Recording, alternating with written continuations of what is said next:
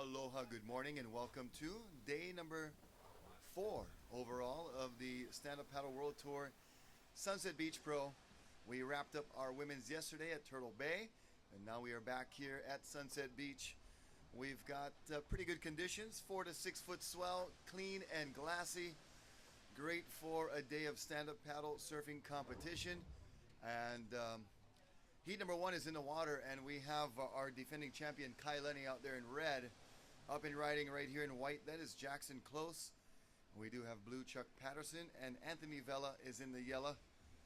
And heat number 2 getting checked in, Nolan Keolana, Medeiros from Brazil, Aaron Napoleon, and Kainoa Teixeira. So that's heat number 2 coming up right after heat number 1. And we're in round 1, heat 1 of the main event for the Stand Up Paddle World Tour Sunset Beach Pro. It is approximately 8:30 Hawaiian Standard Time, and the sun is just peeking over the ridge, casting some sunlight onto the break, and it should be a fun, exciting day of competition. And we thank you for joining us.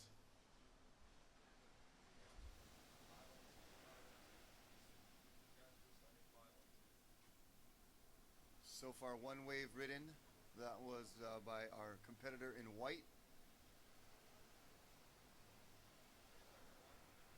Yellow having a look on the inside.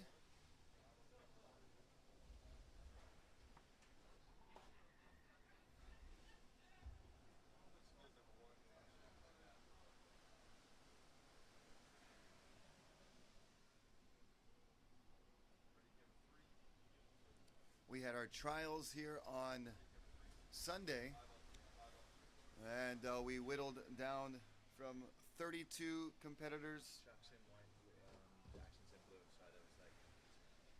So actually that was Chuck Patterson in white, and Chuck Patterson with a wave on the board already. But we had our trials. We had 32 competitors in the trials event on Sunday, and we worked it all the way down to 8 competitors remaining, and those 8 competitors were seeded into round 1.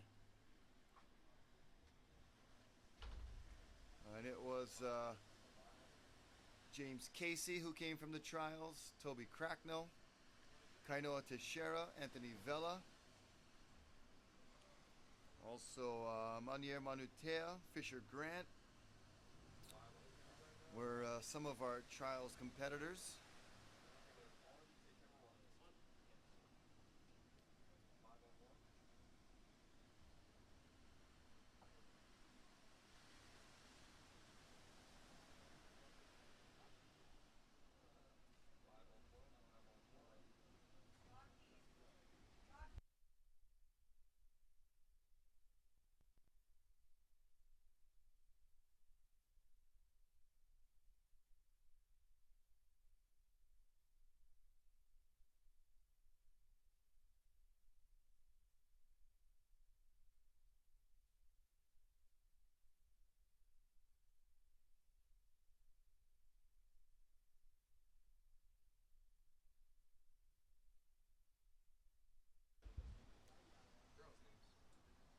The first score for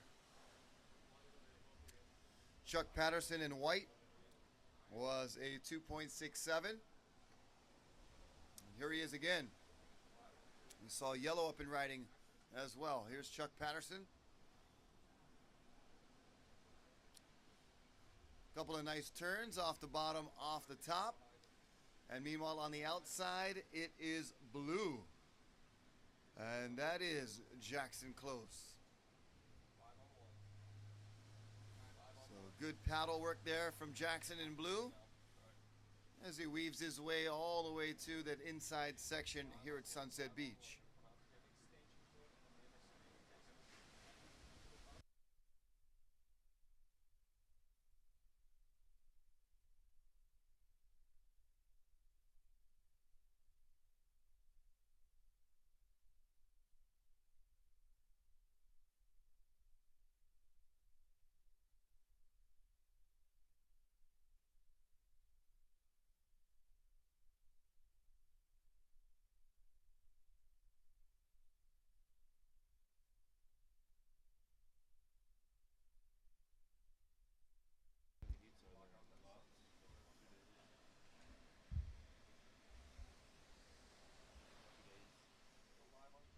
So we're in heat number one right now, and Chuck Patterson with two waves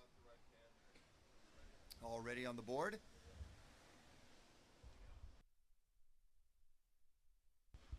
Standing by for scores of the last wave of Chuck Patterson in white, and also of Jackson Close in the blue. Here we go, Kai Lenny having a look at this one. No, he's not going to go on this one. He's looking outside for something a little bit better. And Kai Lenny just a little too deep for this one.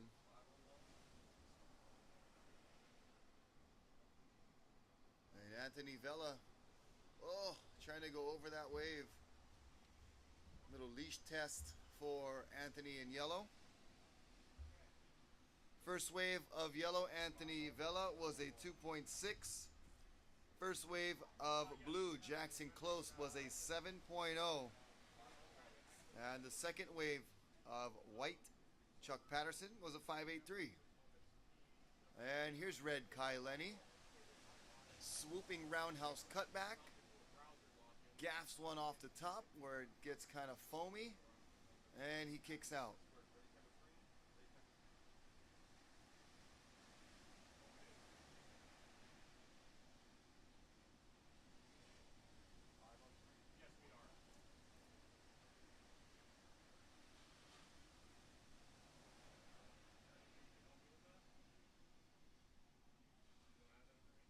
On the outside, here we go. It's Chuck Patterson. No, he can't get into it. Just was looking over the edge and could not get into that wave. Jackson Close goes over the outside.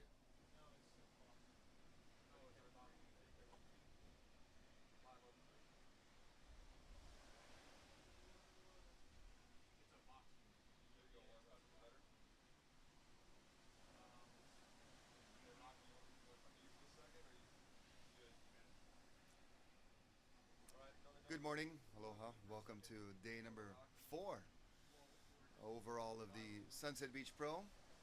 The Stand-Up Paddle World Tour kicking off the 2014 season as it has done in the previous 4 years. So this is the 5th annual Stand-Up Paddle World Tour Sunset Beach Pro.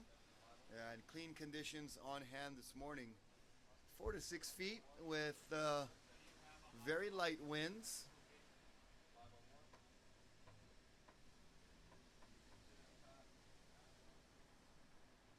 And a beautiful morning so far. Here we go, blue on the outside. It is Jackson Close out of Australia. And a couple of top turns. Now a nice roundhouse cutback.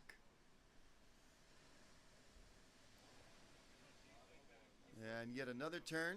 And nice paddle transfer there as he kicks out.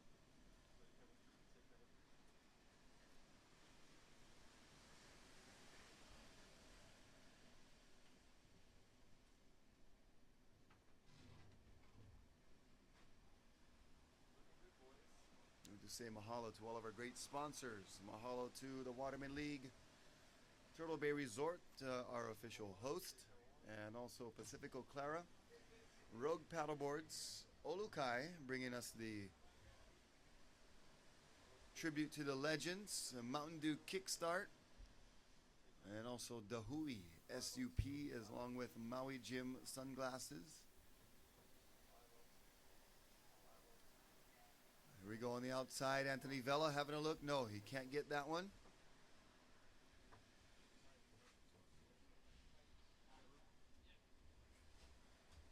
And the sun peeking through, just coming over the mountain now and shining brightly on the beach.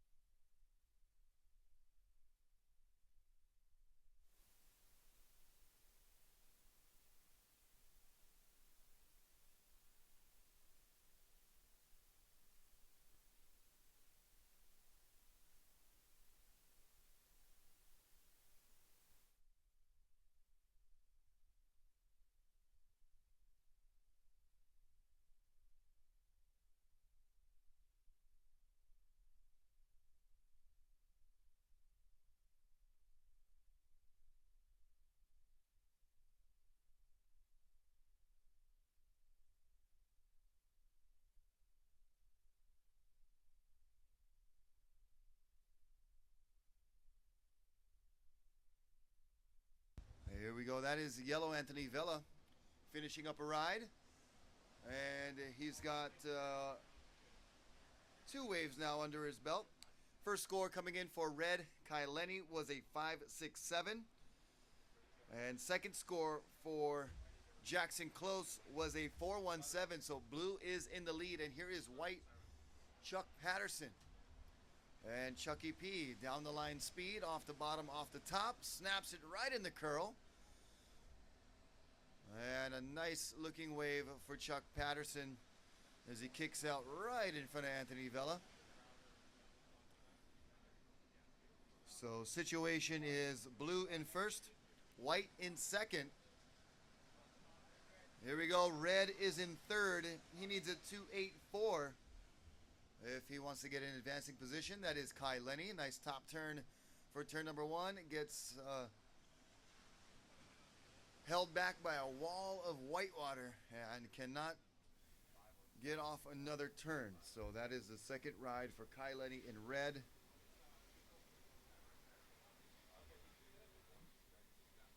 And Anthony Vella in fourth. Yellow needs a 5.9.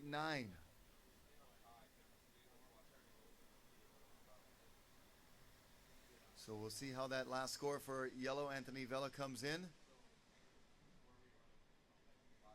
And we'll also check out the last score of Kai Lenny.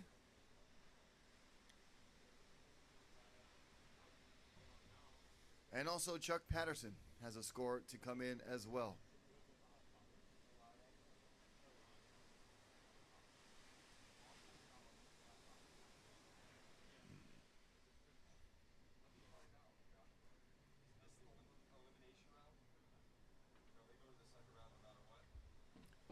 So in this round 1, there are no losers.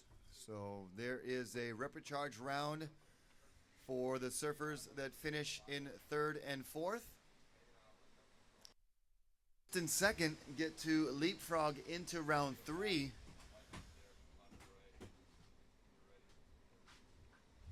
So round 1 has 12 heats of 4 surfers, so 48 competitors. The world's best stand-up paddle surfers.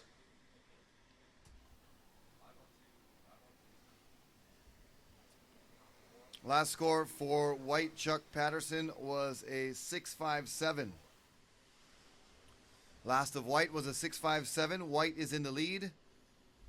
And the second score for Kai Lenny was a 5.07. And Kai Lenny still in third. And yellow, Anthony Vella, second score was a 2.9. So yellow still in fourth. Yellow now needs an 8.27. And red needs a 5.51. And it is white in first, blue in second, followed by red and then yellow.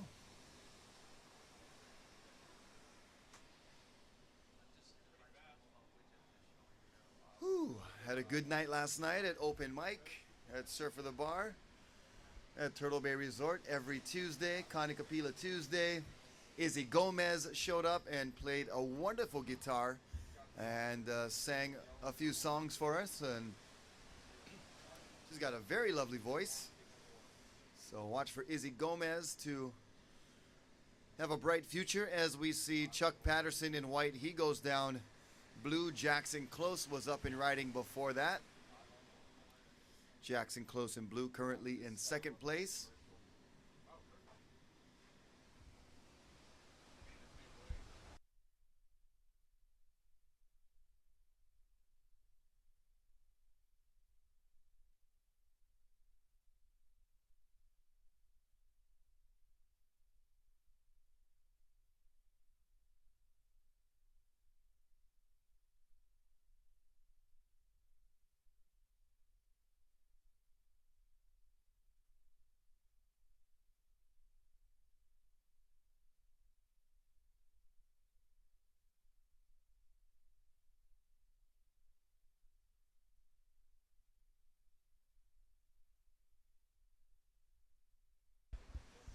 All right, so while we have a lull in the action, we're going to throw to a quick message from one of our sponsors, and we'll join you on the other side and resume round one, heat one.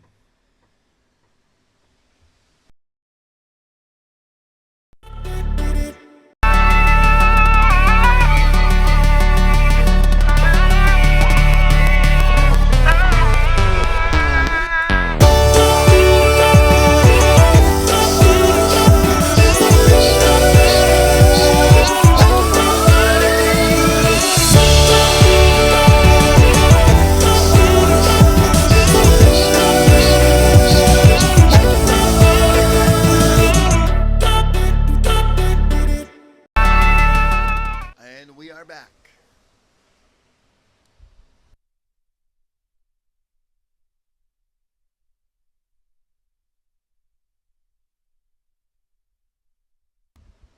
All right, Anthony Vella up and riding on the inside, and Kai Lenny in red up and riding on the outside. Vella floats over that section. And a nice top turn there for Kai Lenny. Turn number 2 for Kai.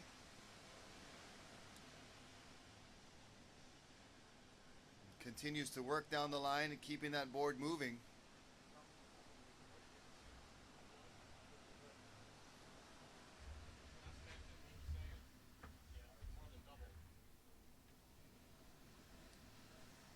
Time remaining in this heat, just about 2 minutes. Heat number 2 should be out in the lineup.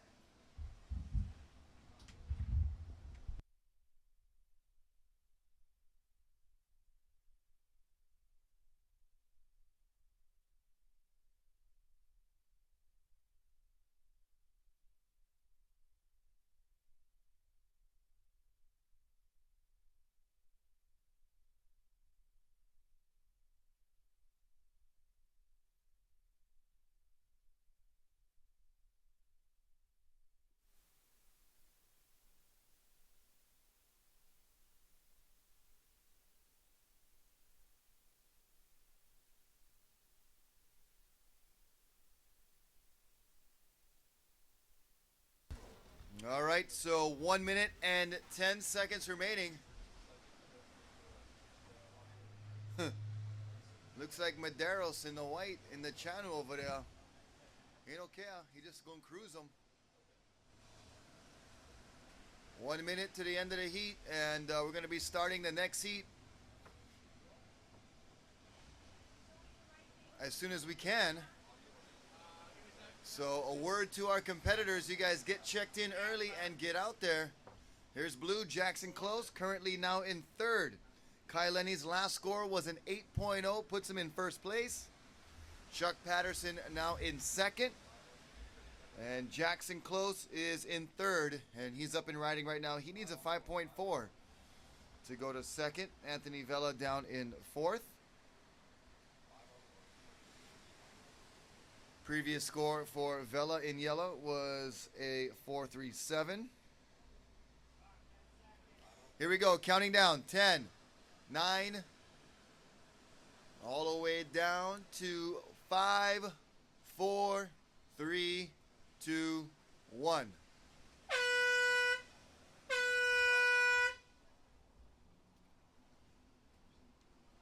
And remember our standing rule for the stand-up paddle.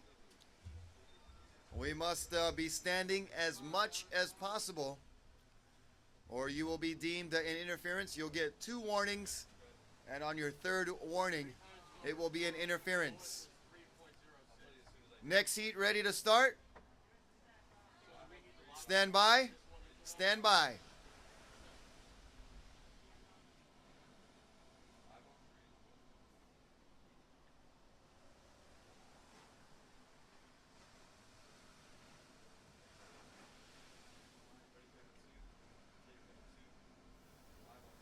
Heat number 3, check in. Zane Schweitzer, Eric Miyakawa, Ikaika Kalama, and Toby Cracknell, please check in.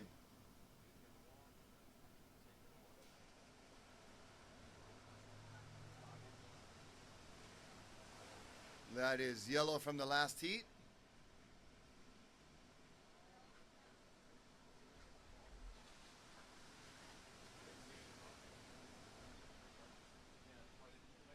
So unofficial results for heat number 1. First place was Kai Lenny. Second place, Chuck Patterson. Third place, Jackson Close. And fourth place, Anthony Vela.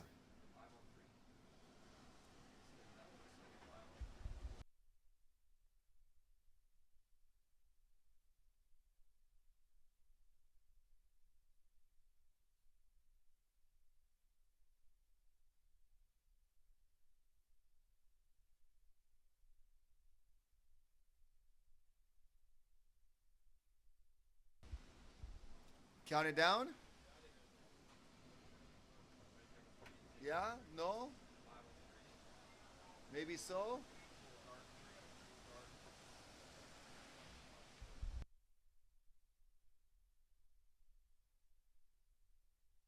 Here we go. 5, 4, 3, 2, 1.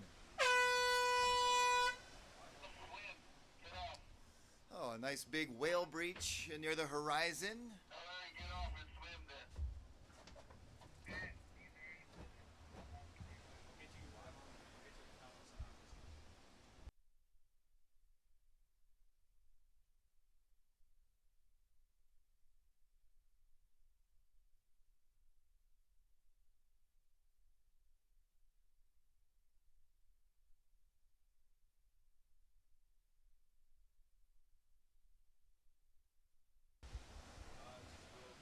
All right, we're going to have another word from our sponsors, and then we'll be right back to join heat number 2 of round 1.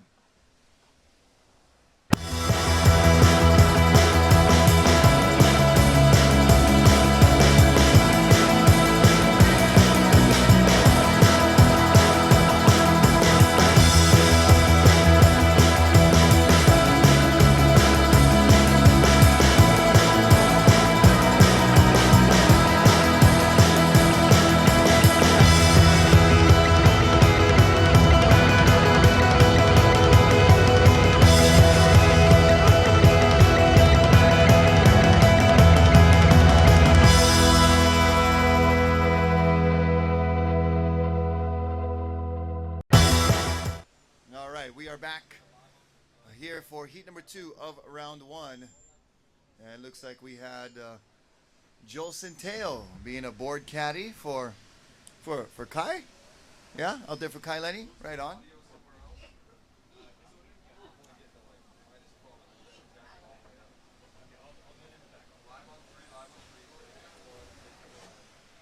And it was Kai Lenny taking first place in that first heat. Along with Chuck Patterson in second. So Chuck Patterson and Kai Lenny get to leapfrog into round 3. And Jackson Close and Anthony Vela will be in the repechage round.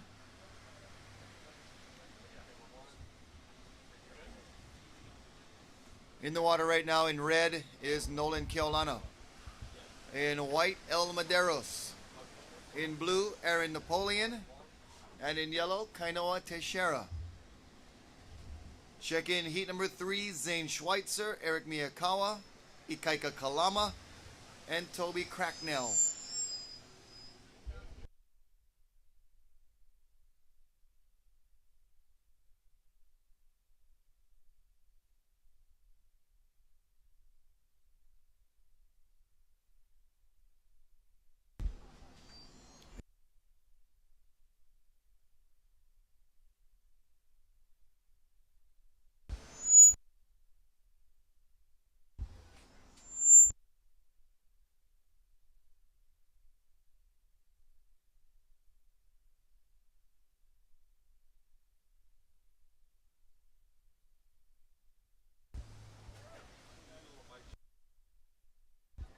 Check, check, 1, 2.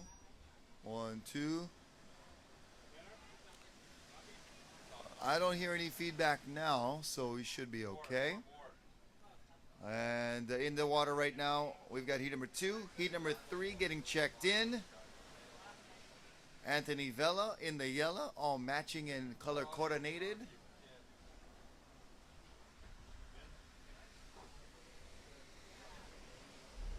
And it is Lucas Medeiros out there in the white, along with Nolan Keolana, Aaron Napoleon, and Kainoa Teixeira. Some sets coming in right now. A little bit of waves out the back.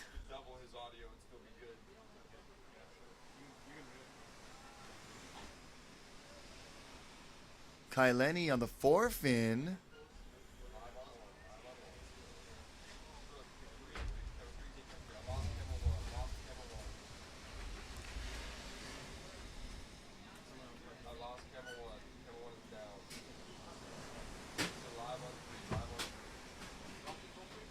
And we are in heat number 2 of round 1. And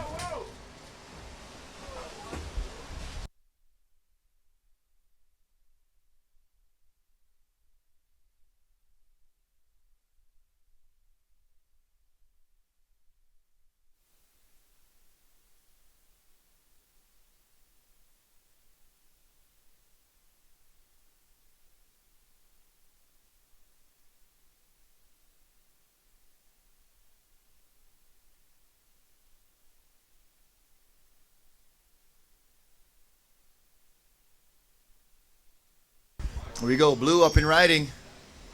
And some down the line speed for Aaron Napoleon. One of our Waterman veterans. Nice top turn there for Aaron. And a nice bottom turn to top turn combination. And goes down, but not a bad opening ride for Aaron Napoleon. Morning, folks. Grab a seat. There's plenty of room on the beach.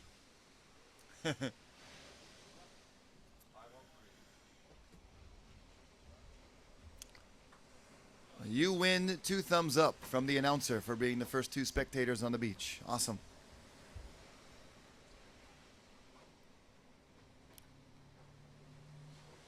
Kaika Kalama from Heat Tree getting an early start into the water to get ready for his heat coming up next.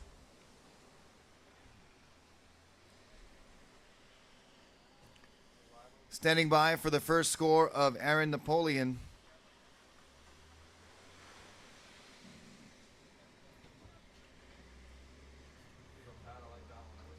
So in this heat, we do have one surfer who came from the trials, and that was yellow. Kainoa Teixeira, the young buck from Brazil.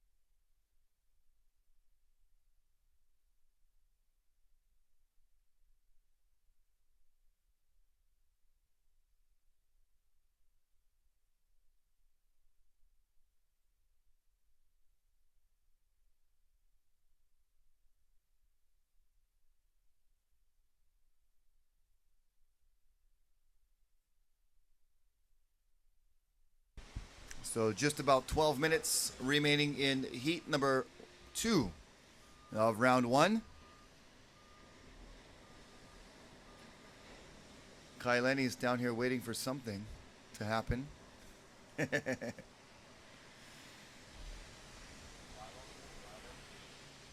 thought you just really like wearing your red rash guard. Stylish.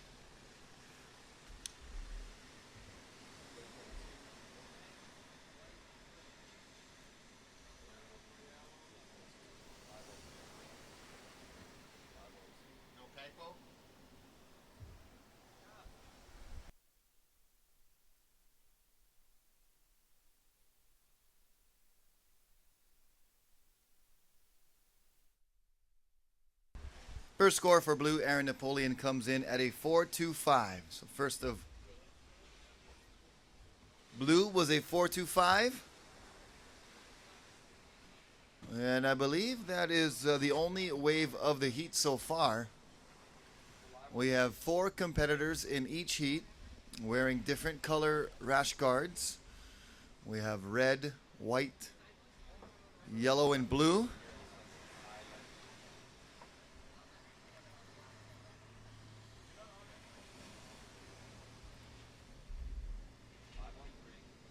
And these competitors are patiently waiting for the ocean to produce something.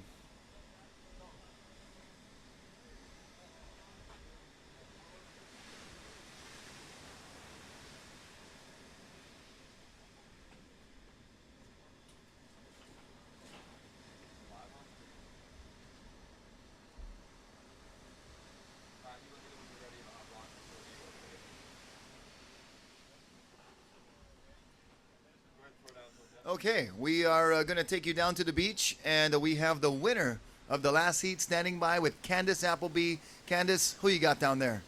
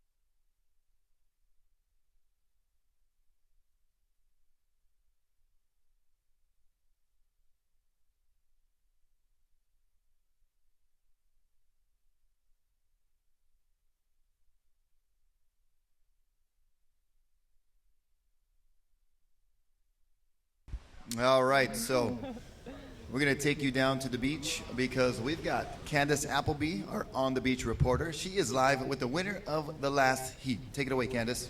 All right, I'm down here with Kai Lenny, winner of Heat 1. Kai, how's it to be back here in Sunset Beach, first event of the World Tour?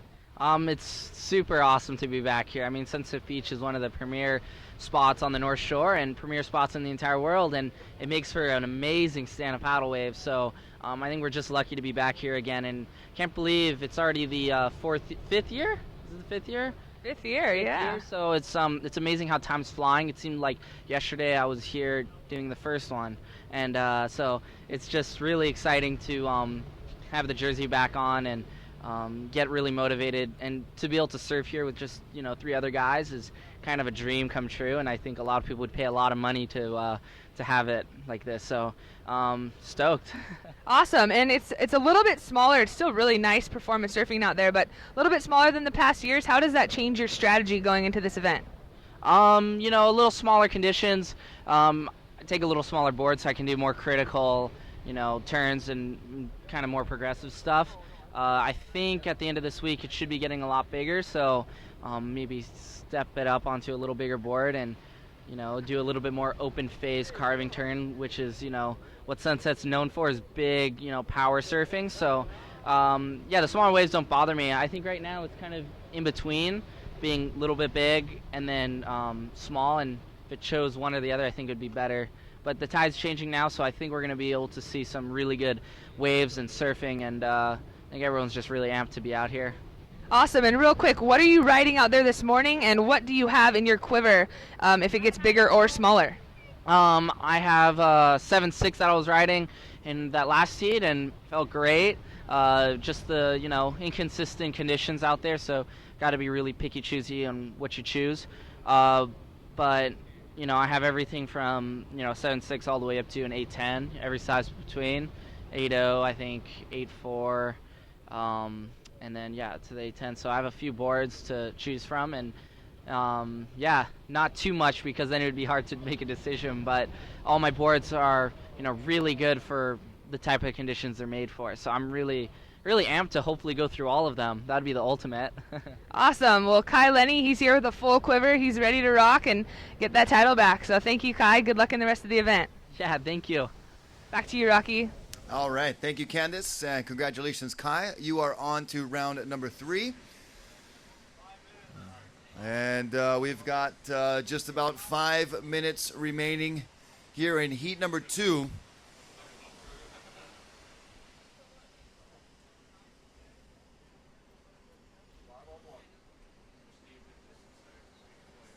And our next heat making it out into the lineup.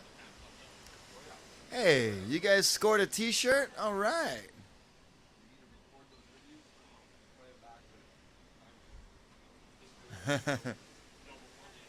So Kai Lenny taking first in heat number 1 and Chuck Patterson in second. Those two surfers move on to round 3. And Jackson Close and Anthony Vela will be going into the reprecharge round coming up later today. Here in heat number 2, it is Nolan Keaulana in red, Lucas Medeiros in white, Aaron Napoleon in blue, and Kainoa Teixeira is in the yellow. Only 3 waves ridden this entire heat. 2 waves for blue Aaron Napoleon, and only 1 wave ridden for Kainoa Teixeira, and no waves for Nolan Keaulana and Lucas Medeiros. Aaron Napoleon in first with a 4.25 and a 1.5. Kainoa Teixeira in second with a 2.25 one-wave score.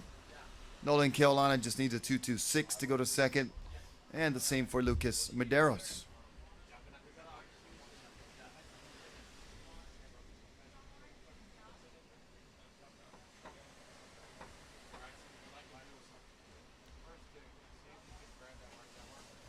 And there goes a board caddy for Zane Schweitzer.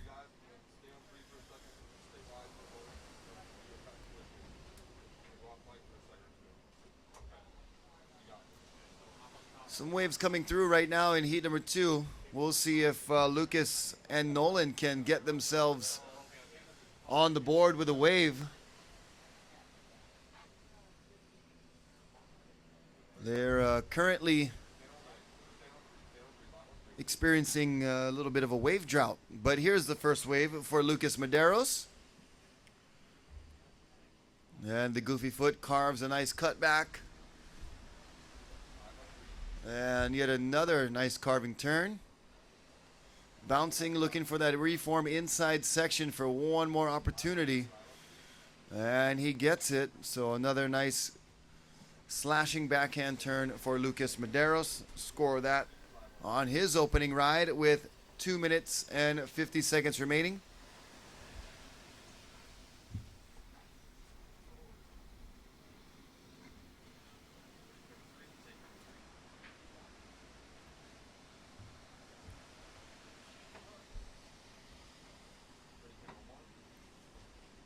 And more waves out the back coming through. We'll see if now red Nolan Keaulana can get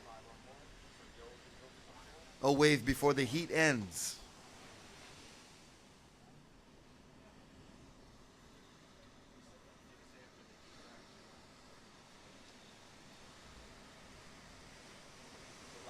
And I don't even see a red, so it's possible that Nolan Keaulana is not out there in the water.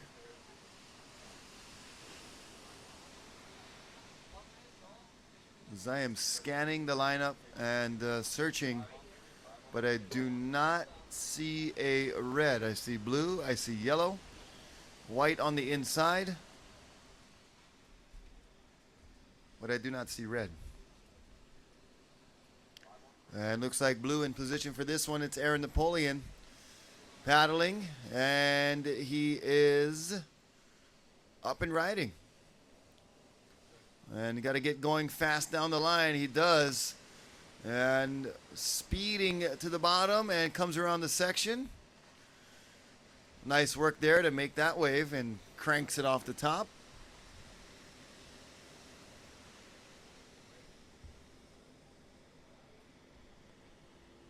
First score for Lucas Medeiros, a 2.75. So white Medeiros is in second. Yellow Kainoa Teixeira is in third. And he needs a 0.51 to go to second place.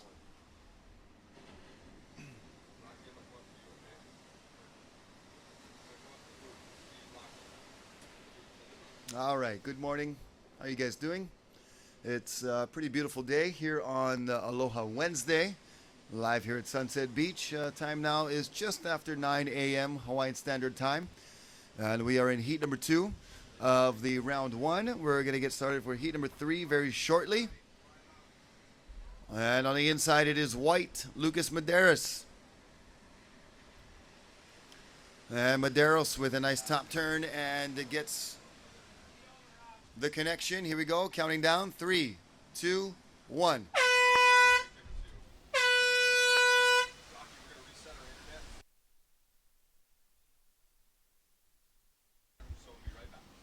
All right, so with the end of that heat right there, we are going to reboot our system. So we'll be down just for about 30 seconds or so, and we'll join you when we are back up and running. Stay tuned. We'll be on the way with heat number 3. Ooh, where did you get that OJ?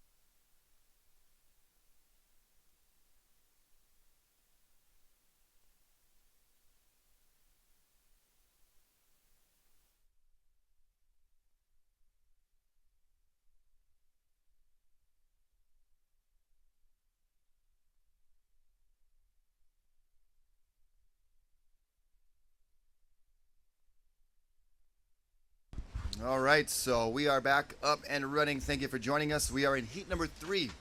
Zane Schweitzer in the red, Eric Miyakawa in the white, Ikaika Kalama in the blue, and Toby Cracknell is in the yellow.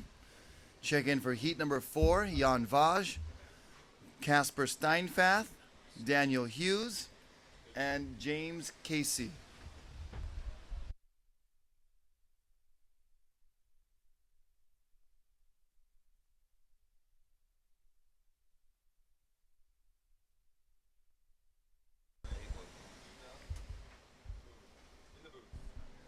All right, thank you for joining us live here. This Anthony Vella just came in from a heat. I'm Rocky Cannon, and we're calling the action for today here at Sunset Beach. And how was it out there, Anthony?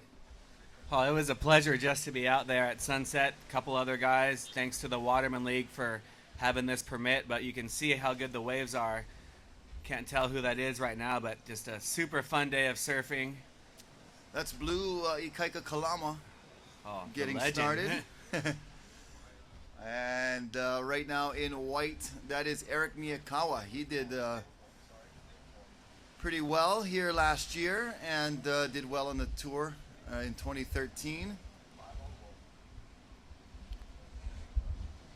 And slashing one nice last turn on the finish of that wave. So Eric Miyakawa getting on the board with a good one as well.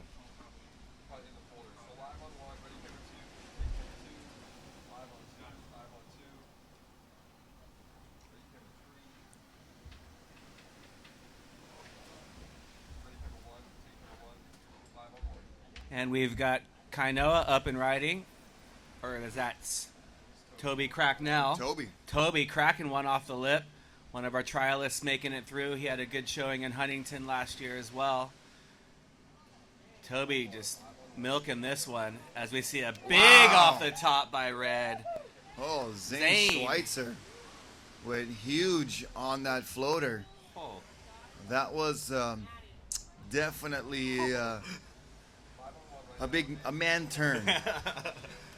There's no boy turns here at Sunset. It was one of the bigger waves I've seen a floater attempt on in a long time here at Sunset Beach. I'll tell you that much. And landed it. Pretty easily, it looked like. Yeah. Oh, no big deal for Zane. He's, Yeah. Easy. Yeah, that was sick. You know, I think Zane is one of the informed surfers right now. I know the last year he was struggling with some injury and sickness that, you know, really kind of, you know, he struggled but still did very well in all the events. But I know Zane is wanting to get his title back. He won back here, I believe it was 2 years ago, and taking down Kai Lenny in that one. So Zane's looking to get back into the finals. Yep, and like you said, he's in form. He's looking loose. He's looking like 100%. You know, last year he was, like you said, up and down with illness and injury. And this year he looks to be strong and 100%, and looked good yesterday during the expression session, and looked good on his first wave, and as well as Eric Miyakawa and Ikaika Kalama. First score for Red, Zane Schweitzer comes in at a 7.75. He earned every point of that one. That was, can't wait to get home and watch that one on the replay. And Eric Miyakawa in white, his first score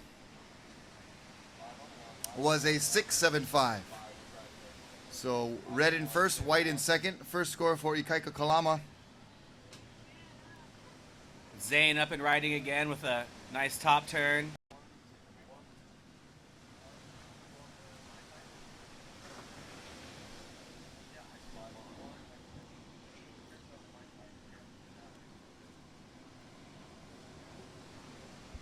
Still breathing hard.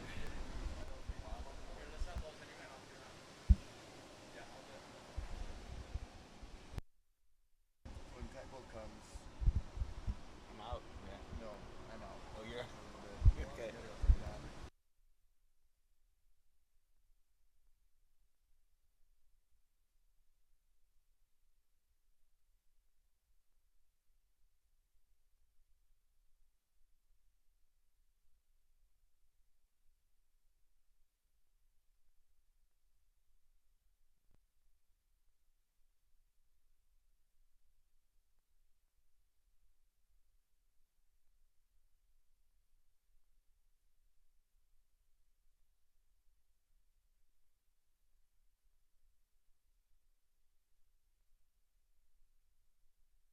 I mean, the winter games, Sochi.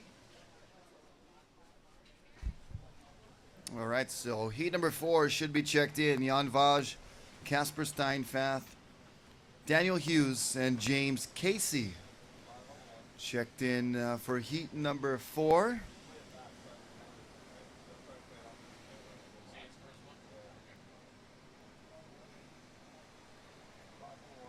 Looks a little tricky out there. Of course, you know, when Sunset Beach is in the mid-range size like it is today, you know, you're going deep, you're coming wide. There's waves way off the point. There's inside bowl action. So you got to move around a lot. It kind of helps being on a stand-up paddleboard, and you can move a little quicker. Can move a little quicker, and you can see the waves coming a little sooner. You're not Yeah. as low in the trough, and like you said, you're able to paddle around the lineup to chase down those good waves because you only have 20 minutes. Yep. Hey guys, we're gonna queue up. We didn't get the replay of Schweitzer's here, but we have it on the camera, so we're gonna play it off the camera a lot. So when I cue you, we're gonna go to it. All right? Big floater. I see it. All right. So we're gonna throw to it right now. So look at it. All right, so that first wave of Zane Schweitzer was a 7.75, and we're going to take another look at that huge floater of red Zane Schweitzer. As you can see him setting it up. and he's just eyeing it, and just absolutely smashes that thing and comes down easy. Yeah, I really thought that he was not going to complete that just because the size of the wave. You know, normally doing a floater on that size of wave, your knees are going to buckle or something's going to give.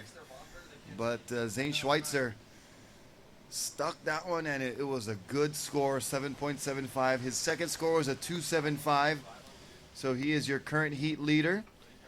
And Ikaika Kalama needs a pretty good score to get into second place. He'll need about a 3.5, and Toby Cracknell needs a 2.76.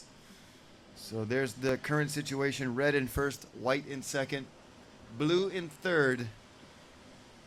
Sorry, yellow in third, and blue in fourth. So the other thing about landing a maneuver like that, early in the heat, it really gives you, a lot of confidence going into your next few waves. So Zane knows he's stuck that one, and then Ikaika looking for the barrel section, just racing through that one. Nice long extended floater. And just fell off on that one. He had a lot of speed going into that floater. Yeah, he just was leaning back a little bit too much, but he's one of the guys that is on the forefront of pioneering stand-up paddle at Pipeline. And you see some of the waves he gets out there. I mean, it is crazy to watch him surf pipe with that stand-up paddleboard and getting sick barrels. Keeping his hat on the whole time. Keeping his hat on. Yeah, it's fun to watch. I remember after the Volcom contest last year, waves were firing. As soon as the contest was over, 100 guys are out there. The first bomb that comes through, there's Ikaika just drawing his way through the people, tucking in. He obviously has a lot of respect out there in the lineup, and well deserved. Howling.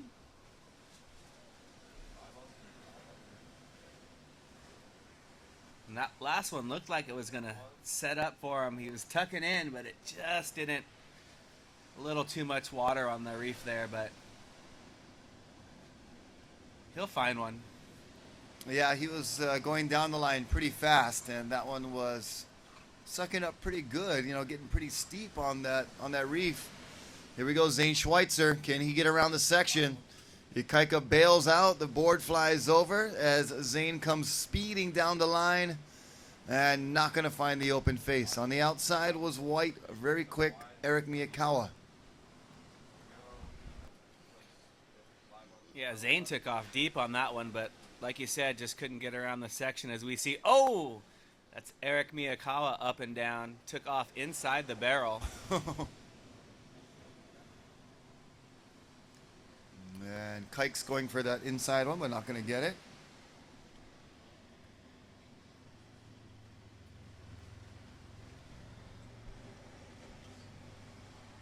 So small scores will fill in for Zane Schweitzer, Eric Miyakawa, and Ikaika Kalama. Only a couple of scores of significance with Zane Schweitzer's 7.75, Eric Miyakawa's 6.75. Toby Cracknell's not doing too bad. He's got a 5.0. He just needs to find a backup wave. Yeah, Toby's out there looking. He's got his position in the lineup. He's trying to hold steady. He's sitting deeper than Zane, who's just paddling out. Ikaika's on screen just right next to Toby.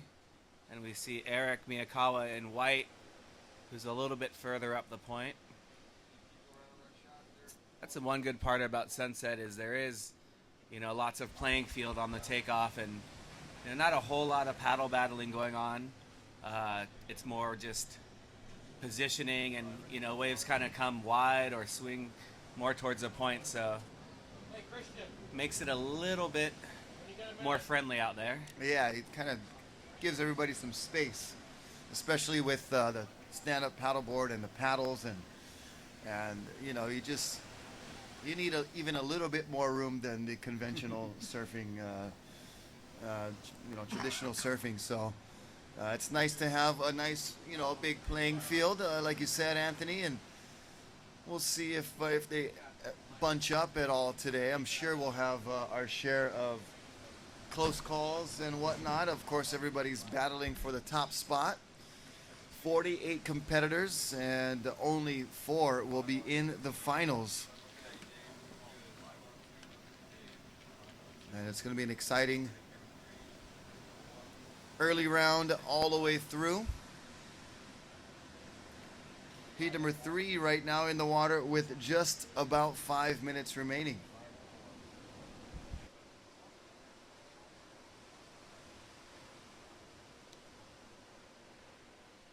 We see some waves approaching.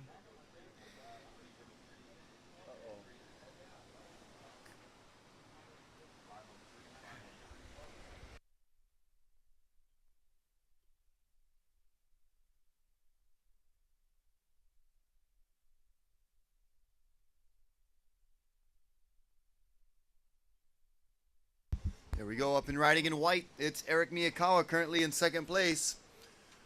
And just a quick ride there, not much happening.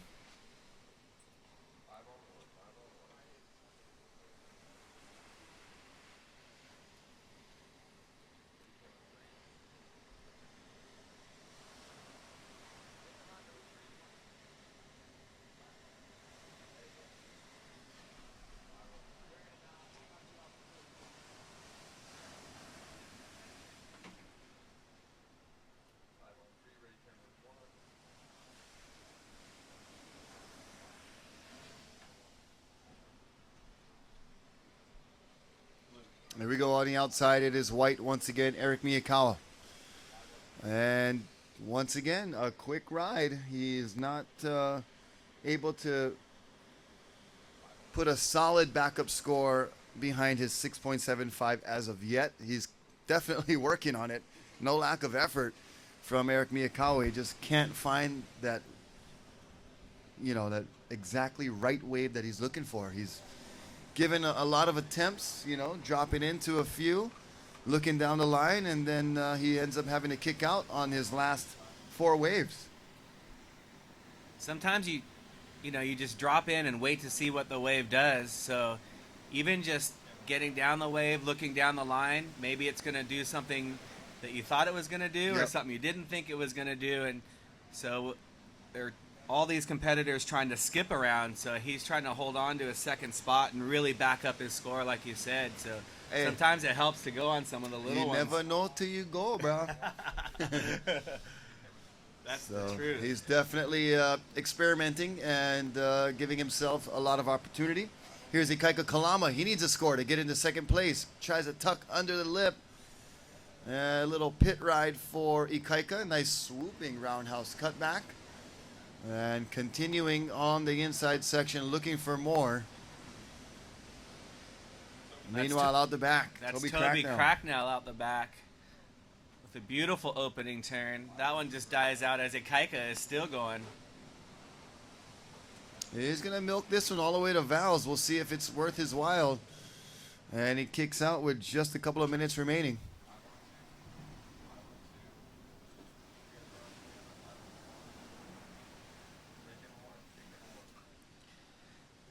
So Ikaika needed a 6.16 in order to move into second place to the advancement place.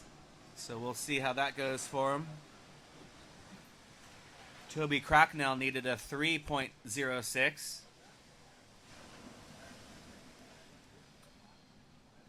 And we see Zane Schweitzer, Eric Miyakawa holding down the lineup right now. They are currently in first and second with scores to lock in for Toby and Ikaika. And heat number 4 is standing by, ready to go in the channel. And I'd like to thank all of our competitors for cooperating and giving the heat before you enough room to operate. So we appreciate that. So do your fellow competitors. And remember our standing rule. You must be standing at all times possible unless you are in the impact zone or the whitewater. But you will be given 2 verbal warnings. Whether you hear them or not is Doesn't matter. We will be giving 2 warnings, separate occasions, and upon the 3rd warning, you will be given an interference. So when in doubt, just keep standing.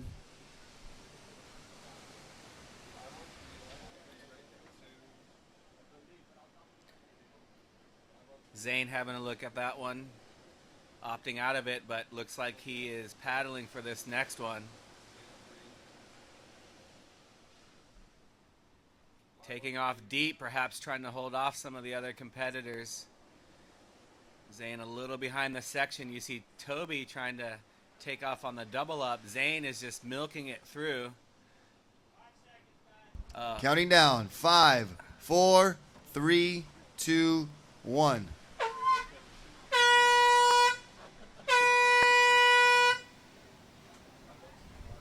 All right, that is the end of heat number 3. Stand by for the start of heat number 4. Unofficial results: Zane Schweitzer in first, Eric Miyakawa in second, Toby Cracknell in third, and Ikaika Kalama in fourth. Those are unofficial results. We have one score for Ikaika that is his first wave was a pretty good one, and it's not registering here. So we'll just have to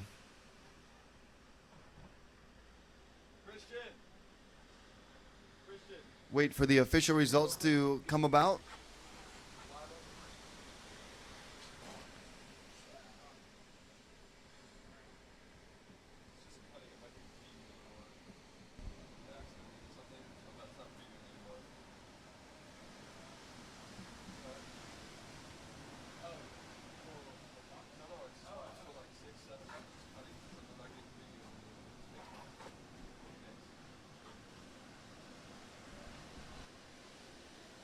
In the water is heat number 4, still on standby.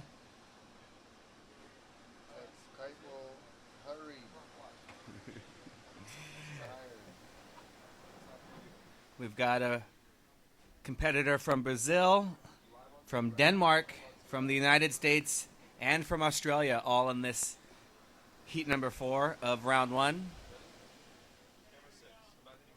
In 5, 4, 3, 2, 1.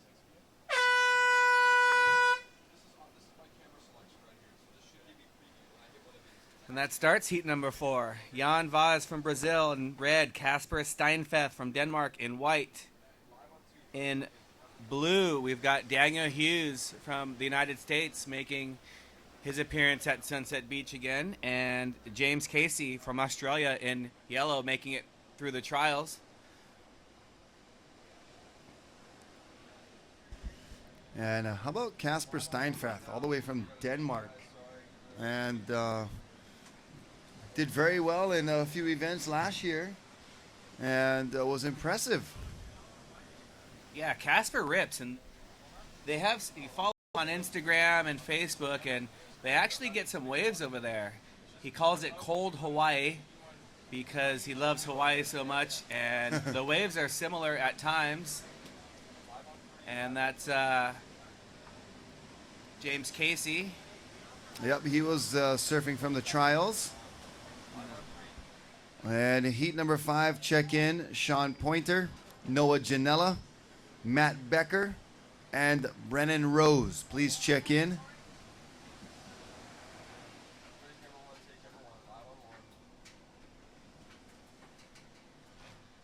So James Casey getting the first ride of the heat. He'll make his way back out through this next set.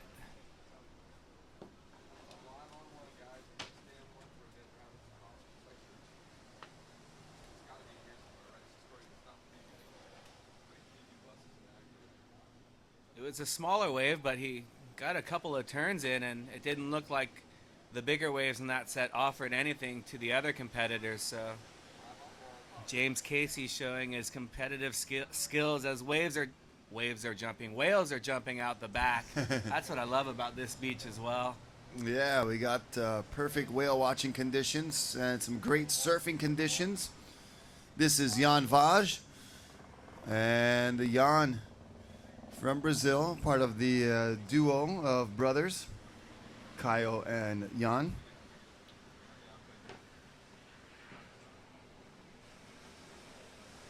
And shredding that wave all the way to the inside.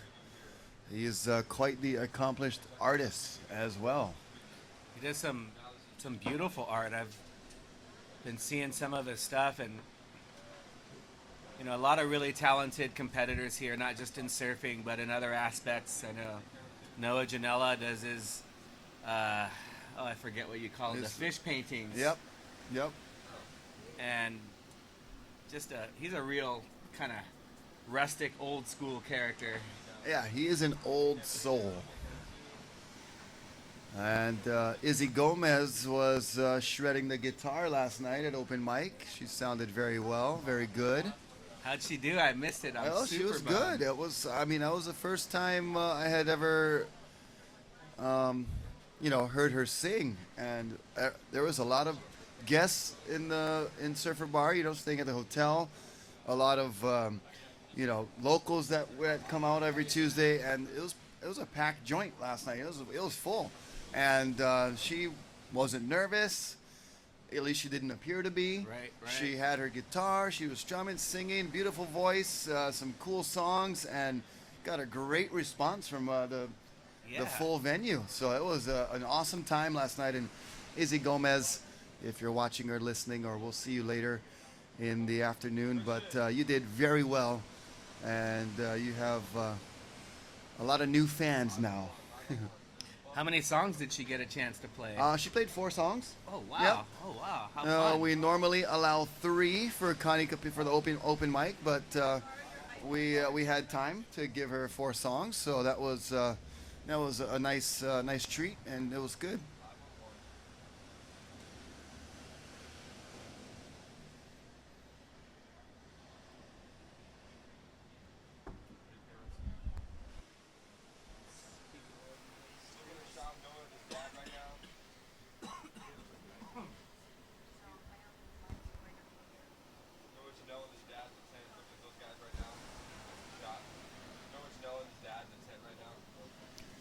There's Pops Janela watching Noah Boy. Sean OG. And Noah, he travels, to Colorado doing the river paddling. He makes his way around quite a bit. Oh, and he won that Teva Mountain Games the first year they had, the river racing. Yep. And so without any river experience, a couple of his friends, Charlie MacArthur was down there helping him out, and next thing you know, Noah beats all the river guys. So it really shows his ability to read any kind of water.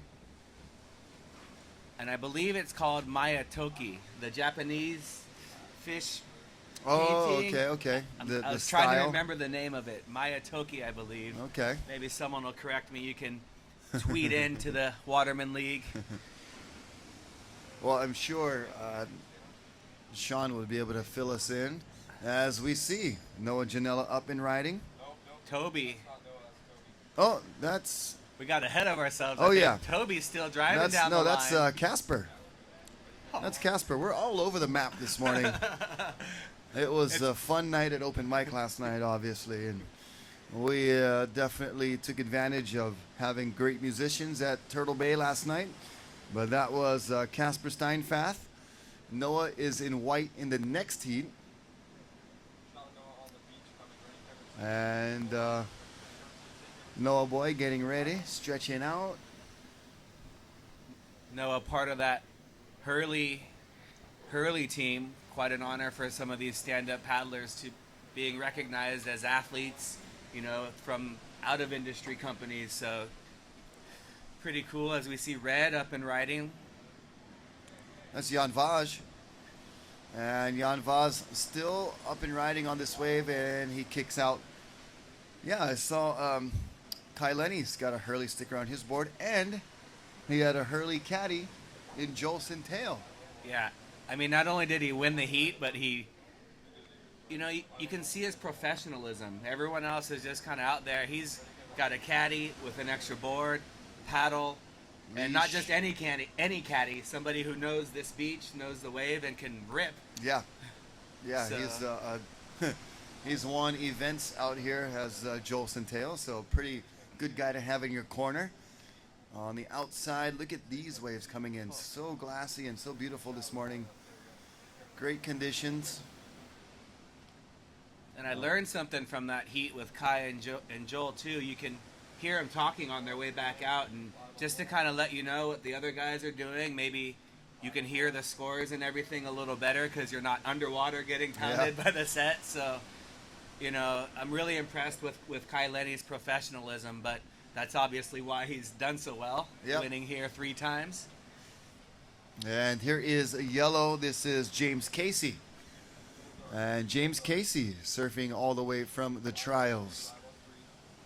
Wonder if his dad and stepmom are down here today. They were down here on Sunday cheering him on, giving him a lot of good family support, which is lovely to see. It's really cool with a lot of the Australians. They come with their family. I know Bo Nix's mom was out here last year, and not sure if she's out here again, but saw James Casey's family, and really neat the support coming all this way. Supporting. Oh, and Sean Janella's going to caddy for Noah Boy. All right, Pops. There you go. Take care. All right. There's another solid caddy. How's this next heat of friends coming up with Sean, Noah, Matt, and Brennan? All good friends. I'm pretty sure Matt Becker is staying at the Janela compound, so they're not friends out there in this heat, I'll tell you. Hurry up.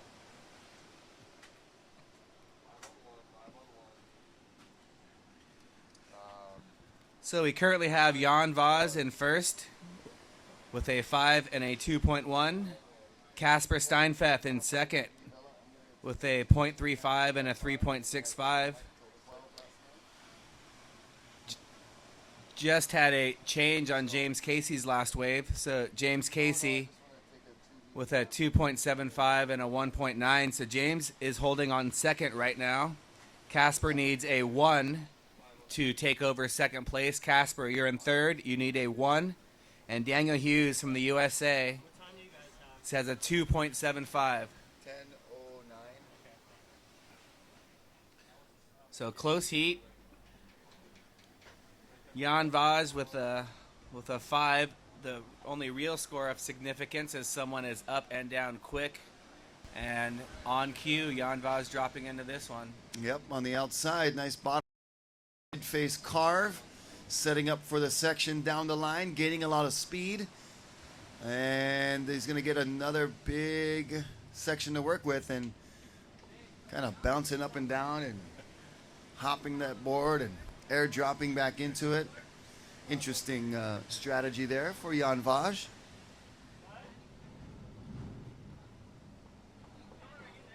Yeah, it looked like that section was going to offer up something to hit, but just kind of funky. So he just toyed with it, went for a little fun little hop down the way. Yep, the bunny hop down the face. Next heat hitting the water. And it looks like Papa Sean Janella's got a walkie-talkie that's got a waterproof bag. So he's going to be communicating on the beach. That will be giving him the scores. And he will then give the scores to Noah. Oh, so that's how you do it. A little bit of NASCAR kind of pit crew action going on. And Noah's been ripping. I know he had a tough heat last year in the as Daniel Hughes is up on a swooping carve back into the pocket. Another backside. Very excited. And another very excited person down on the beach. The winner of the last heat, standing by with Candace Appleby, is Zane Schweitzer.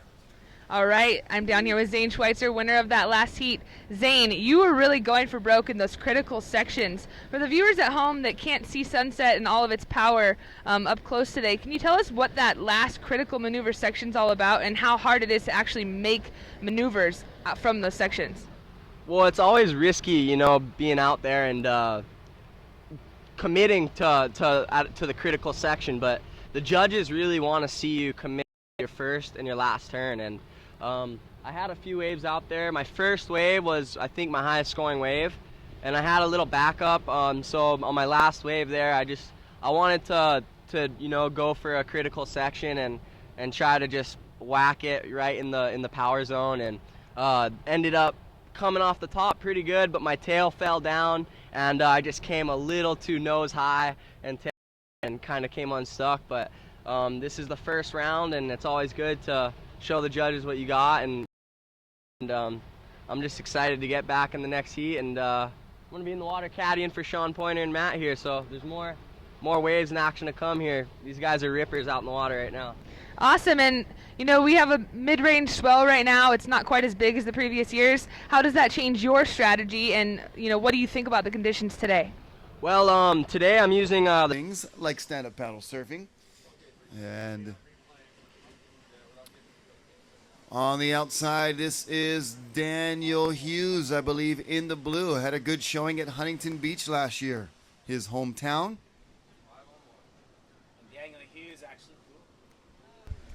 Daniel Hughes, who took over the second place advancing position, still working his way, pick off a nice wave. Nice turn in the pocket there. Yeah. Showing his paddle work. So that might improve his position and perhaps move him into first. On the outside is White Casper Steinfath from Denmark. From the great surfing country of Denmark. Casper slashing on his backhand. And another big bottom turn and whacks it. Oh, and goes on his board. It flipped upside down.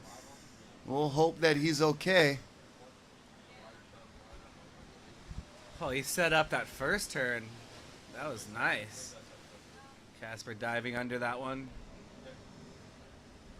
Yeah, the list of championship surfers from Denmark, it's a pretty short list. It includes Casper, his brother maybe.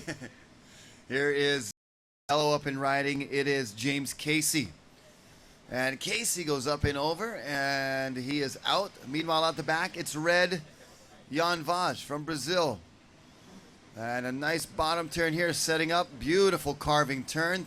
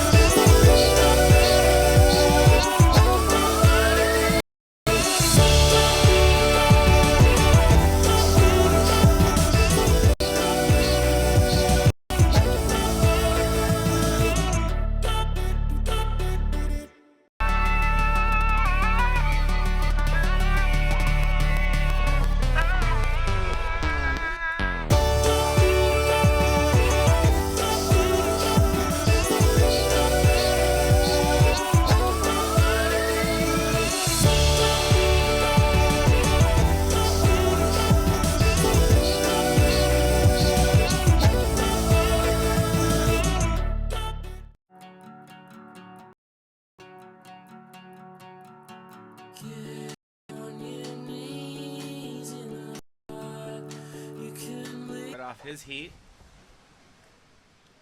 If you see someone paddling out with no jersey, that's Zane Schweitzer, the caddy extraordinaire. He's got a backup paddle in his hand, a leash around his neck, another paddle that he's towing. Yep. And a leash that he's wearing.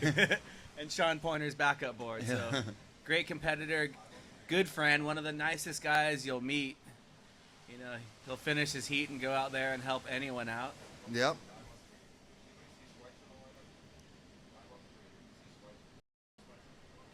Unless it's before the final, then he's game time. Yeah, you gotta draw the line somewhere. Jan. Red.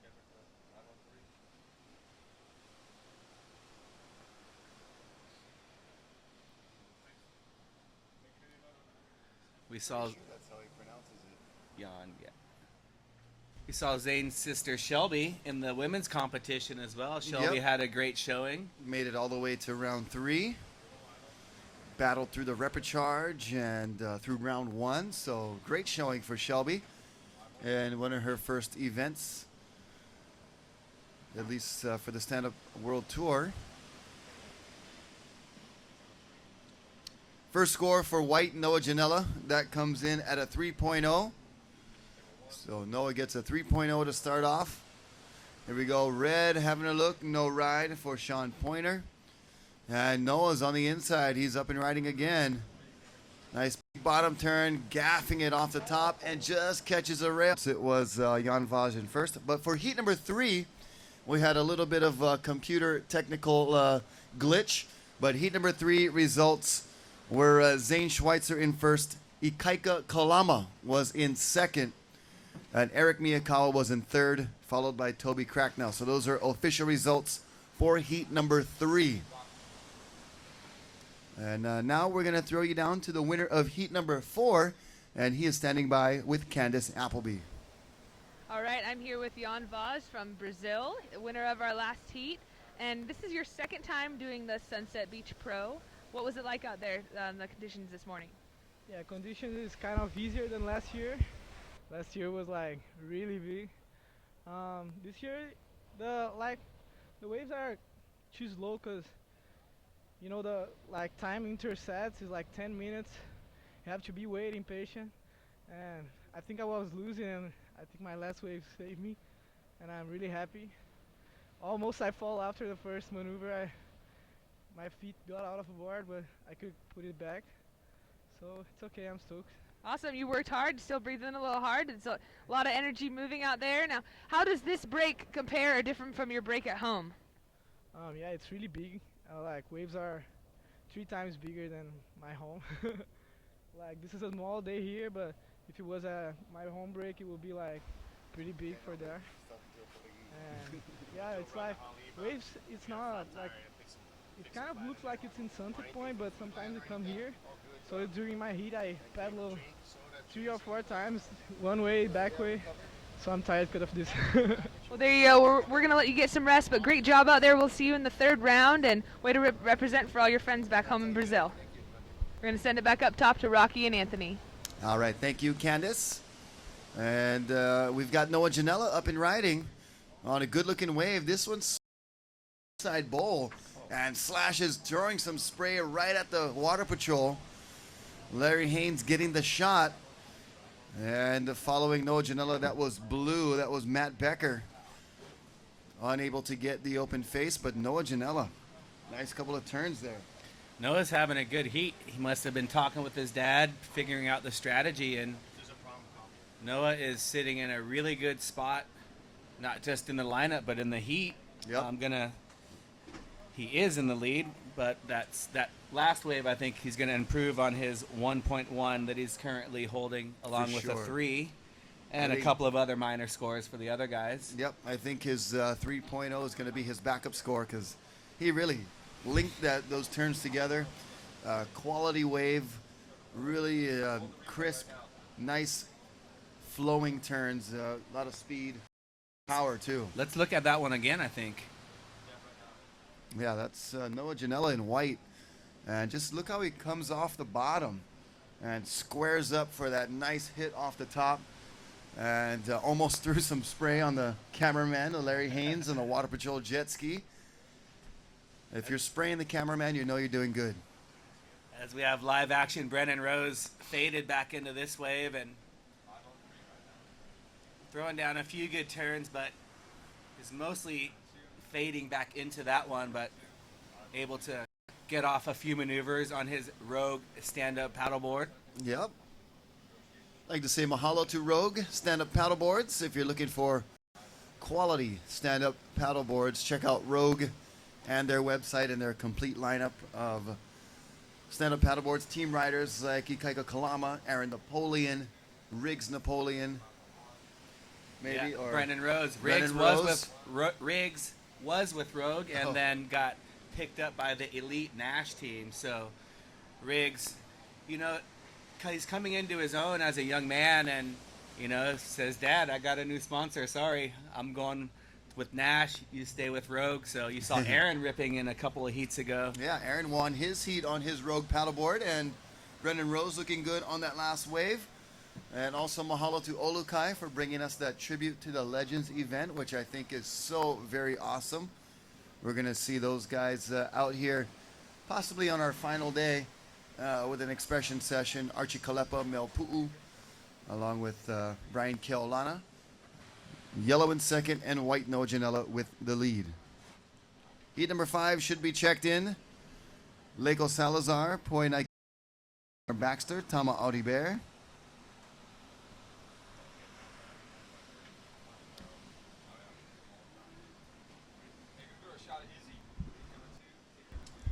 Hey, there's Izzy Gomez, and she had a wonderful appearance last night at Kanikapila Tuesdays on stage at Surf of the Bar. Sounded so beautiful, and I think she gained a lot of new fans, Anthony. Yeah, Izzy, just a super nice girl, great surfer, shortboard, stand up. Thanks, Izzy, for coming down. We got Brennan Rose finishing his ride.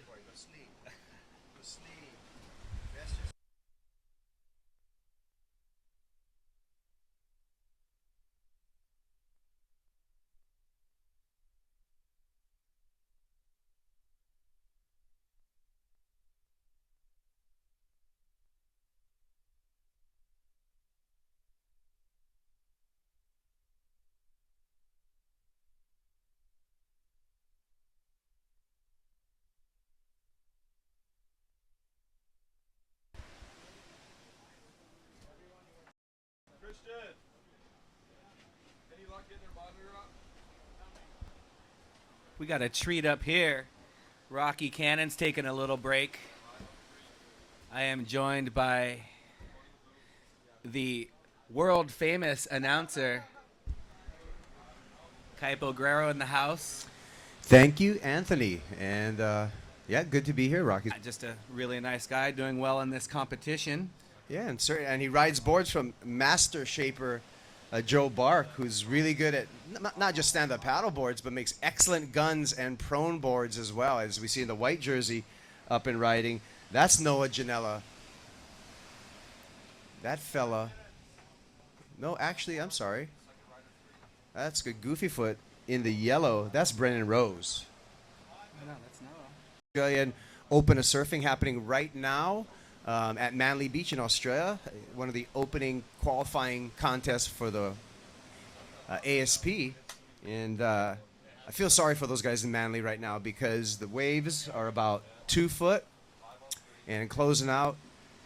And meanwhile, we're here in beautiful Hawaii enjoying some absolutely rippable Sunset Beach. A little bigger than 2 foot. Little bit, just a little bit. A lot of great history at Manly Beach, though, as well as Sunset Beach. Those were two of the locations where they had some of the first ever world contest at Manly Beach in Australia, as Red, Brennan Rose cranking one. No, that's Sean Pointer off the top. Another whitewater climb there. That was an aggressive first turn. Big snap for Sean Pointer right there. So with a heat update, we've got Noah Janela in first place with a 6 and a 4.55. Matt Becker currently in second. Still waiting for one of his scores to lock in. Brennan Rose in third, needing a 3.2 to advance. And Sean Pointer, before that last wave, was in fourth. But he's got a high wave score of 4.75. That last wave he caught, the first turn, was pretty sick. So he will build on his score.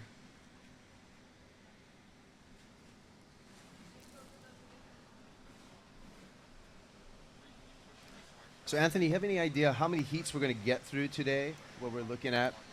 Well, we got it at 4 o'clock. Yeah. So there's 12 heats in the first round, followed by 8 repecharge heats. So giving, if you have a shocker first heat, giving everyone an opportunity to surf again, which is the best part. You get to surf Sunset twice no matter what. That's kind of the cool thing about this format is that you get that, basically the repecharge, the losers round or the sudden death round, and giving all these surfers a lot of opportunity to come back, especially our international field that have traveled from so far away. It can happen out here to anyone, have a shocker heat, and that repecharge round is just a good addition to this format. I think it's a very, very smart thing to do. As we see up and riding in the blue jersey, that's Matt Becker. Smaller wave, but getting some nice turns in there. Yeah, Matt looked like a good wave and just kind of, got a little fat for him, but he did get a couple of turns off. And he'll be in a good position to not take any on the head and get back out there before this next set, hopefully with just under 3 minutes to go. All the competitors still looking for that one really good wave. Noah's found one. Sean Pointer's second score came in at a 5.75, so that was his highest score so far. So he's now moved into second.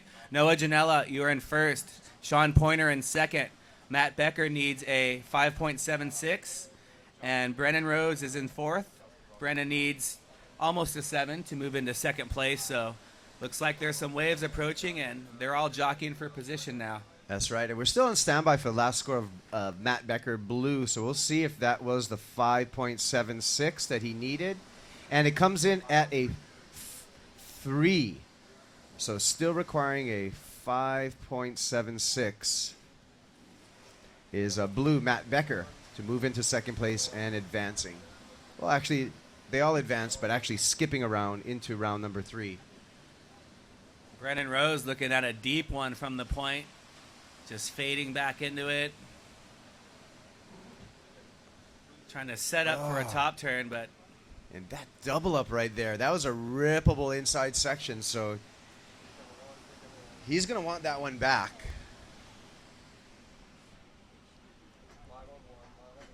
So Brennan coming off of double knee surgery. Wow. Had a tough year last year kind of rehabbing and wasn't going to surf this event, but the swell was a little smaller and decided to make it over for the event. We're stoked to have rogue rider Brennan Rose as the horn ending the heat. Sean Pointer getting a ride at the buzzer that will count. I'm not sure if that'll better his score. He's already in second place, and this ride for Matt Becker is after the buzzer, not going to count. So unofficially, we've got Noah Janela and Sean Pointer advancing. And we'll see Matt Becker and Brendan Rose in that repecharge round. So congratulations to both Sean Pointer and Noah Janela. So Sean Pointer surfing a smart heat, not getting as many waves as the other guys, but he picked some good ones and ripped them when he got them.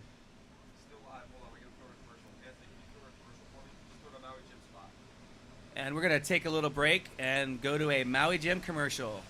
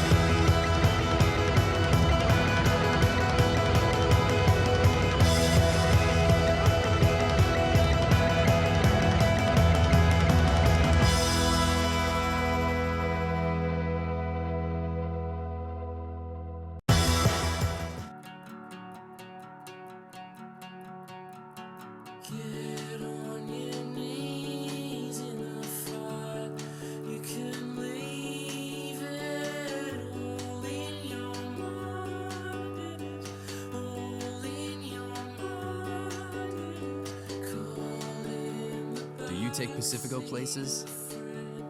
Or is it the other way around? Pacifico.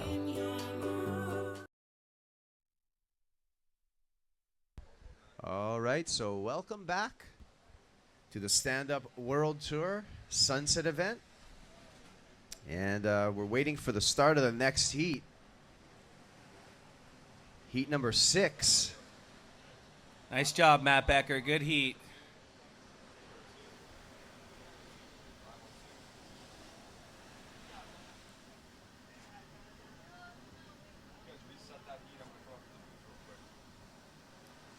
So we're still on standby, waiting for this next heat, and I'm really excited to watch Poi Nike Rioja from Tahiti. In 5, 4, 3, 2, 1. And there we go. So let's go over. In the red jersey, we have Leco Salazar from Brazil. In the white jersey, Poi Nike Rioja. Out of Tahiti, Connor Baxter from Maui in the blue jersey. And who do we got in the yellow jersey there? We have Tama Odibert. Also another Tahitian. Yep. So Poi Nike was one of the standouts last year at just 15 years old, surfing Sunset for his first time. Made it all the way, winning most of his heats, making the final. So he's at the tender age of 16 now. He's back again, ready to start his campaign. Well, we kind of saw this coming. I mean, it took a little while to see the Tahitians come into it. But, you know, as soon as we saw this Tahitian contingency come into stand-up paddling, you knew all of them were going to be a force. Great surfers there. And it seems like most of these Tahitians also just born with a paddle in their hand. They make the transition so easily. Yeah. And even if they don't, they don't paddle that much, paddling's such a presence there, they just see it. It's part of the culture. And we see waiting for Poi Nike to catch one of his first waves, along with fellow countryman Tama Odibert out there as well. All right, so Heat 7, make sure you're checked in. Cody Kerbox, Robin Johnson, Alexis Dino, and Bullet Obra. Make sure you guys are all checked in. Heat number 7.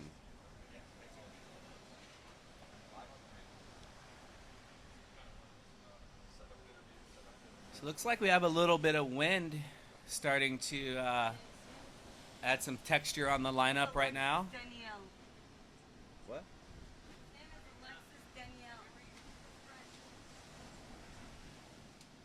Me?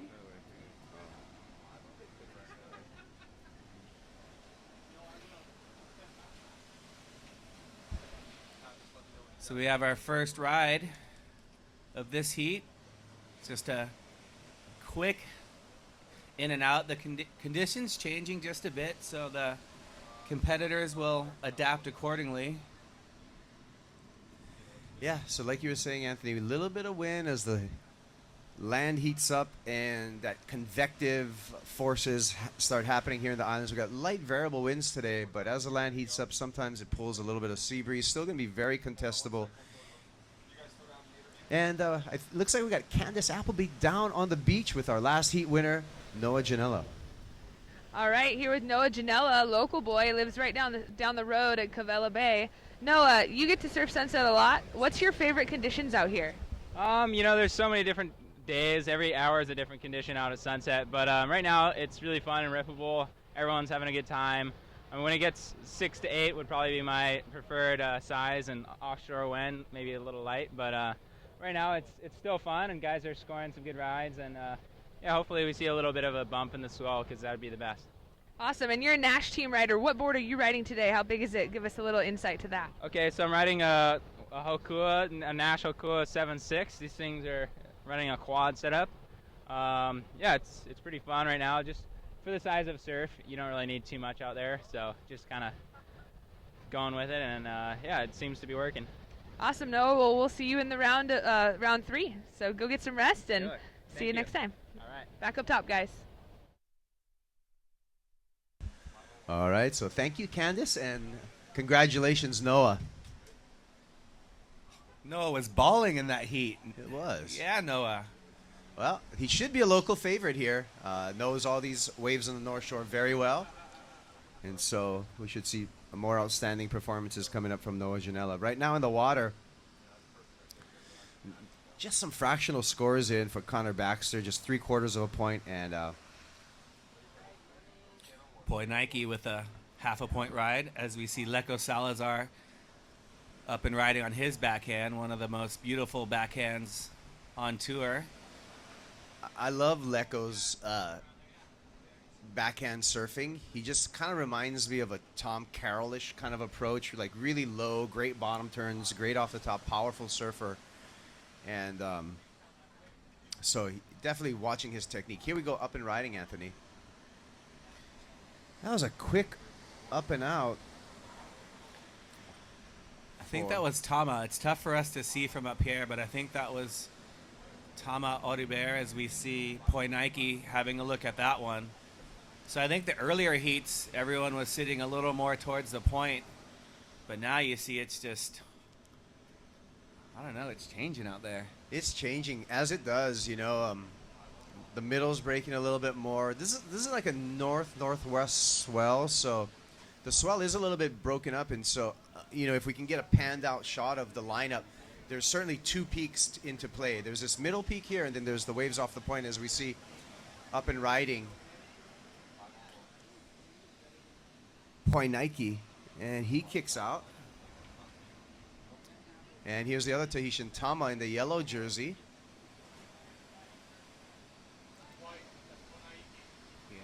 Oh, Poinaiki laying down his first turn.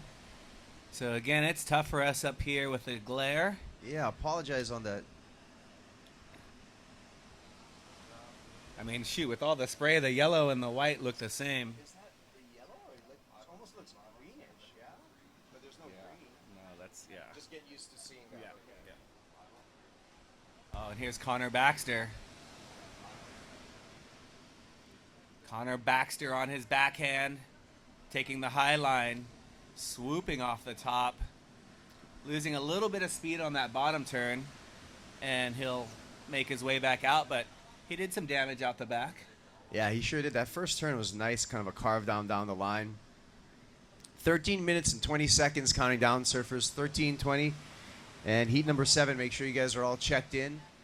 Heat number 7, you guys can paddle out anytime. Again, time remaining, 13 minutes, 10 seconds. Heat number 7, you guys can paddle out and just stay widening the channel.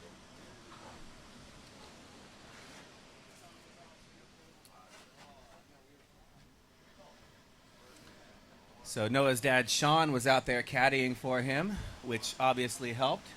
I think all the guys with caddies so far have been winning their heats. And that's kind of a hint to the competitors because we do allow water caddies at this particular venue. And your water caddy is really valuable, both as having a spare set of equipment in case your leash or board breaks or paddle or you lose your paddle, but also as an in-the-water coach. And it's good to have that second set of eyes to kind of give you updates. Caddies have been known to use both iPhones and waterproof cases as well as waterproof walkie-talkies out in the ocean too, so they can relay scores to their competitors. Yeah, we couldn't tell, but it looked like Sean may have had a walkie-talkie, so perhaps they were relaying scores to him because he was getting some good scores. And that comes in, you know, 4-man heat, Anthony. Knowing your scores, especially if you're in that bubble, that second place, is really important. You come down to about the 3-minute mark. You know, then you just go ahead. You got to play a little defense sometimes and get on the third place guy, and you know, try to make sure he doesn't get the score that he needs to bunny hop you into advancing. Yeah, you definitely have to play a little defense. You know, it's an offense-defense thing, and you have to do your surfing on the waves that you catch, but also you have to make sure to keep the other guys off the good ones as well, because every competitor is capable of ripping that's in this event. So a lot of strategy, which is really, really cool to watch as we see Connor Baxter. And Connor, good looking wave here. Let's see if he can get to the top. Nice top turn for Connor to open up his account. Wave's going to run away from him right there, but one nice off the top, and meanwhile out the back, Anthony. That's Tama in green-yellow. Tama's making his way down the line. Nice paddle transfer cut back into the water, coming off the bottom, off the top in the pocket. One more hit. Oh, throwing some spray on that one. He'll say hello to the Hawaiian Water Patrol, kick out in the channel, and wave to the crowd as well. That was a well-surfed wave, and that wave actually stood up for him to give him the opportunity to do multiple maneuvers, unlike Connor that just got that one big backside hit. Tama just went to town on there, and I'm sure that is going to improve his standing. A 3-1-1 will take him all the way to first place, and here we go, out the back. Poinaiki, the youngster. Oh, beautiful turn right in the power source, but maybe a little too cut it back a little too far into the whitewater. So, you can have your mistakes in this first round because there is a no loser first round. First or second, you skip the repicharge round, which helps just with your confidence and also saving a little bit of energy. And if you get third or fourth, you still get to surf again. Yeah, that's right. So we'll be running these heats all day, probably till 4 or 4:30 in the afternoon, as permits allow us here at Sunset Beach. We're expecting the swell to stick around for most of the day. We may see the ocean get a little bit sea breezy, but I'm going to ask you this, Anthony. Probably better to be a little bit onshore than really, really strong offshores, because that gets real challenging with some of these wider boards to get down the face. Oh, when you're at the top of the wave, paddling in as hard as you can, the wind is keeping you up there. And then there's that split second where you're like, am I going to make it down, or am I just going to get stuck up on the lip as red? That's our heat leader, Leco Salazar, up and riding, swooping back. And this, just a little wave he's pulling out. But, yeah, it's tough with the offshore wind. Even though the wave might look beautiful and the mist flying off the back of the wave and all that, it makes it very, very tough on a stand-up paddleboard. Yes, it does. So I think our competitors are not going to mind a little bit of, slight onshore breeze that may develop throughout the day. Still really contestable, really rippable conditions here.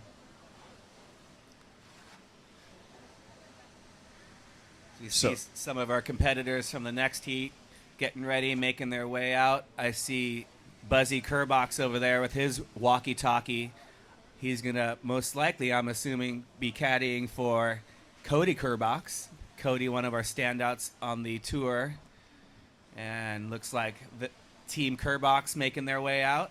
Well, Dad's had success out here before, so he knows this wave. Buzzy, he's been surfing this wave for about 30 years. Meanwhile, way up on the point there, we see Poinaiki in the white jersey, kind of working that wave over. Oh, and Connor just coming off on that next one. That was a bigger wave. Seems like the guys are just having a little tough time reading the conditions out there, and they'll figure it out. It's, like we've talked about, it's definitely this heat more than any other heat. The conditions have changed.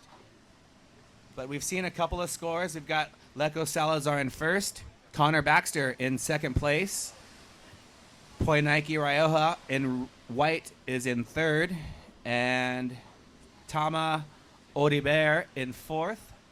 So the Tahitians are trying to climb their way back into the advancement places. Heat leader Leco Salazar off the bottom, off the top.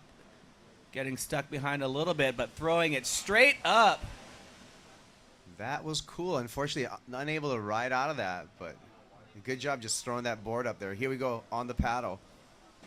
Tama looking for the barrel.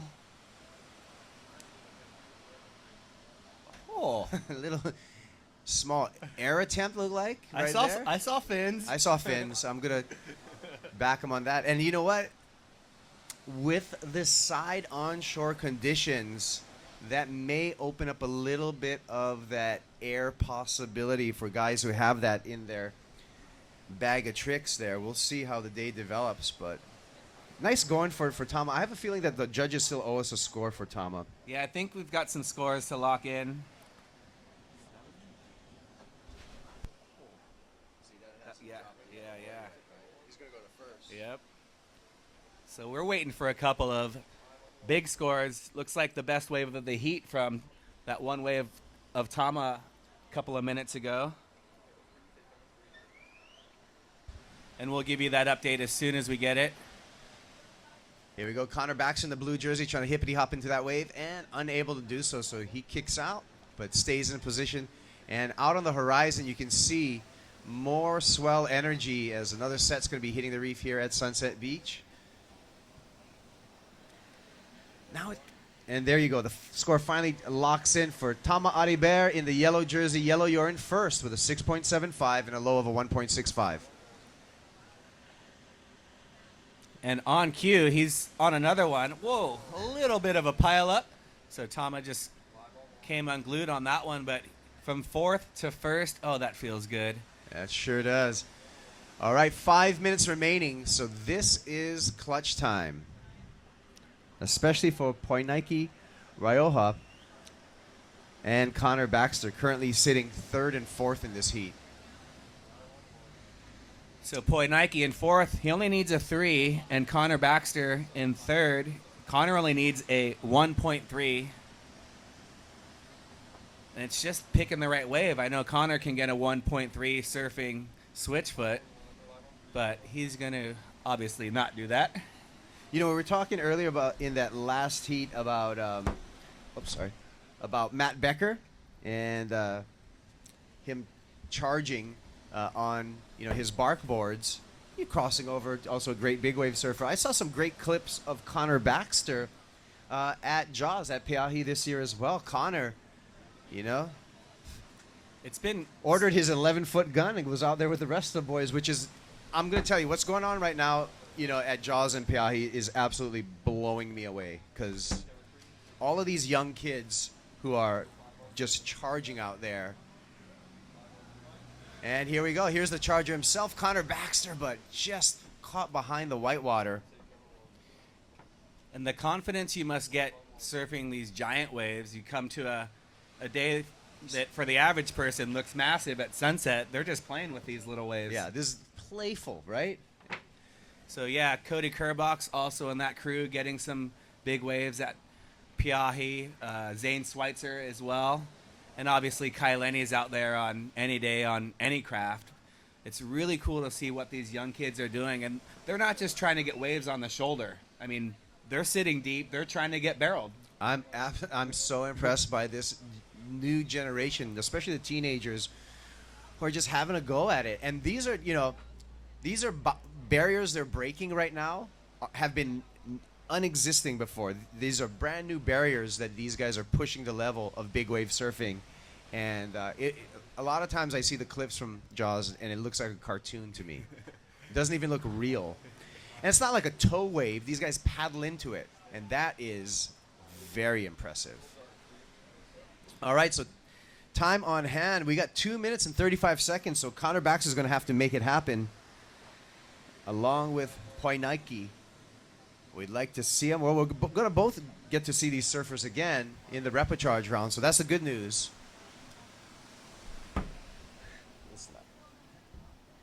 We need something like square. Yeah.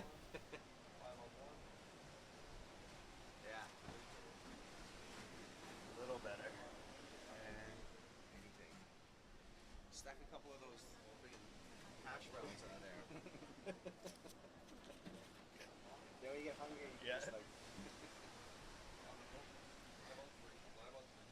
All these close heats are nail biting for the guys. And we've got some waves approaching, so there's been no shortage of charging. They continue to put themselves in the most dangerous positions on the wave in order to execute radical maneuvers.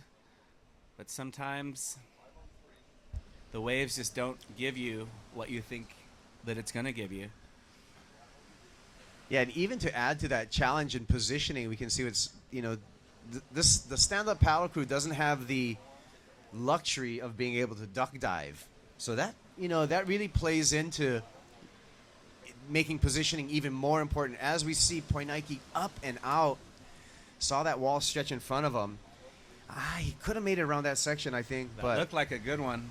Easy for me to second guess up here. Always easiest from the judges' tower.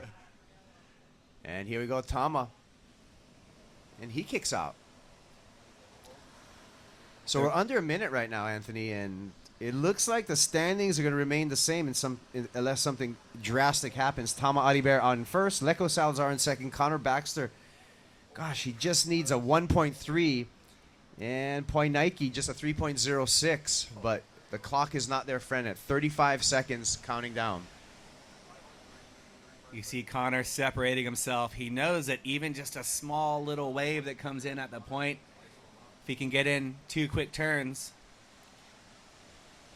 even one good turn might get him a the 1-3 that he One needs. good turn will probably get him that. And I have all the confidence in the world that Connor Baxter can paddle into anything given the opportunity because he's a very fast paddler. But he has only got 10 seconds right now, so it's up to Sunset and Mother Nature. 2, 1.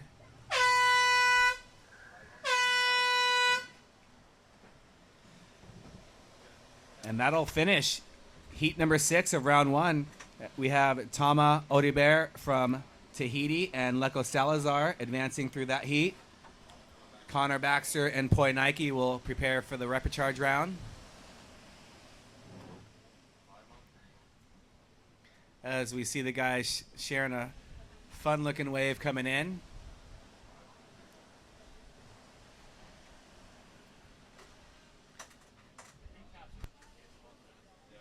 See their caddies coming in as well.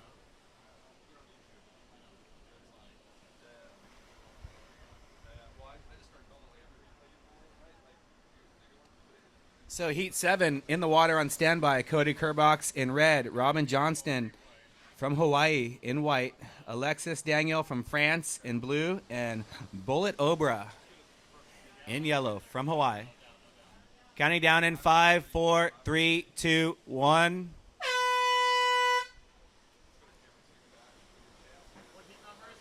And that starts heat number 7. So we're in the second half of our round 1. 12 heats in round 1. The top 2 advance straight into round 3. The bottom 2 competitors move into the repecharge round where they will have a chance to surf again. Oh, Connor Baxter with a nice ride on his backside. On his bottom, actually. His bottom backside. Connor taking this one. He would have loved to have this wave during his heat. That easily would have been his 1.3 right there. And so time management also. Positioning, of course. And time management becomes a big issue here at Sunset Beach, especially in 20-minute heats. You think 20 minutes is a long time, but it flies by out there. Especially if you catch a bad wave and you have to bring it all the way to the inside. And then that paddle back out. So I'm starting a contest for the best caddy. Yep. And we've got some solid entries. I see Bant Rodiger coming in. I believe he was caddying for Poi Nike. We've got Up and Riding. And just a quick in and out for red. That's Cody Kerbox. Cody's in the running. He's got Buzzy Kerbox as his caddy. But I'm thinking still out in the lead might be Kai Lenny, who had Joel Centillo as his caddy. So, I mean, Joel having won an event here, if I'm not mistaken. Yeah, certainly. He's had some great performances here. Won an event in at Haleiwa. But Joel actually has a great role over there at the Hurley team as both marketing, a team manager. You always see him caddying for any of the Hurley athletes. So having Joel Centillo out there, I'm going to have to say right now, that's my pick so far in the caddy of the contest. Yep. But right in the running there is going to be Sean Janela and Cody Kerbox, too. The two dads are also great surfers and know this wave well. And knowing this wave well, Robin Johnson's picked off a nice one and just Announcer falling jinx. off. Announcer jinx right there. Yes. Yeah, and Robin does. And here we go, out the back in the yellow jersey. Is that yellow? That's yellow. That's Bullet. That's Bullet Obra. And here's Cody Kerbox. Wow, big off the top for Cody, so score that. That was a committed first turn, and I'm sure the judges are going to reward him for that one. Oh, and Cody just still going. And these guys make it look so easy. It is not easy to airdrop on 10 feet of whitewater and make it look smooth. They do it with style as well. They're not just out of control landing it. They are smooth. That was super impressive. Cody just attacked the lip there, came down the whitewater. And one thing you'll see over and over again, and hear over and over again, is it's almost cliche, but sunset always looks easier, so much easier from the beach. you're at the beach, you check the surf, and you're like, God, why didn't that guy, like, it just looks rippable, like you'd go out there and shred it, but once you're out there, there's just so much water moving, a warble to it, this little side chop, bumps in the face. It's a difficult wave to surf. It's different when you're out there. I can attest to that for sure. Right? For sure. So we've got a stoked heat winner, Tama Oriber, just having a wonderful heat. So we're going to take Candace Appleby off of this one. Just she's not as fluent in French. Oh, yeah. But Tristan Boxford certainly is. Oh, yeah. We're going to take a look at Cody's hit one more time in a second. That was just reminiscent of Zane Schweitzer's attack earlier. And Cody just setting this one up and eyes it. Bam! Smashes the lip. Comes down nice and smooth. And the judges reward him. That score coming in at a 6.25. So what we've seen today, that 6.25 is probably going to be a keeper in his score line. Of course, our surfers can catch up to 10 waves, only being scored on their top 2 waves in their score line. If I landed that turn, they might have heard me cheering all the way in California. I would have been psyching.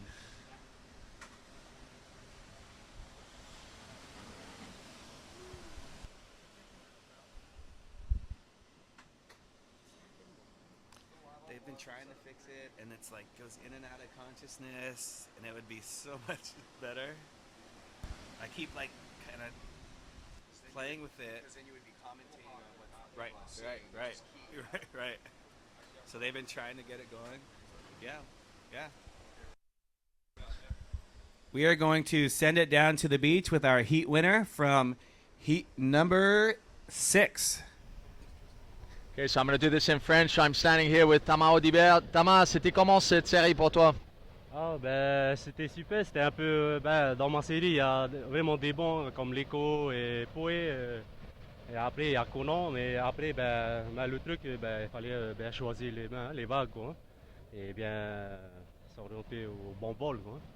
Alors content d'être revenu à Sunset? Ah oui super, j'ai toujours rêvé de revenir ici à Sunset parce que c'est une des plus belles vagues hein, de tout le tour de Waterman League là. Ouais, c'est super de revenir ici à Sunset quoi. Et quelques mots pour les Tahitiens qui regardent en ligne? Je salue à tous les Tahitiens, voilà, on est ici, hein. On est là, avec, il fait beau ici à Hawaï, ne vous inquiétez pas, il y a des vagues, c'est super. Voilà, ciao. Well, you heard it from Thomas Audibert. If you didn't get what he said he's really happy to be here and he's stoked to go through to the third round. So we'll pass it right back up top. Thank you, Tristan. That is our tour director, Tristan Boxford, the multilingual contest director. So Tama getting to skip around. He'll be stoked. He can go talk to Poi Nike and help him regroup for the repecharge round. Yeah, and as expected, Leko Salazar coming out of that heat, just really consistent and showing his great backhand form again here at Sunset Beach. Yeah, even that one where he went pretty much 12 o'clock and fell off of his board, but he has one of the most aggressive backside attacks, along with Zane Schweitzer. So fun watching Zane surf on his backside as well. All right. And hey, welcome to Sunset Beach, you guys. Pulling over, getting some pictures and stuff.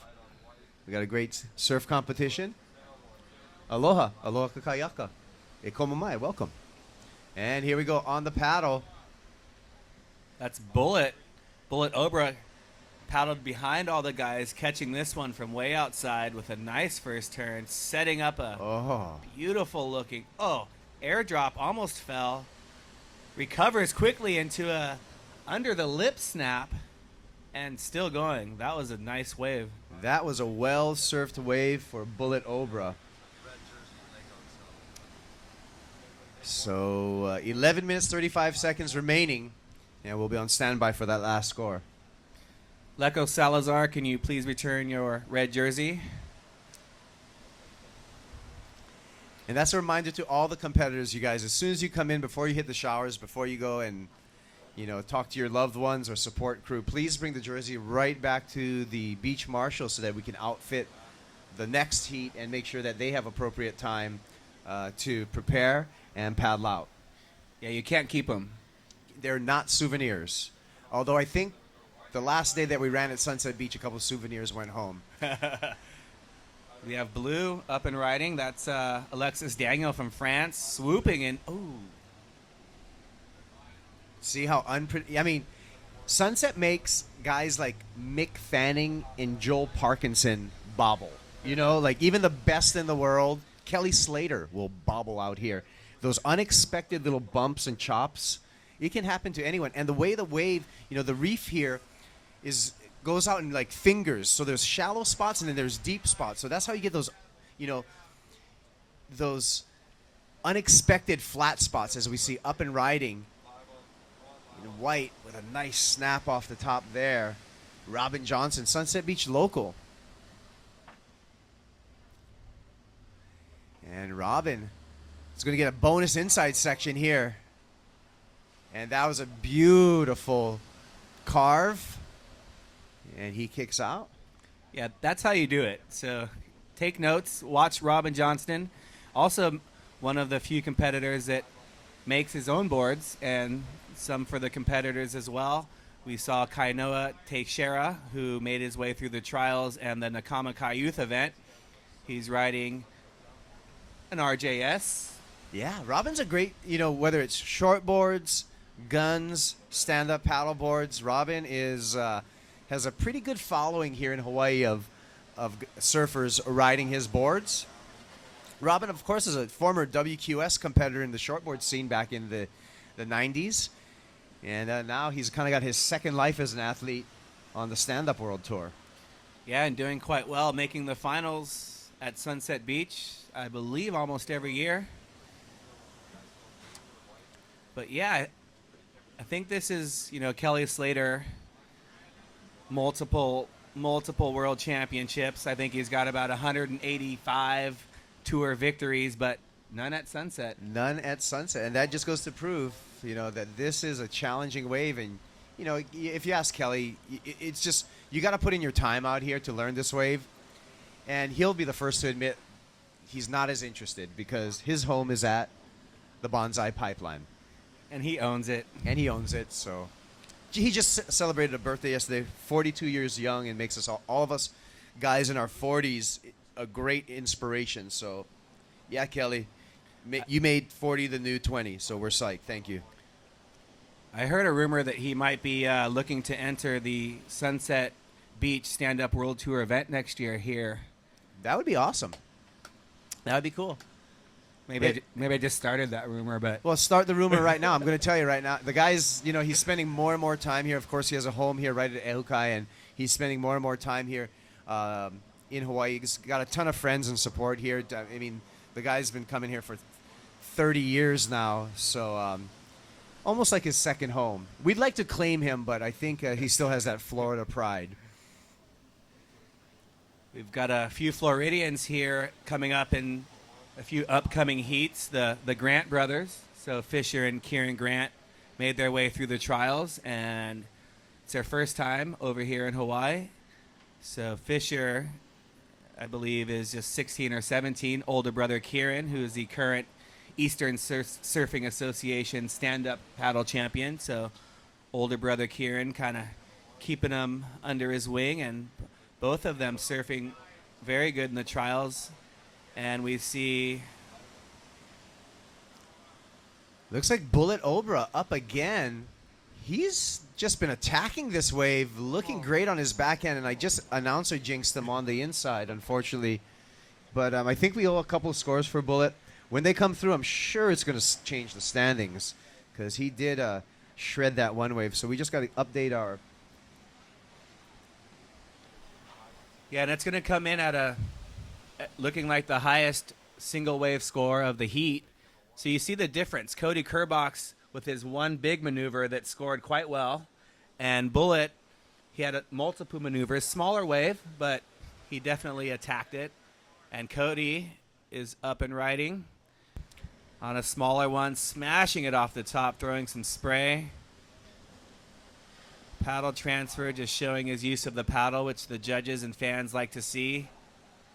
And he's no stranger to paddling fast, so he's going to work his way to the inside for another snap. And he saw Robin Johnson work that last one and Bullet Obra as well, so Cody trying to milk it all the way to the inside. So we're on standby for scores, and we'll give you a situation update. 5 minutes, 50 seconds, 5 minutes, 50 seconds counting down. So we're in the last quarter of the heat. And again, we'd like to welcome all of our beach crowd here. This is the Stand-Up World Tour event here at Sunset. And so I hope you're enjoying this beautiful Hawaiian day.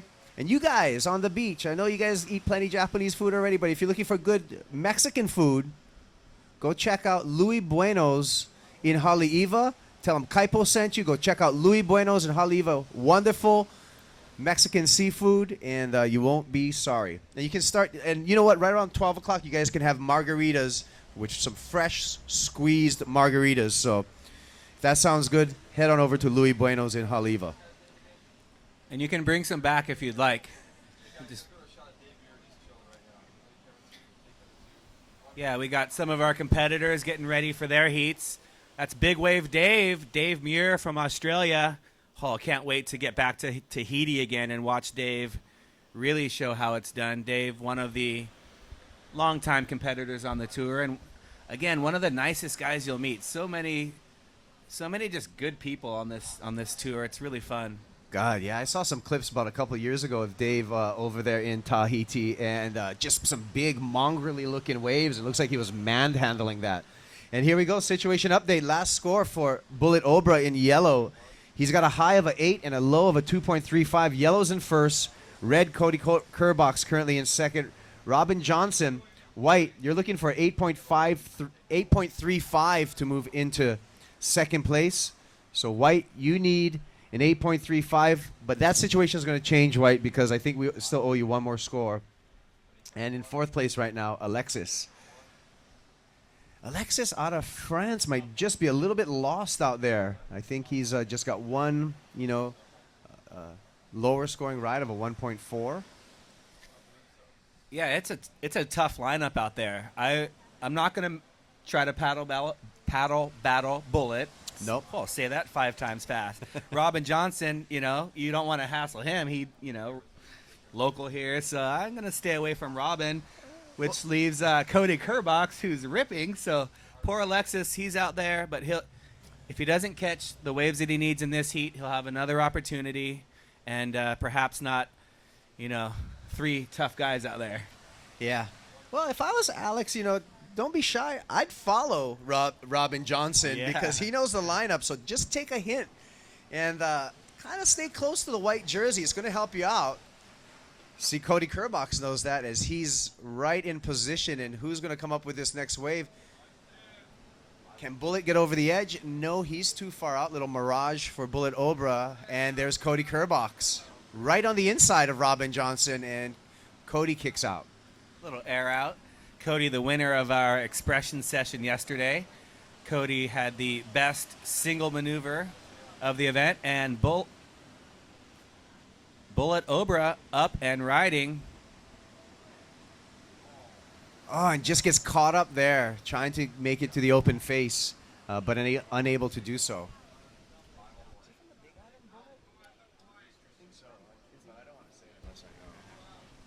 And here we go. Here's Alexis.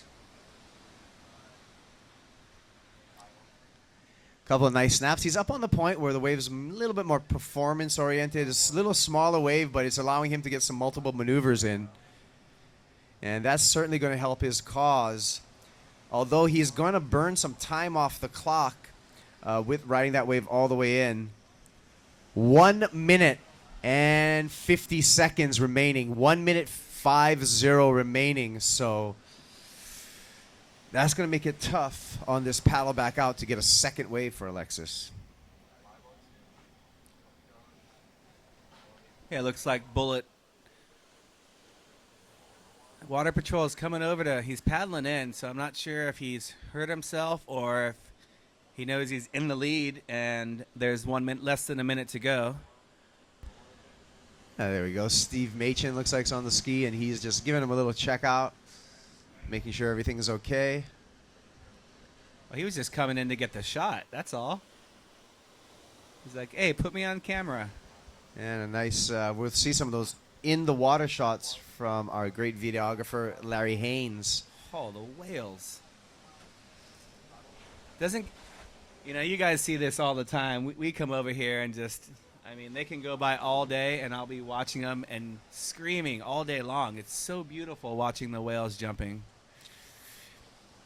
One of the many perks of living here on the North Shore. Yes, whale season right now. And sometimes, if you're out there on a paddle, maybe doing a downwind or some open ocean paddling, if you're out there kind of further off the shore and closer to the whales, I like to jump in the water, and you can hear them underwater communicating with each other, which is just absolutely amazing. And here we go, Curdy Kerbox, amazing surfer himself. A nice cutback. Nice inside section for Cody. He's going to have a lot of opportunity. He's probably even going to get this little double up. And this should probably seal the deal for Cody Kerbox. 3, 2, 1.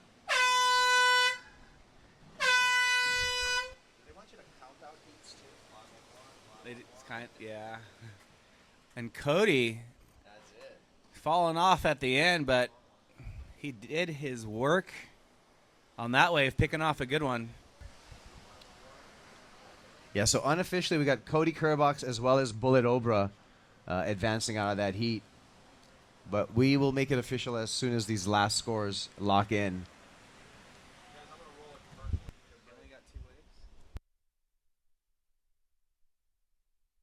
The more you know this wave, the more you just want to only take the good one. And we're going to take a short break. Yeah.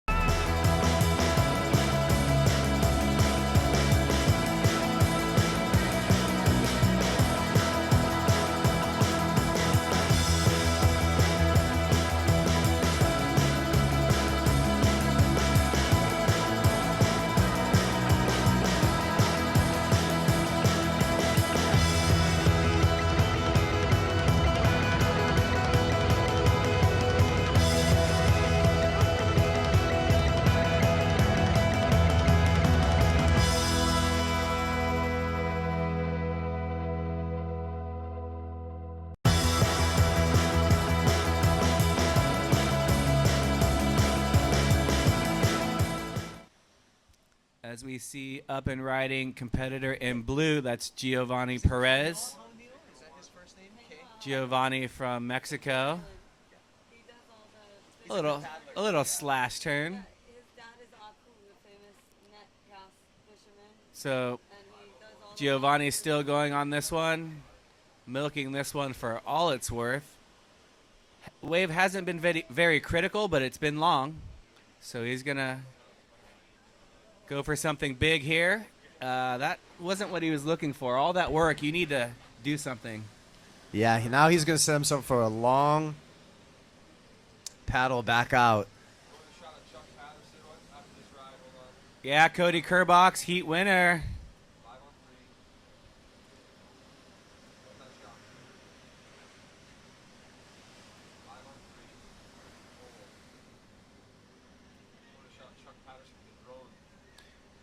We got Chuck Patterson, proud Nash team manager. His boys are doing well. Cody Kerbox getting a fist pound from his bro. Stoked. Love to see the family vibe here. Get you for an interview? We got Chuck Patterson, drone extraordinaire. So Chuck is a man of many talents. Yeah. one of the pioneers of the sport, of course. Testing. Yeah, I think certainly. Chuck's one of the biggest kids in the biggest kids out there, and the winner of the inaugural Battle of the Paddle. And now he's got the new toy. It's really amazing, these drones. You know, what used to cost thousands of dollars to get a helicopter shot, now you can do it for a $400 drone and a $400 GoPro Hero 3 Plus. But don't drop it in the water. Don't. So. We found one the other day back home, and the only thing it's been in the water. So we got a drone, but it doesn't work, and a GoPro with no housing. Wow.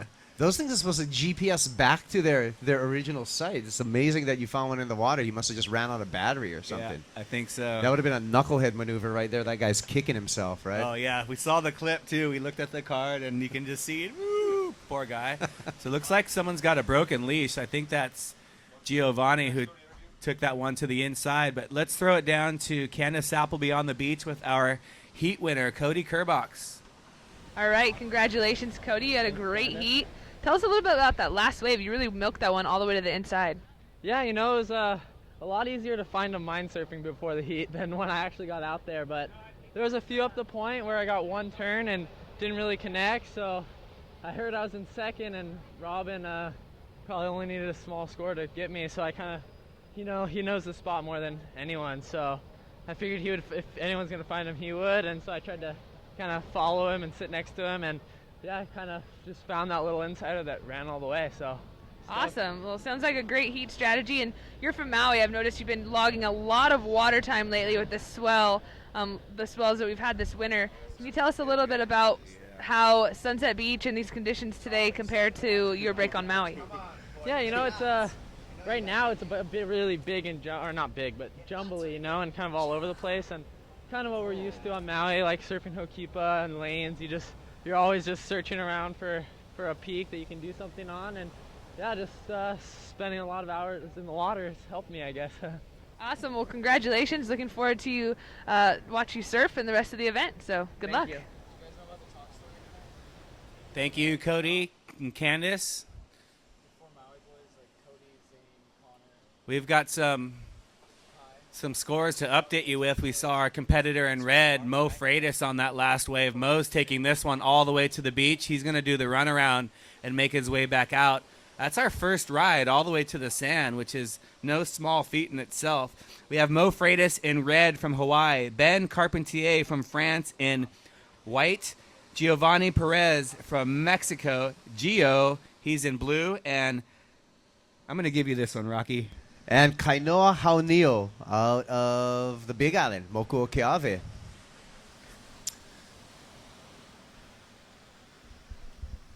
So Cody Kerbox is going to advance and going to give himself, he's going to rest up.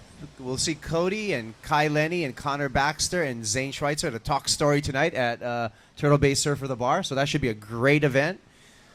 And coming through that heat, Cody's going to have ample time to prepare. Meanwhile, live action up and out there, that looked like it would have been... I think Kainoa. Yep, that definitely was Kainoa. So we've got a couple of scores in for Kainoa already. He's got a 2.5 and a 2.9. He's our current heat leader. Ben Carpentier, he's got a one-wave score of a 5. Mo Freitas has a 4.5, but I'm thinking they still have to lock in that second wave that he got to the beach. Yeah. And Giovanni with a 2 for his wave that he got. So a few more scores to come in. Or maybe that was his first. All right, with a time remaining in this heat, 13 minutes and 15 seconds. Heat number 9, make sure you're all checked in. Heat number 9, make sure you're all checked in. And you guys can paddle out anytime. Just stay wide and in the channel.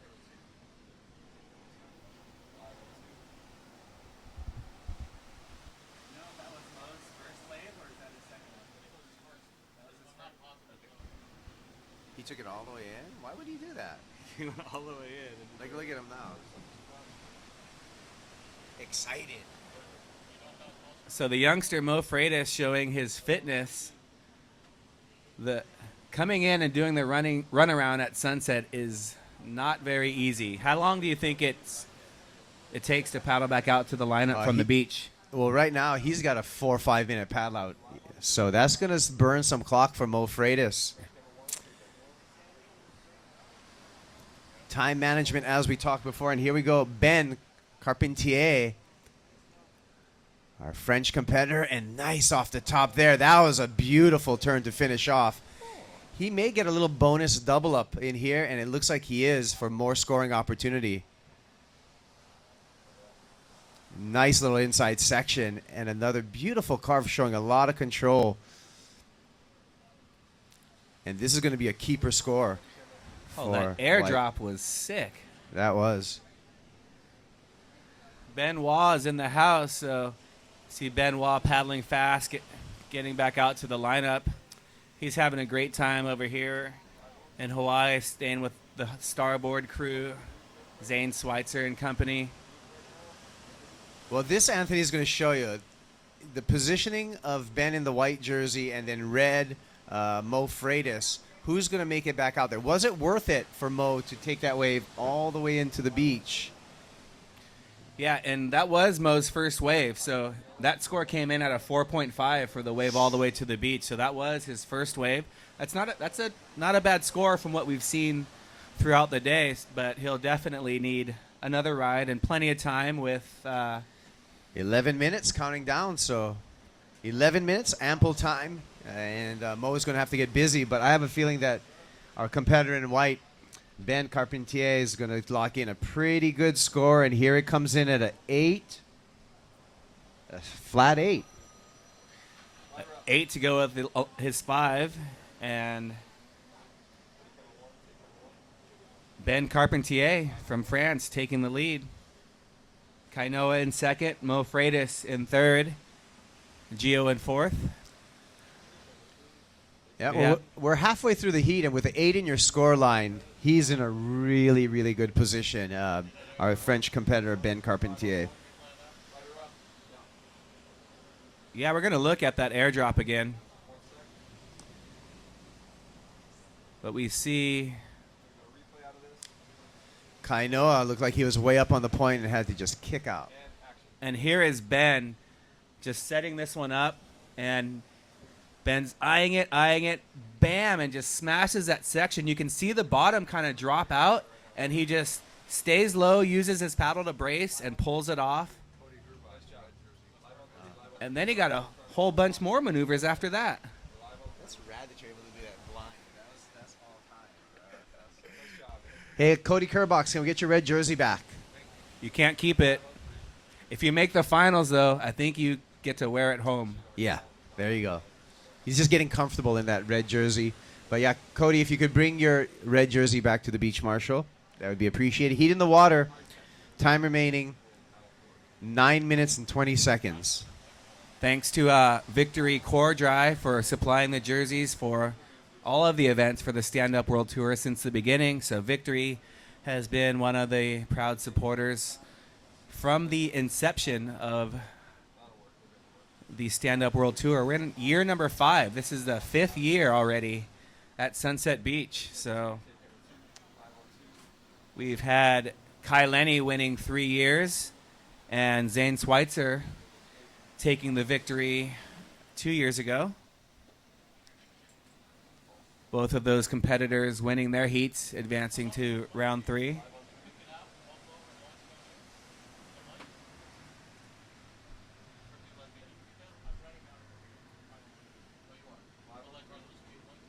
So current situation, Benoit from France in first, Kainoa in second, Mo Freitas with his 1 wave score. Mo needs a 0.9 to move into second, so he basically needs to stand up and wiggle around a little bit.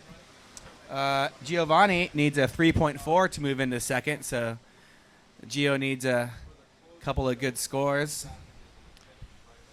Mo Freitas probably needing some oxygen right now after his wave that he took all the way to the beach. Yeah, and with the time check, 7 minutes 50 seconds, so 7:50 remaining. And looks like we got a little action, some motion in the ocean, some action on the horizon, and some swells going to be hitting the reef here at Sunset Beach momentarily. And there he is, Riggs Napoleon. How's that guy? Riggs, who's been surfing in this event since he was 12. At 16, he's got tons of experience out there now. And that's Blue up and riding Giovanni, laying his first good turn down of this heat, setting up a nice long cut back into the whitewater as you see red fading out the back. Oh, Mo Freitas, that was a go-for maneuver. Big gouge off the top for Freitas. Looking for one more and snaps it one more time on the closeout. So that's more like it, and that's what he needed. And here we go, Kainoa Haunio going for a big off the top, out the back, and gets it as well. Well, I'm sorry, that is White. Ben. That's Ben. He's going to ensure his advancing and replace, probably do better than that 5 that's currently in his score line. And Mo, he's going to take it to the beach again. He only needs 2 waves. He's got a running theme right here. We'll see if he does the runaround again. I would just get out. That was, well, he's got plenty of time, though, so. Yeah, 6:25. Yeah. Competitors, 6 minutes, 20 seconds remaining, 6:20 remaining.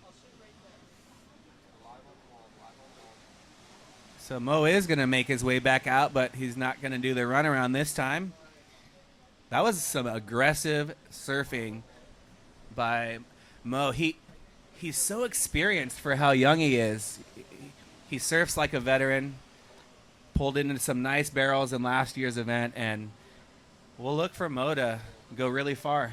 Well, Mo's another guy. It's almost like we watch Mo grow up on a stand-up paddleboard. We've watched Riggs grow up on stand-up paddleboard, and they've done such a good job.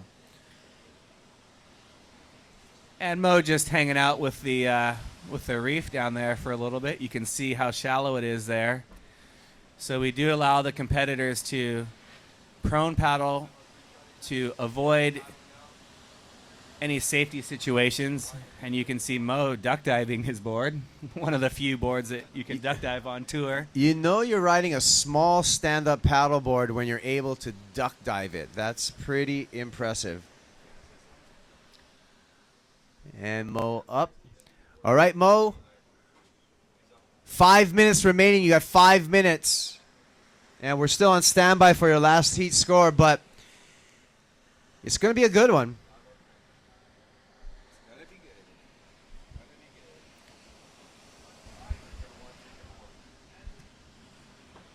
And that's Blue Geo up and riding on an insider, tucking into the barrel, little chandelier, but out the back, Kainoa laying into a beautiful looking turn. Plenty of speed on this one. Oh, back wow. into the white water. Setting a little setup turn. He's got to get some more speed to make it around this section. But he did a couple of good turns out the back.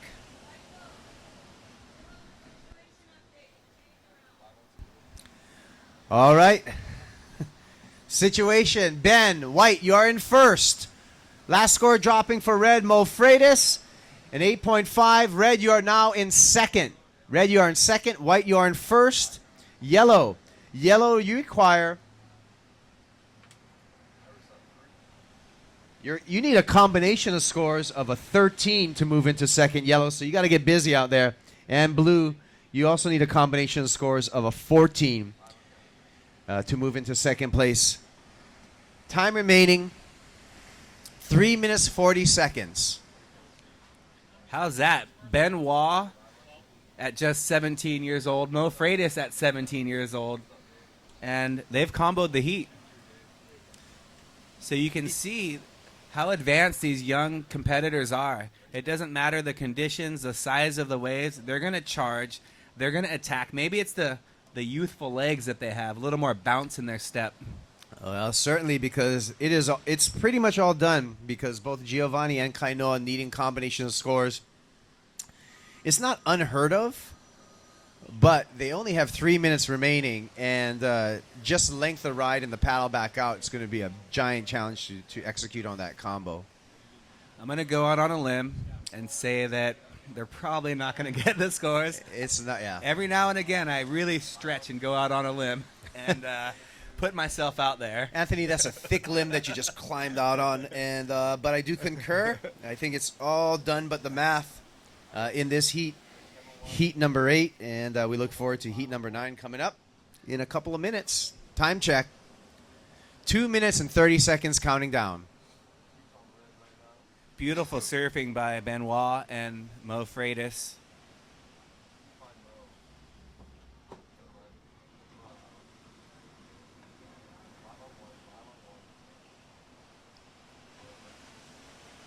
Benoit, one of our competitors in the expression session yesterday, showing his aerial skills. Ben's one of those kids with he's got a complete package. And Mo just going for a little victory lap, smashing one off the top. He's just riding this one in. Knows the heat's winding down.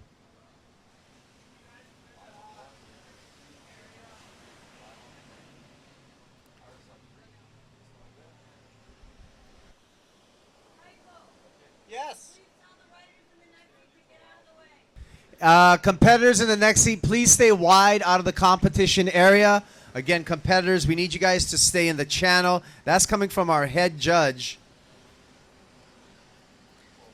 And he can see the colors that you're wearing, so. That's coming from the head judge's boss. That's from the contest director's captain. 1 minute, 10 seconds remaining. You guys better move over, because I'm telling you right now, we got a pretty... You know, we got the contest director up there, and she's saying, get into the channel next heat. Now. Riggs. Kidding. You know it was Riggs that started it. He wants the inside every single time, I can tell you that. I don't know where the kid got his competition streak from. Oh, no, I do know where he got it from. From Pops. One of the most decorated shortboard, stand-up paddler, prone surfers, fishermen, everything, canoe paddler, Aaron Napoleon. Aaron is he's a living legend. You know, he should have been at the talk story the other night as well. You will not meet a nicer guy. If he opens up his house to the competitors from Tahiti, I think Benoit actually might be staying with them. Kai Bates also from Australia. I know Riggs picked him up from the airport. So Aaron is just an ambassador as we end this heat in 2, 1, 0. So there we go. Unofficially, Benoit Carpentier in first place, advancing on into round number 3, followed by Mo Freitas in second, also advancing on into round number 3. Kainoa Haunio, we're going to see him again surf today in the repecharge round, along with Giovanni Perez. So congratulations to Mo and Ben. You're skipping around straight to round number 3. And I'd like to welcome back to the mic Rocky Cannon. Hi, Rocky. Good afternoon. Aloha avakea to all of you. Good midday. Enjoying the beautiful February sunshine and just listening to the news and the radio, and everybody's hunkering down for an ice storm on the mainland.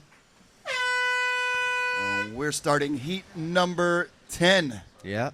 We're starting heat number 10 in sunny sunset. Heat number 9 or 10? 9. Oh, 9, sorry. Heat number 9. Justin Holland, Dave Muir, Riggs Napoleon, and Ban Rodigger. Ban Rodigger surfing all the way from the trials. He was a standout during that trials round. 2 riders right now. Sharing is caring, but not when you got the jerseys on. Not during a heat. Well, that may just be a competitor from the last heat, hopefully, that's coming in.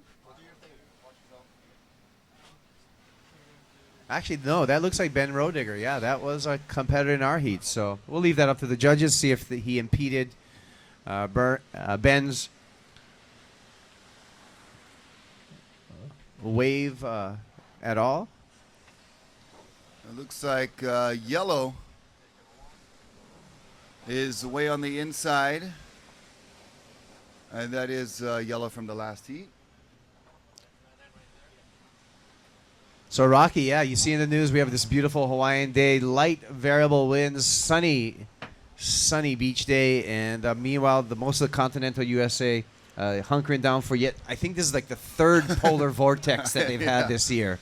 What's up with all these polar vortexes? I don't know, man. I guess where the Earth is getting warmer. But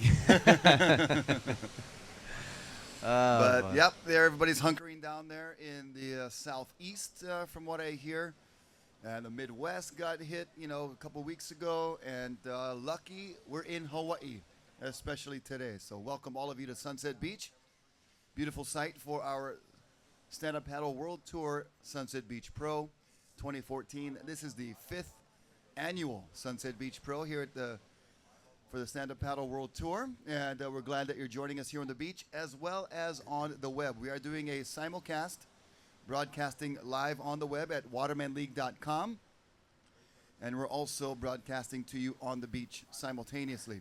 And if you'd like any of your friends and family, if you want to make them real envious and real jealous, you can call them or send them a text message and tell them to check out watermanleague.com, and they can follow the live feed, and they'll be able to see the kind of weather that you're enjoying while they're cooped up in the house with the fire going and with all of the warm clothes on. So that's watermanleague.com, and you can just follow all of the prompts there to view the live feed that we're showing right now on the computer, on the web. So you can let your friends and family know that you're here enjoying the Stand-Up Paddle World Tour Sunset Beach Pro. And here on the outside, it is red. This is Justin Holland. Big bottom turn, smashing the lip, going off the top, almost completed it, and just got bucked off in the last moment down in the trough of that wave. And a quick up and out for Big Wave Dave Muir in the white jersey. Calling heat number 10 to check in, Bo Nixon, Giorgio Gomez, Keikoa Awai, and Monier Manutea. Please check in. And mahalo to our Hawaiian Water Patrol, keeping everybody safe out there. Our surfers, our caddies, photographers. Uncle Terry Ahui, Kamalani Ahui down there. Pomai Ho'opili, he's coming up in heat number 12, doing double duties today. Kimo Miranda, Steve Machin, Kyle Pa'o. Ikaika Kalama also doing double duties, competing in the event. Cliff Botello, Kavika Foster, all part of the Water Patrol gang. Mel Pu'u is down there as well. And mahalo to our city and county lifeguards doing the daily duties here at Tower 25 Sunset Beach, keeping everybody safe. And somebody was rolling up the windows. I think that was Blue Riggs Napoleon. Could not get around the corner, but on the outside it looks like yellow. Monier Manutea, he had a great showing in the trials round on Sunday. Sorry, that's Ben Rodigger. And he had the two highest scoring waves of the trials. And he's continuing on in great form with a couple of beautiful top turns out there to start his account. So that's going to be a great score in his scoreline. Congratulations, Mo. We'll see you in round number 3. Good job out there. I like the run around as well. Just some extra exercise. Ben won that. No advanced. Benoit Carpentier was the winner. So good job, Benoit. Good job, Mo.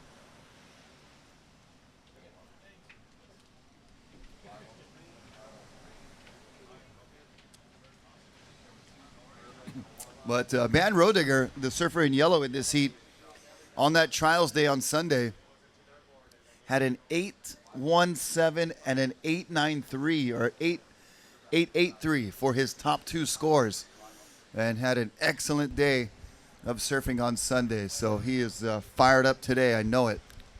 Yeah, he sure is looking in form. God, that's an interesting fin setup there on Benoit's board with 3, the same size fin, and 1 that's slightly bigger than the others. Oh, you broke one. Hey, you gotta just get what you get and stick it in there and ride what you have. Well, it looks like it worked. It worked. It worked for you. Don't change it. Here we go, out the back, live action. And that looks like it was Dave Muir. And here we go in the red jersey, Justin Holland. And Justin down the line and just has to kick out as that wave extended down the line a little too fast, and it was just a closeout wave, so no scoring potential there. And a lot of the challenge and the action is happening while these athletes are paddling back out to the lineup. I just saw Justin Holland have to bail his board right in the lip, and it literally flew 10 feet in the air. Riggs Napoleon still working his way through the white water. And we are now going to take you down with Candace Appleby. She's standing by with the winner of that last heat, Benoit Carpentier. All right, congratulations, Benoit, all the way here from France. How do you like being here in Hawaii? It's like my first time in Hawaii, and I always enjoy it for sure. I'm really stoked to be here and win my first heat for sure. That's really cool, and yeah, stoked to be here for sure. Awesome, and what board are you riding out there today? I'm riding the 7.4 by 24 starboard. That's the Insane Pro model. That's a really nice board for this wave, and yeah, for sure. Awesome, so far we've seen a couple Insane Pro models take heats and those Nash 7.6s winning a lot of heats. What's your strategy going into the later rounds?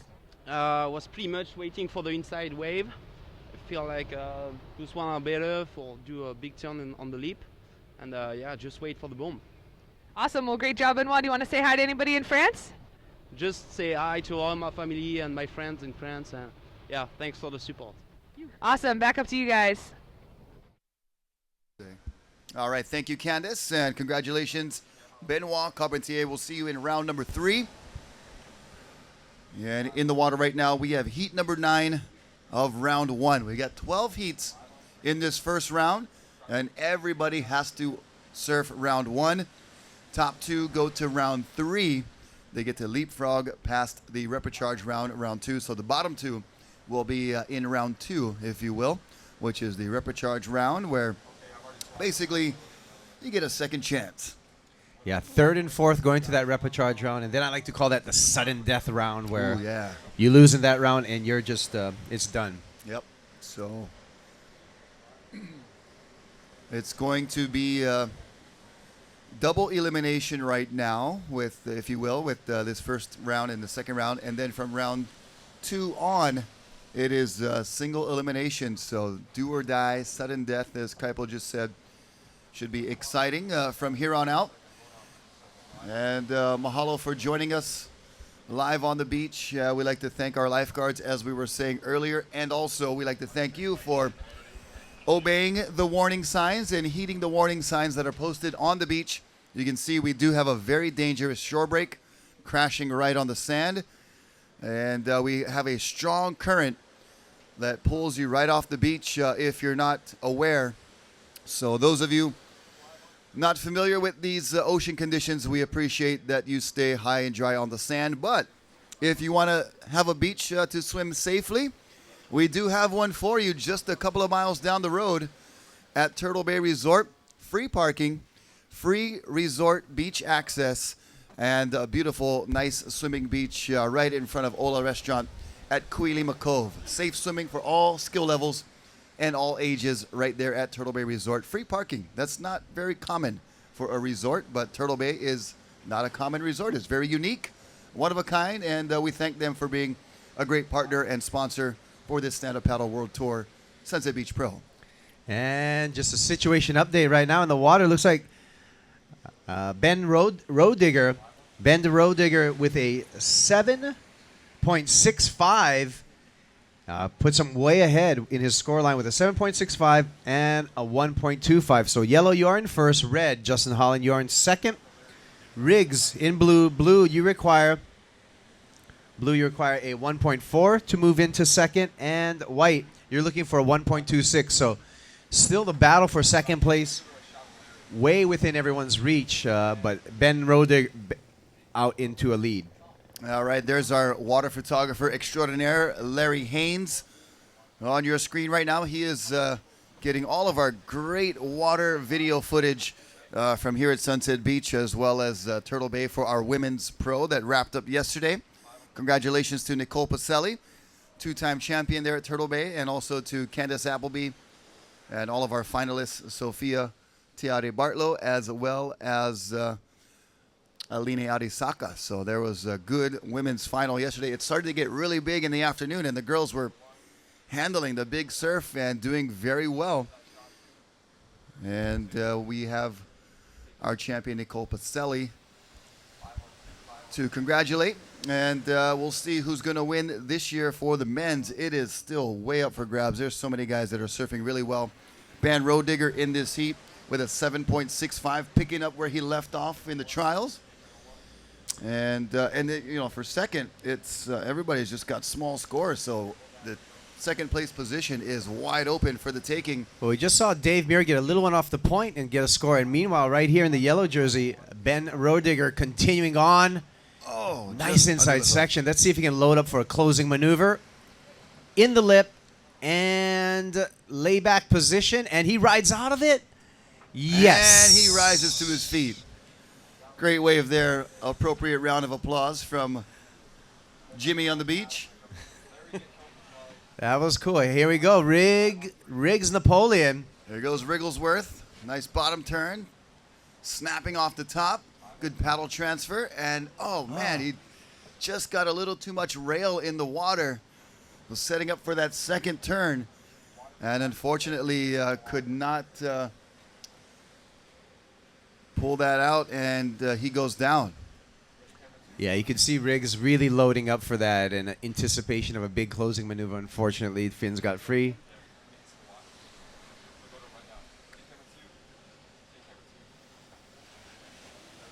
And there's Larry Haynes checking in for duty, and we'll have Hawaiian Water Patrol. Hawaiian Water Patrol, if you could so kindly, or not so kindly, come in and pick up Larry Haynes. You don't have to do it kindly, just pick him up.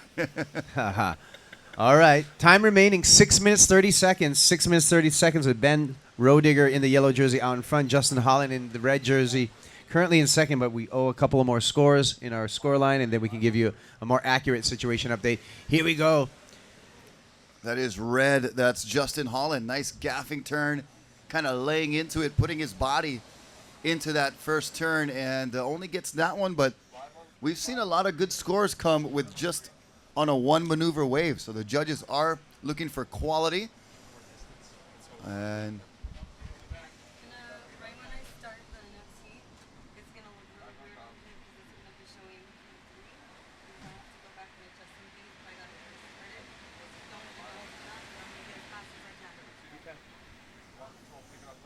And red also gets a wave, as well as white heading back out right next to red. Big wave Dave Muir from the west coast of Australia. So two Australians in this heat, and a Hawaiian surfer, Riggs Napoleon, and another surfer from Hawaii, Ben Road Digger.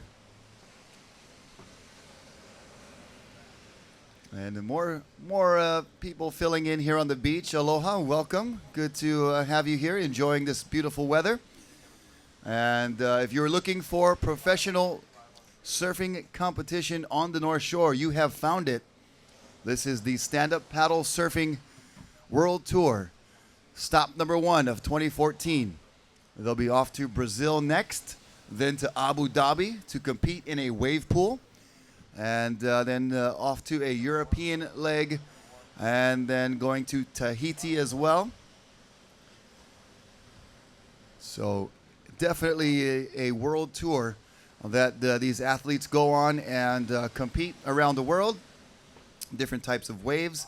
There is also a racing tour that is partnered with the World Surfing Tour. So a lot of these guys are dual competitors in the racing and the surfing. Yeah, incredible fitness from all of our paddlers, and it takes that to be both a surfer as well as the grueling paddle races that these guys go through. I'm waiting to see, Rocky, the first native surfer coming out of Abu Dhabi with that wave pool over there. It's just a matter of time, right? Yeah, they have. We went there last year, and they've got their, they've learned to surf in a wave pool. That is their only wave riding experience, much like Rick Kane of the movie North Shore. And we could have our Muhammad Kane North Shore Part 2. Muhammad Kane coming at you. Here we go. Justin Holland in the red jersey, currently second place with a nice off the top to start off on this inside wave and then kicks out the back. But there's the guys that work at the wave pool as lifeguards. They show up early for work and they get it, to wave pool to themselves. And Sunday's a popular surfing day for them. I think when they can get the afternoon session after it closes. So they got their quiver of boards, and they get out there and they enjoy riding the waves. And it was fun being there. And they were great hosts, and we had a lot of fun riding the waves in the wave pool in the middle of the desert, which was trippy. That's so cool. 2 minutes and 50 seconds remaining, and it looks like Ben Rodigger in the yellow jersey out in front. Justin Holland in the red jersey in second. Riggs Napoleon still looking for a score, needing a 3.9 to move into second. And Dave Muir in the white jersey looking for a 4.9 to move into second place. Well, here's some waves moving over to the right-hand side of our break over on the point. And you see white Dave Muir, the furthest one over towards that area. And he's possibly looking for something to come off the point and stretch all the way across the lineup. But these waves are going very deep, and he's not even going to be able to get over there to get those waves. So Dave Muir still seeking that 4.9 score. Probably just, we can say he needs a 5.0. And Riggs needs a 4.0, 3.9 to be exact, but just get a 4 to make sure. Just get a 4. Okay, and time remaining. Looks like only 1 minute 45 seconds, so time is of the essence for both Dave Muir and Riggs Napoleon. They're going to get busy. The good news is it looks like we've got some sets on the horizon. Yeah, this wind, just a slight sea breeze, so not affecting the texture of the waves too much. So still very pristine conditions. And for stand-up paddleboarding, you don't want a strong wind because your body is up above the water. Sometimes your body can function like a sail and work against you when you're paddling into a headwind. So normally the winds here blow kind of side offshore, so they're blowing right at you when you're trying to drop into a big wave, and it can be somewhat challenging with your skill, paddling into the wave. But today, very glassy, nice and clean, so very conducive for some stand-up paddle surfing. Well, here we got 45 seconds remaining, Rocky, and looks like Dave Muir up and riding. And this is going to be his last chance. It's setting up nicely on the inside. He's going to have to get busy here. Look at Riggs Napoleon on the outside going left. There are some lefts on occasion here at Sunset, and we've seen various surfers get awarded pretty good scores for riding lefts here at Sunset, but Riggs just does a quick in and out while Dave Muir finishes more conventionally on the right, on the inside there. We do call the direction of the wave from the surfer's perspective. 3, 2, 1.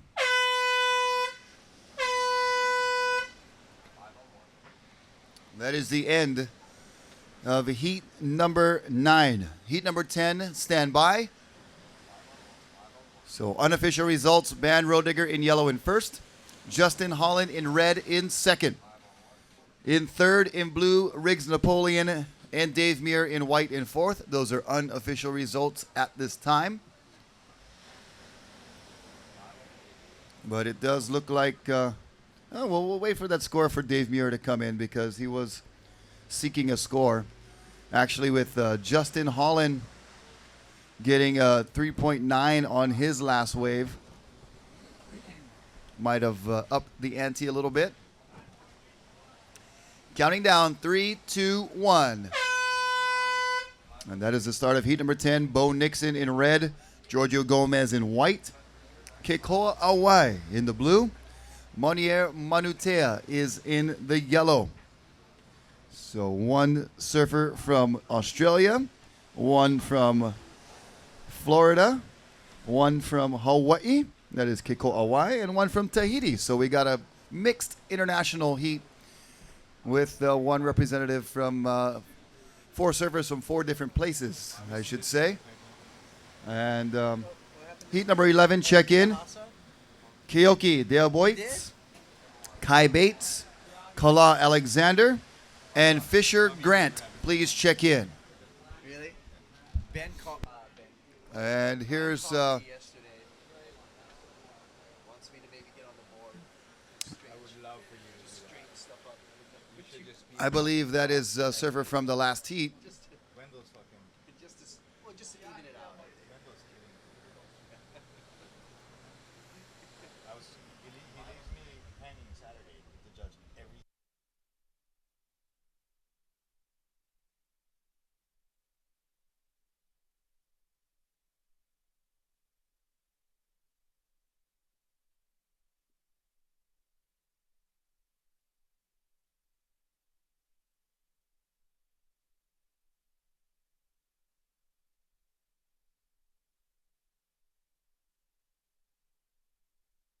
Here we go. This is Blue.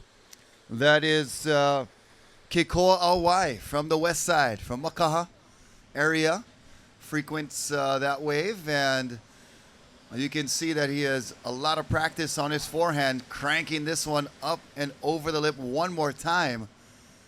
So Keikoa doing well. So that's a nice start for Keikoa Awai. With 17 minutes and 45 seconds remaining. Brother Joe on the beach, hanging out. A little bit of cloud cover to cool us off. It was getting quite steamy. And we got a nice cool sea breeze as well. Here we go, up and riding in red on the outside. That's Bo Nixon from Australia. And Bo cranking one nice turn off the top. Back to the bottom and out in front.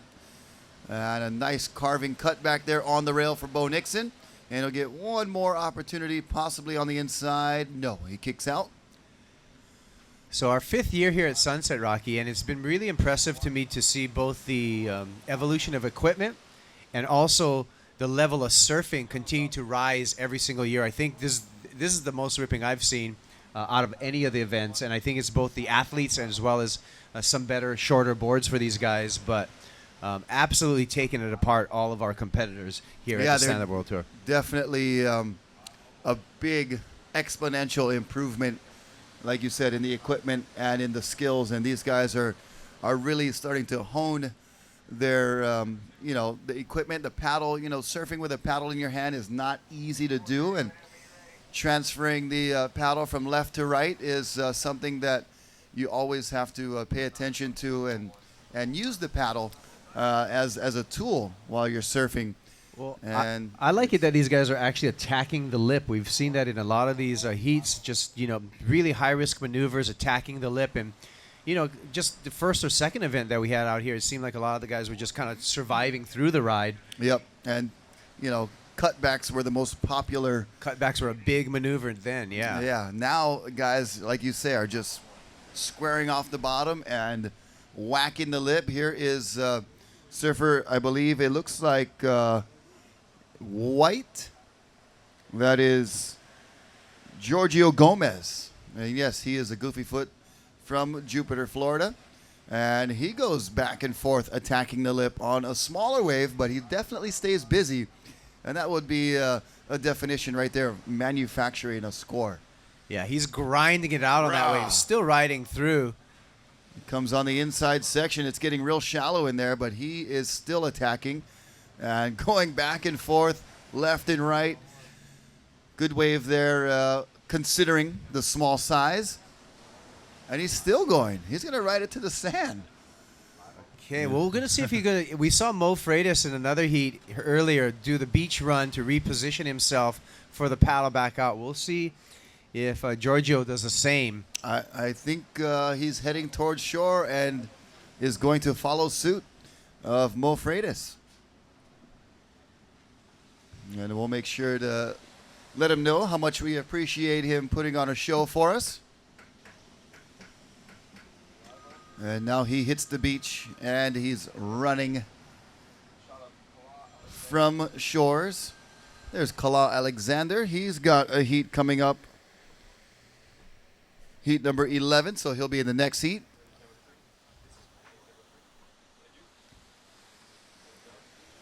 Ladies and gentlemen, give it up right there for the young Giorgio Gomez running down the beach, heading back out. Give him a round of applause, some encouragement. It's a very energy-draining type of sport where you're standing on a board, paddling. Now he's running. He's going to jump back in the water and paddle back out, kind of ride the little current that we have on the left-hand side of the beach here.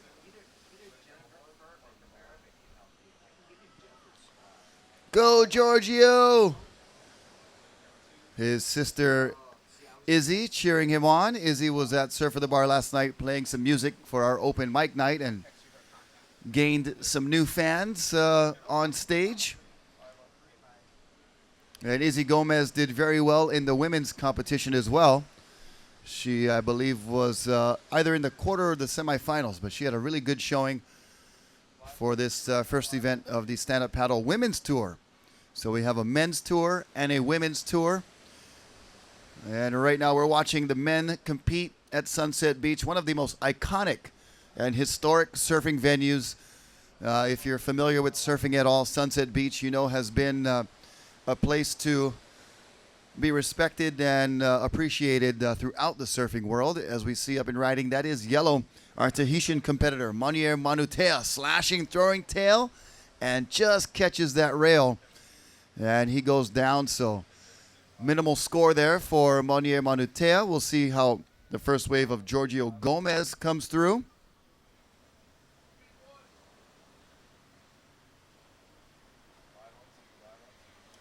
And just bear with us. Our computer scoring system, at least that we're seeing, is unavailable at the moment.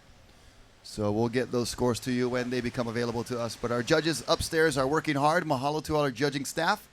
Doing a great job putting in the appropriate scores. They're on the third level of our scaffolding. And the wave height today, the wave height's not as big as Sunset can get, but it's definitely pretty good size out there. If you look at the scaffolding and the second story here, that's about how tall the waves are today on the bigger sets, reaching right about the height, the rooftop of our second level here.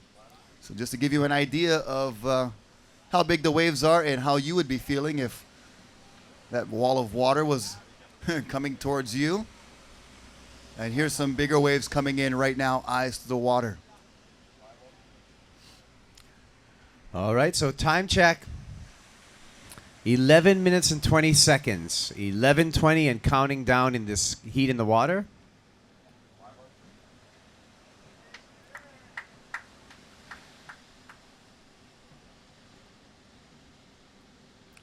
Fisher Grant, Gerard in Florida says, go get him, brah. Kala Alexander getting ready on the beach for heat number 11.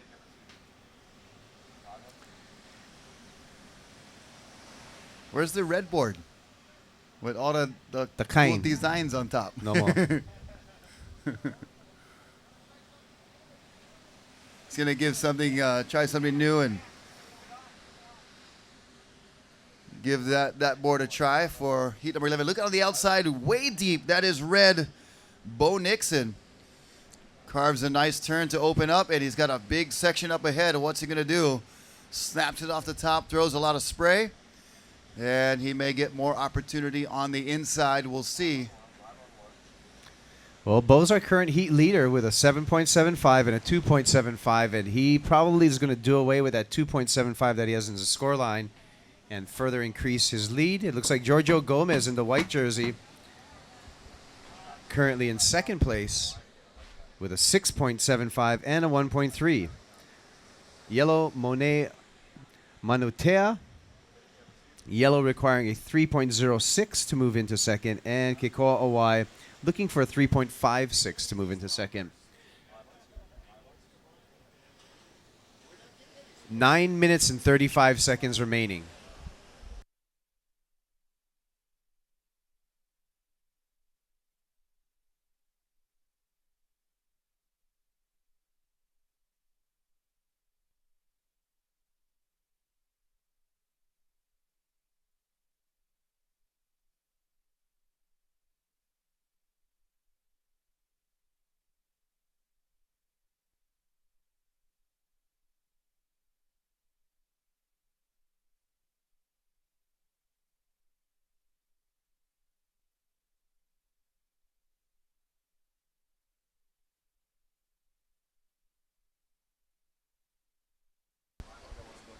All right, so the stomping upstairs means the numbers weren't right.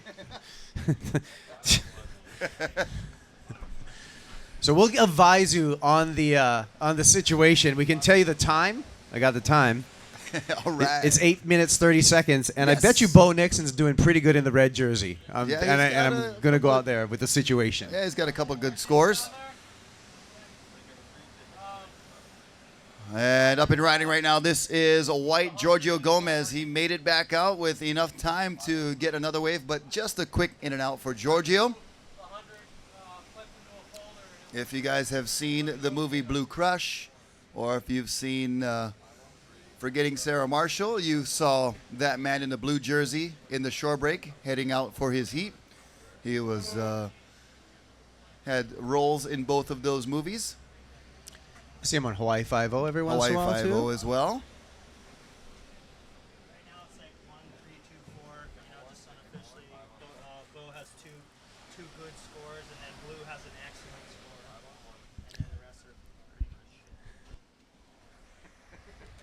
pretty much. So it looks like blue Kikoa Y has an excellent score in his scoreline, and red Bo Nixon with 2 good scores. Meanwhile, here we go with Giorgio Gomez. Oh, Giorgio went for the attack, aggressive action up at the lip, but could not come down.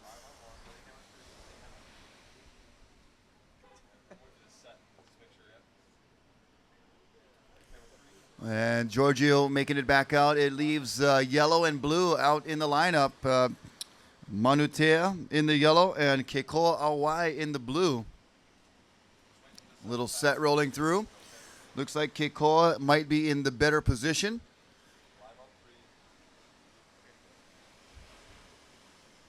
And he is paddling for this wave, but cannot get it.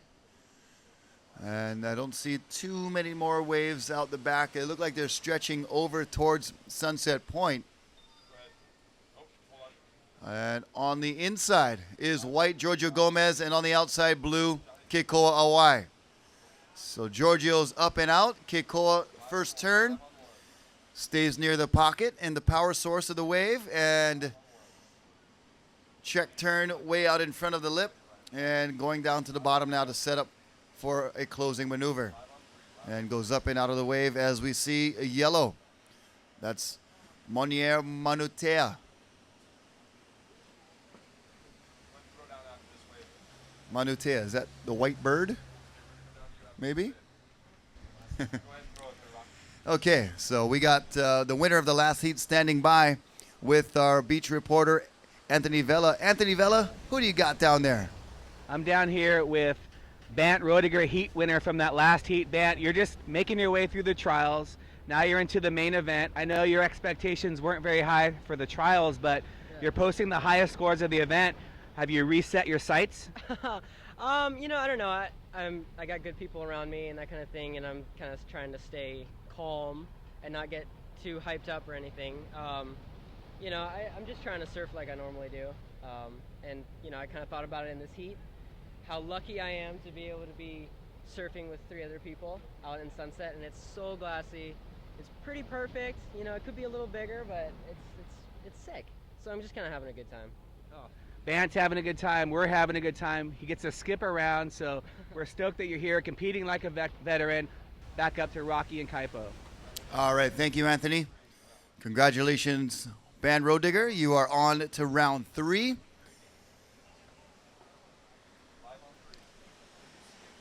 And currently right now we are in heat number 10. Just 2 more heats to go for round 1, and then we'll get into our repecharge round. We will have 3-man heats for that round.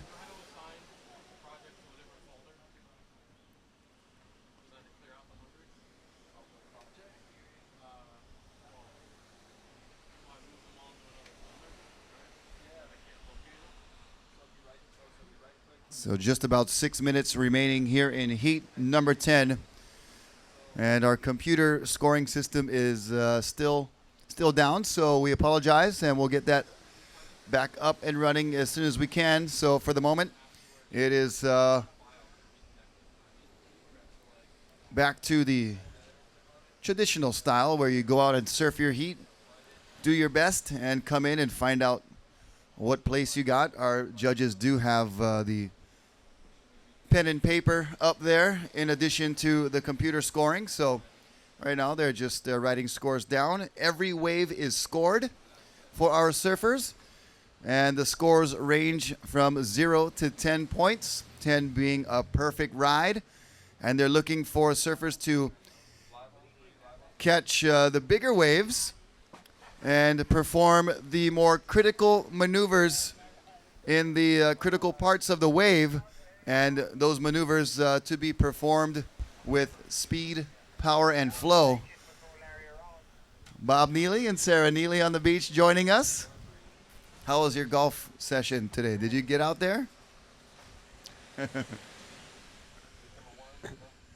Yeah, so our competitors can catch up to 10 waves in a 20-minute heat, of course, Yep. like Rocky said. Just their 2 top scores are going to figure into their score line, judged from 1 to 10, down to 100th of a point by our expert professional judging panel of 5 judges. We throw out the high and the low, and that's how we get the average. Yep, so surfers have 20 minutes to catch at least 2 waves is what you'd ideally like to get. You can catch up to 10, 10 wave maximum. And then out of all of your waves that you ride, your best 2 scores are added together for your heat total, and that's how we get first, second, third, and fourth.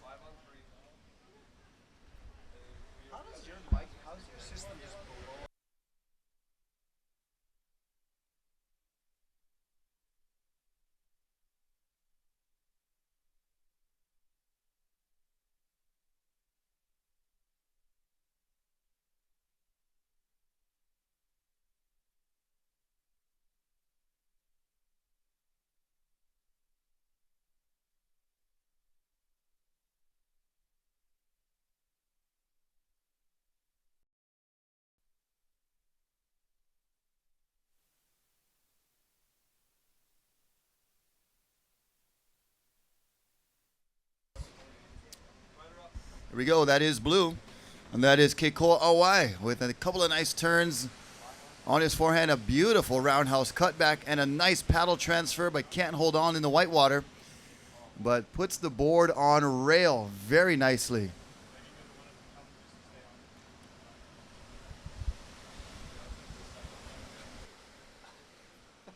Izzy Gomez going for the shore break slam.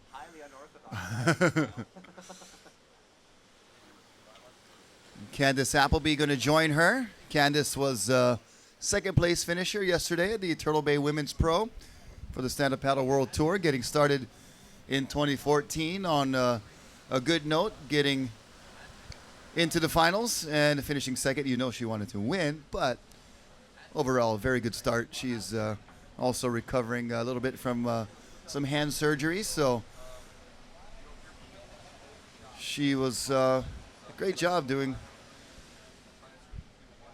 good at Turtle Bay yesterday as the Hawaiian Water Patrol makes the exchange. Steve Machin dismounts while Kimo Miranda mounts.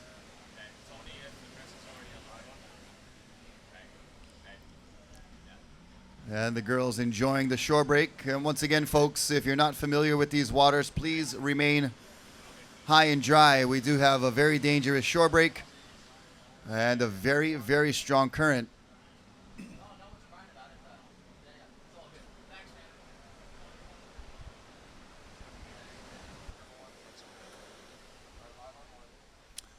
Konnichiwa. Welcome to Sunset Beach. Aloha. The 1970s called. They want their peace sign back. Keep the peace sign alive. All right. That is the end of heat number 10. And unofficial results are still unofficial. So we'll let you know how that went. But it looked like Kiko Awai got a couple good ones. Bo Nixon got some decent scores. Giorgio Gomez had that long one all the way to the beach. Monier Manutea had a couple of scores as well. So the judges will lock those in, get them tallied, and we'll have the results for you shortly. Counting down to start the next heat in 3, 2, 1.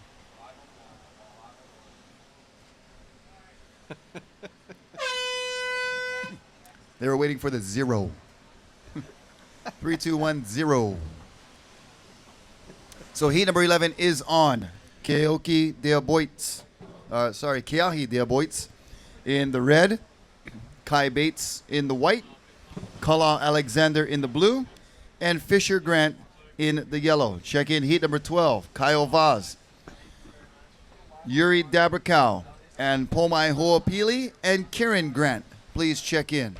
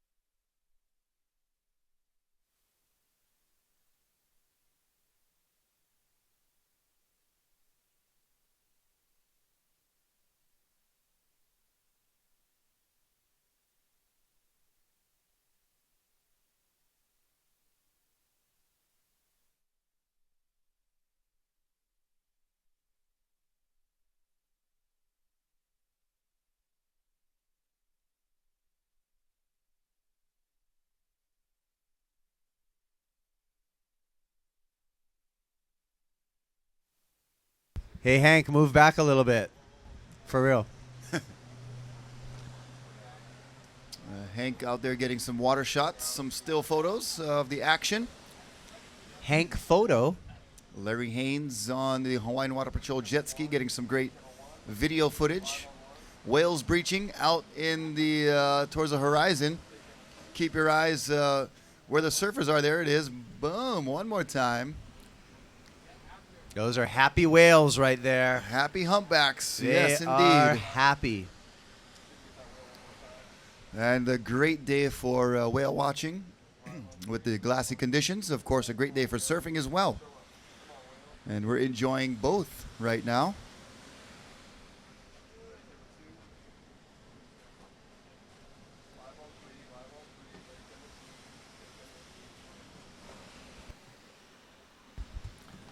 All right, so time check for the heat in the water, 17 minutes and 15 seconds counting down.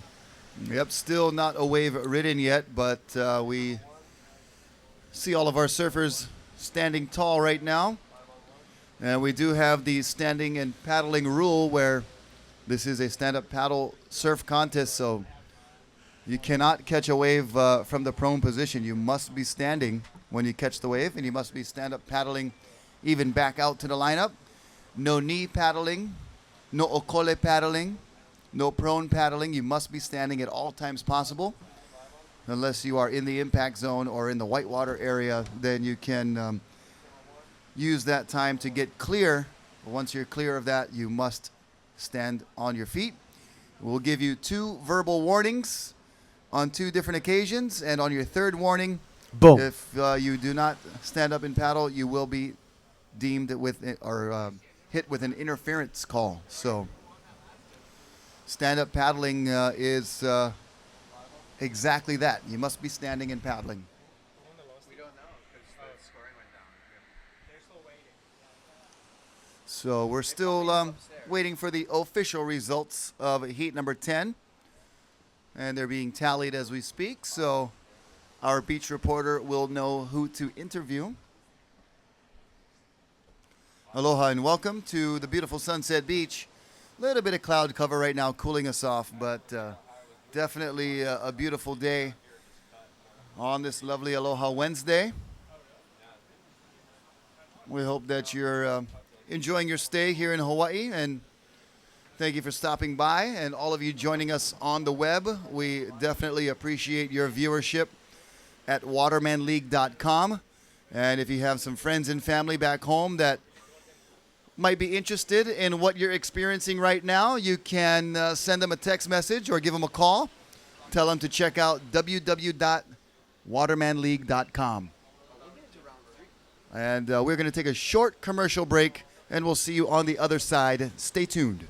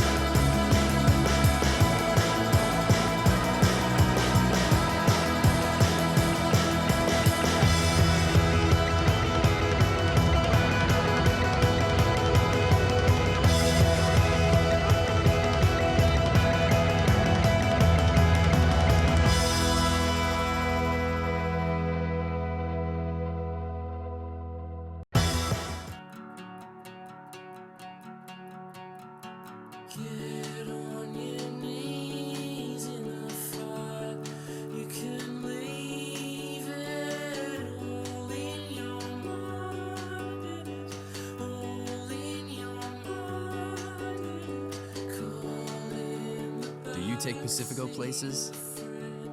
Or is it the other way around? Pacifico. All right, welcome back, and thank you for sticking with us. I'd like to say mahalo to all of our great sponsors. Of course, the Waterman League, where you can check out the live feed, www.watermanleague.com.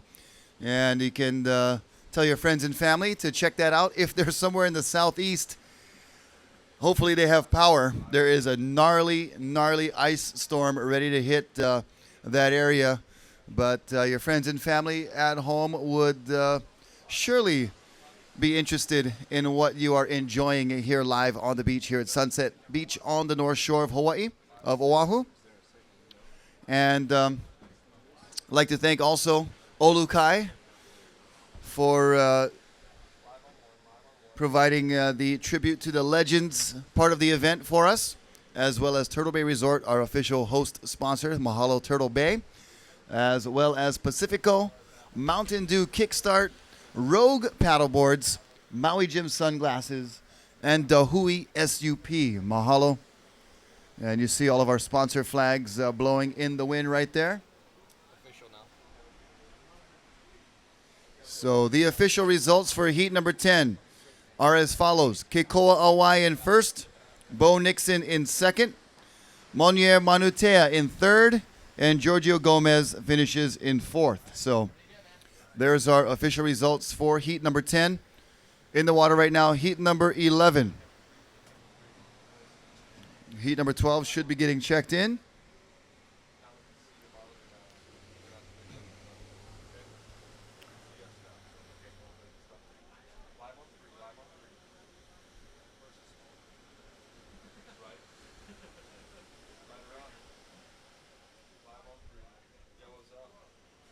Here we go, yellow up and riding. That is Fisher Grant from the East Coast. And Fisher shreds a couple of turns there before he dismounts off his board. There's white on the outside. That is Kai Bates out of Australia. And Kai Bates has his eye on something. And a nice close-up shot of our rider in white.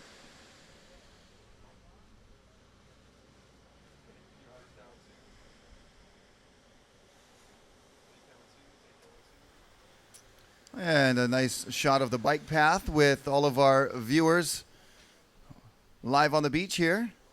You guys are on camera. Aloha. Hi.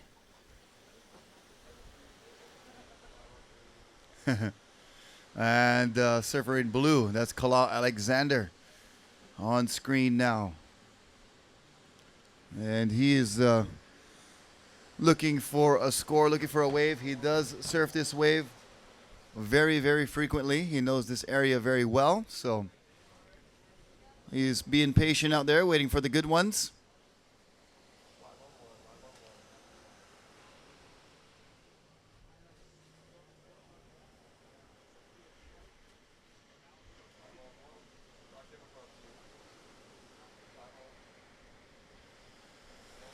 Hey.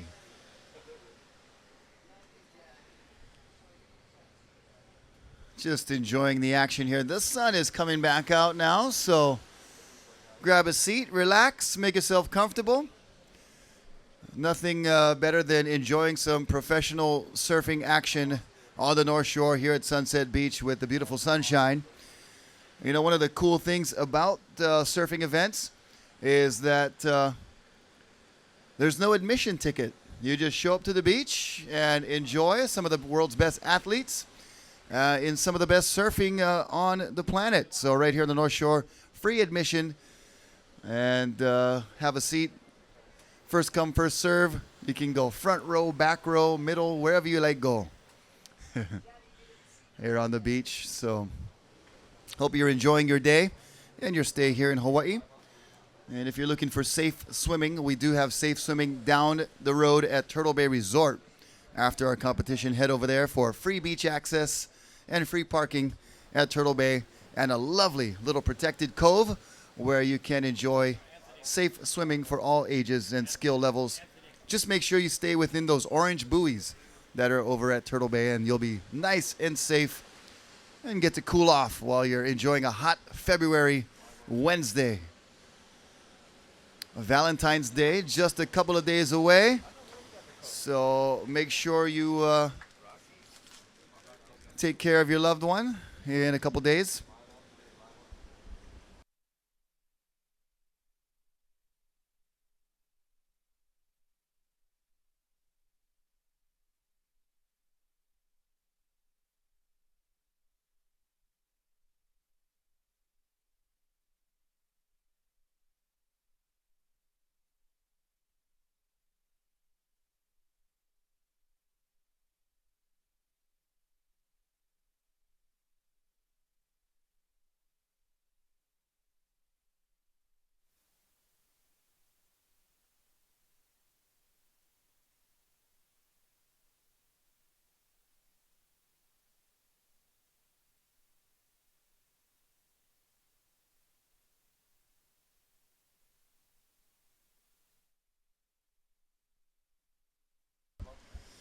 All right, so now the scores are coming up here for our current heat in the water, and it is Keahi Deaboitz in red. He's in first. He's got a one-wave score of a 3.9. Kala Alexander in the blue is in second. He's got a score of a 3.75. Kai Bates is in third. Two waves, a 1 and a 1.8. And Fisher Grant in yellow is in fourth. Here's a surfer in red, Keahi Deaboitz, a very accomplished kite surfer. And it seems that a lot of the windsurfer and kite surfer converts to stand-up paddleboard surfing have a little bit of an advantage because they're so used to having something in their hands while they're riding waves. So the boom or the crossbar in kite surfing and windsurfing make it, I believe, in my opinion, an easier transition when you're stand-up paddle surfing and you got to surf with that paddle in your hand compared to conventional surfing where you're surfing hands-free, if you will. Yeah, that's true, Rocky. And then, you know, also if you're transitioning from a stand-up paddleboard onto a shortboard, kind of got to pay attention for your technique as well to kind of do the opposite of that and eliminate that kind of invisible paddle in your hand. Yep. And we see yellow on the outside. That is Fisher Grant, the young athlete from the East Coast, from Florida. And he's currently in fourth. He doesn't need that big of a score to get into second. Just needs a 176. And Kai Bates in third in white. He just needs a 196. So still very tight out there and super competitive. With time remaining, 5 minutes and 25 seconds counting down. 5:25 counting down. In this heat number 11, out of 12 heats that we're going to have in this round number 1. And after this, we'll get into our repecharge heats. Kiahi Del Boits slashing off the top on a rare left-hander.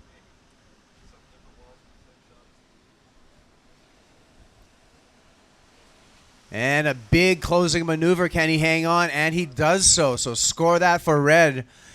It's a great accomplishment. Took a rare left, and he's going to get a little double up inside section here. Meanwhile, out the back, and a quick up and out look like for Fisher Grant.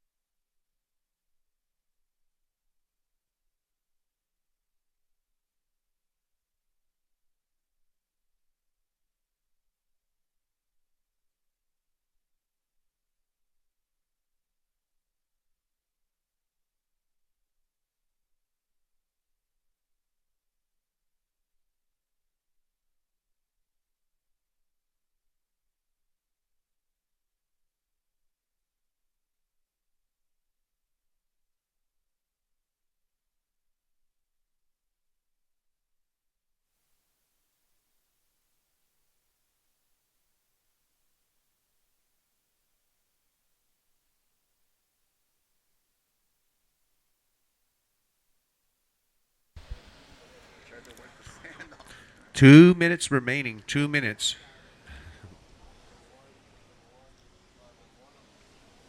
That was a big voice.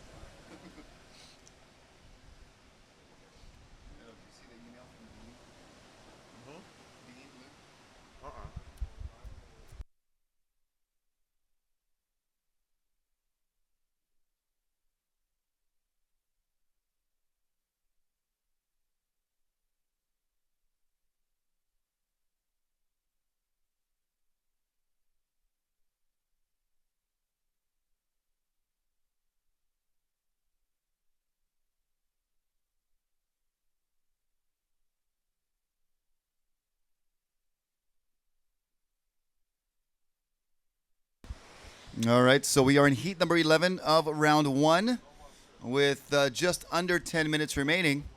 Nice double shaka down there on the beach. All right.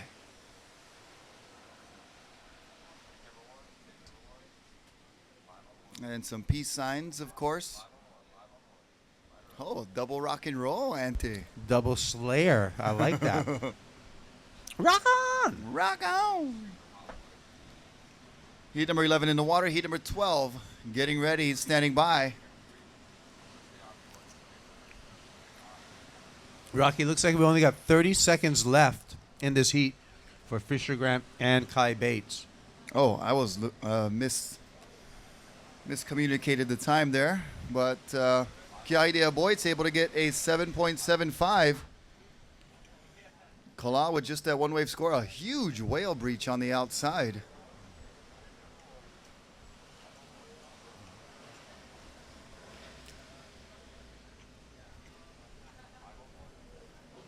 And everybody making it down to the beach, even our four-legged friends coming out to enjoy the beautiful sunshine. Wonderful February weather. Here we go. Count it down. 3, 2, 1. And that is the end of heat number 11. Unofficial results, Kiaidea Boyds in first, Kala Alexander in second, Fisher Grant in third, and Kai Bates in fourth.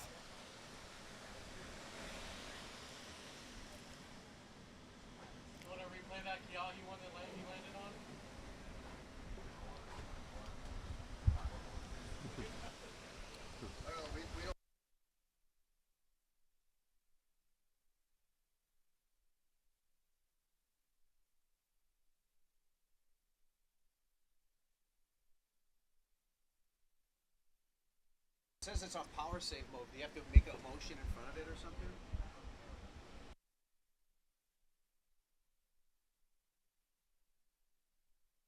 Five, four, three, two, stomping one.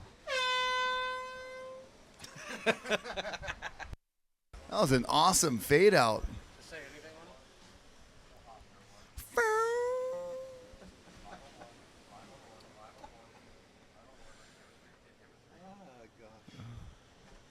If that was on purpose, that's some talent right there by our judges upstairs.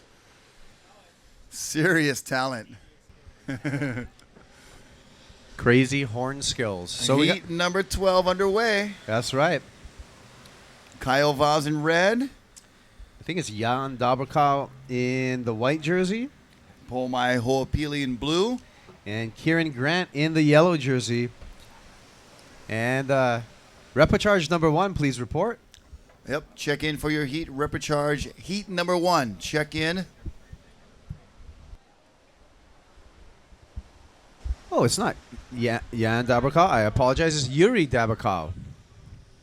Could be Jan's brother, I believe, or cousin. And here's Yuri on cue.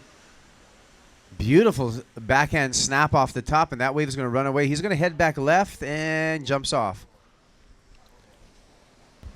Pomai Ho'opili up and riding on his first wave, goes up and down quickly.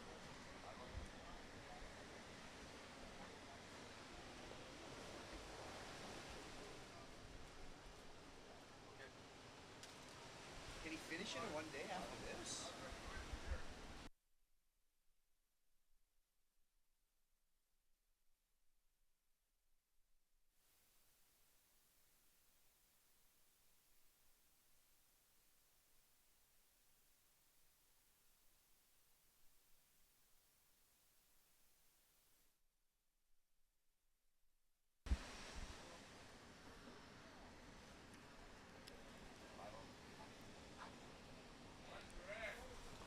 On the outside, it is red Kyle Vaz.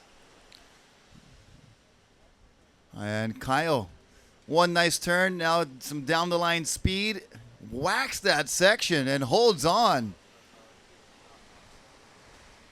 So nice job there for Kyle Vaz. That was a big, big maneuver.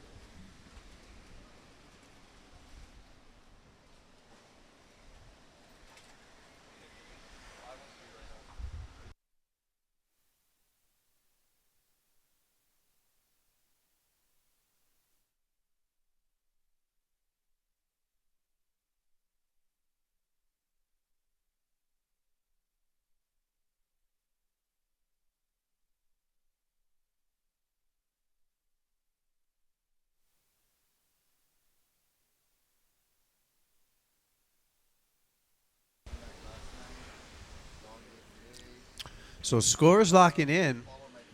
Red Kyle Vaz with his opening ride. Red, your opening ride a 7.25. Again, Red, your opening ride a 7.25. You're in the lead, Kyle Vaz.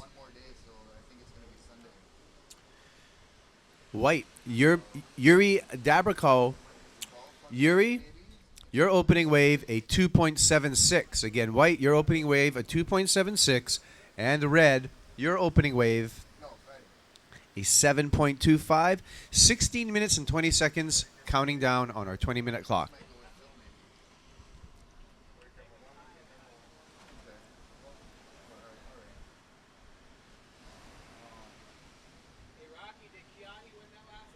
Yes. Kala. Oh, okay, yeah, sorry, everybody's yelling in my ear. Okay, bye. So what did Dean Luke say? We're blowing it? Pretty much. Said, That interview, that's from today? Or from yesterday? Yeah. Just as a quick note, you guys need to cover your mics when chatting and tell other people working near you to keep their voices way down. Coming through very clearly, and I heard you guys mention typo, so I copied him here. But you guys talking shit about typo. No. This is important, particularly when we go to the semis and the final, which will be shown nationally on TWC.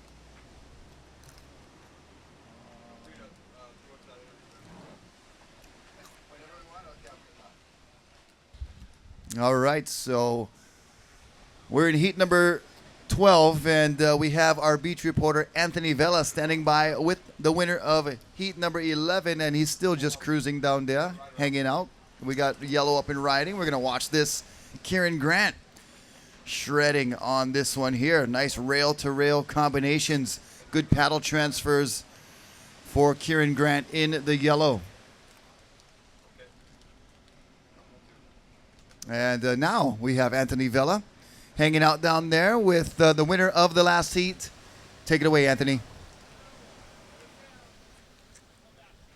Oh, we're going to come back up.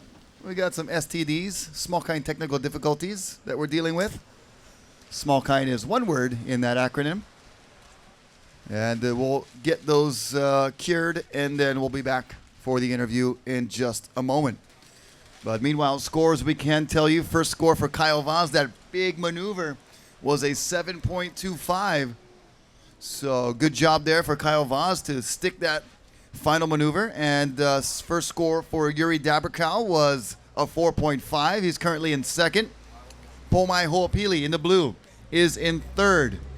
And Pomai needs a 4.01 to go to second.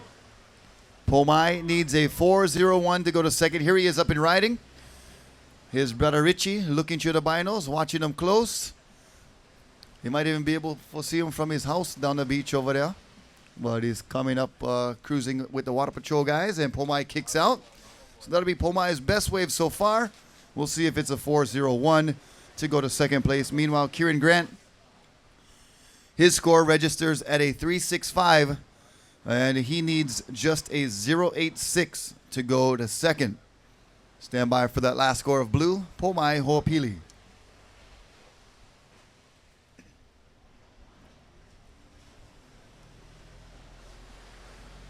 And Kieran Grant and Pomai making it back out to the lineup.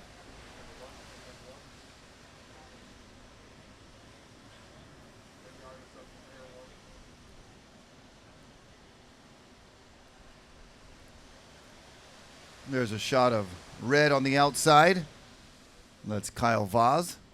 And white just a little inside of him, Yuri Dabrikow. So 2 Brazilians, 1 Hawaiian, and 1 surfer from the U.S., from Florida in the yellow, Kieran Grant. And shout out to brother Gerard watching over there in Cocoa Beach. Watching Kieran and Fisher Grant compete here at the Sunset Beach Pro. Pomai Ho'opili up and riding. Gets a paddle transfer in there and then launches over that little whitewater section. And he's going to have a little bit of whitewater to deal with paddling back out. Bails off the board.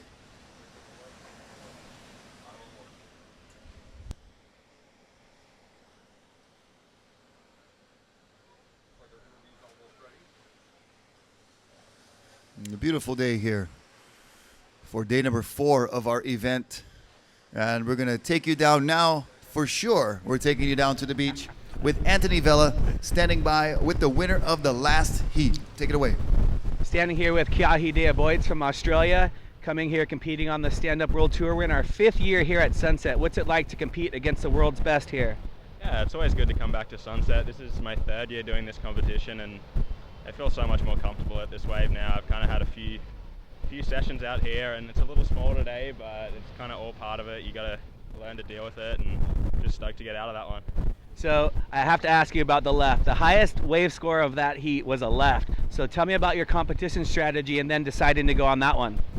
I kind of just went out there. It seemed like there was a few sets at least before that heat, but we paddled out, and it seemed like the ocean kind of just stopped. Got a few kind of up on the point up there at Sunset Point, but just couldn't find much, and saw that one left and thought I'd have a go. I've always seen guys get lefts out here, and it seems like it paid off. I'm stoked to get through. Yeah, congratulations. See you in the next round, and back up to you guys, Rocky and Kaipo.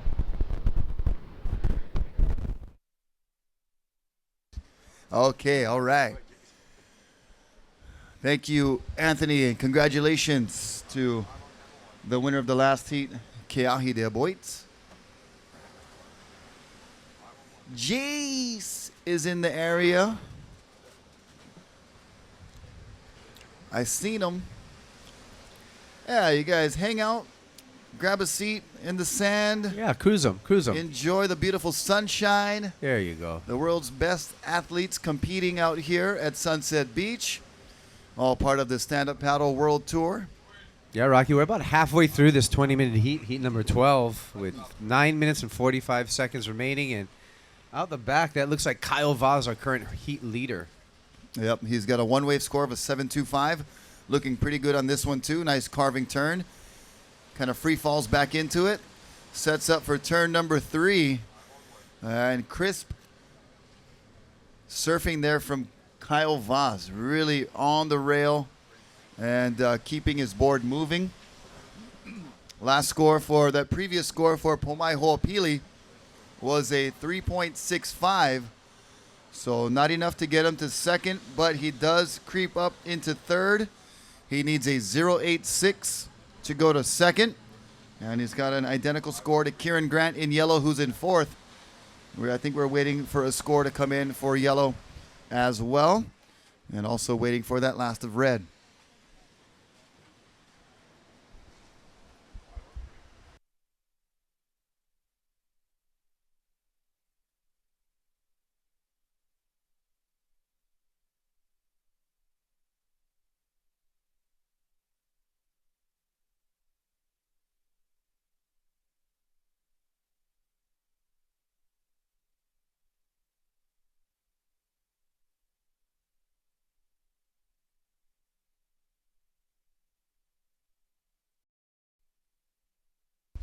And here we go, Yuri Dabakal out of Brazil. And kicks out there.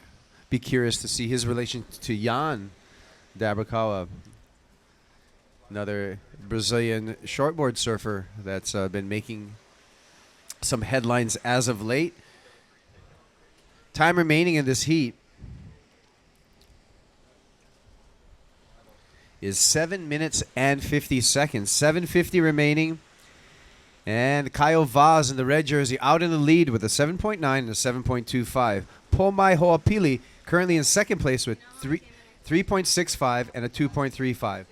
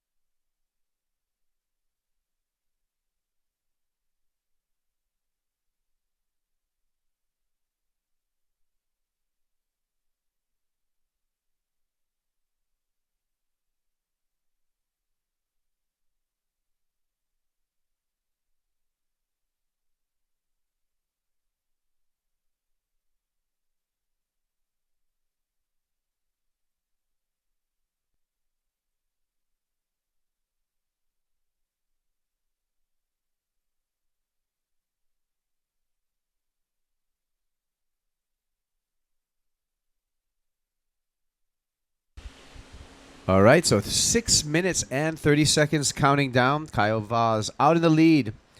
A new score in and a situation change. The last ride for Yuri Dabakal, a 2-point ride. He's currently in second now with a high of a 4.5 and a low of a 2-point ride. Blue, Polmai. Blue, you require a 2.86 to go into second. And yellow, Kieran Grant. Yellow, you also need a 2.86 to go into second place. Again, time remaining is 5 minutes and 50 seconds, counting down.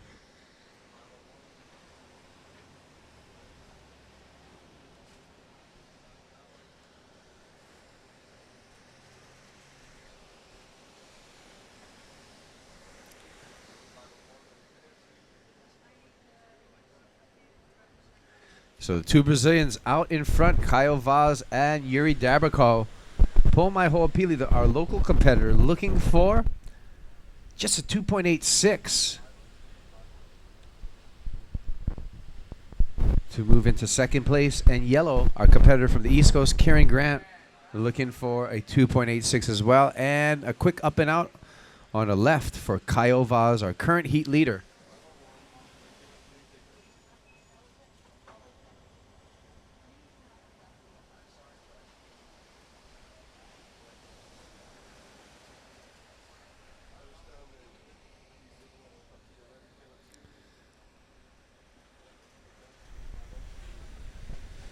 Thank you again for both joining us online at thewatermanleague.com as well as live here at Sunset Beach. Today is our second day at the Stand Up World Tour Sunset event. We're going to get all the way through our repechage heats today, and then we'll be all set up for one final day, swell dependent, in our waiting period. Every day we assess the conditions here at Sunset Beach and make the call about 7 o'clock whether we're going to run the event. Again, if you're new to surf competition, all of our competitors out there in different colored jerseys have a 20-minute heat. They can catch up to 10 waves. However, only their top 2 scores will figure into their score lines. Scores are on a 1 to 10 point scale, all coming down to 100th of a point, and all judged by 5 individual judges, in which we throw out the high and the low and combine the remaining scores to get an average. So right now we have Kyle Vaz in the red jersey out there in the lead. Yuri Dabakal in the white jersey, currently in second place. Polmai Ho'opili, our local competitor, in the blue jersey, currently in third. And here is Yuri, and looks like he just gets caught up by the whitewater. Meanwhile, Kieran Grant doesn't need a big score, and maybe a lost opportunity for Kieran Grant. Just coming unstuck there, a little bit late to the lip. You can see our competitors starting to reposition themselves as more sets come through here. Sets of waves hitting the reef here at Sunset Beach. Of course, we also refer to this stretch of beach as Paumalu, the Hawaiian word for this particular break, as well as the stream that ran through the land here, creating this channel separating this break here, a premier North Shore surf break, and that wave out to the left called Camiland.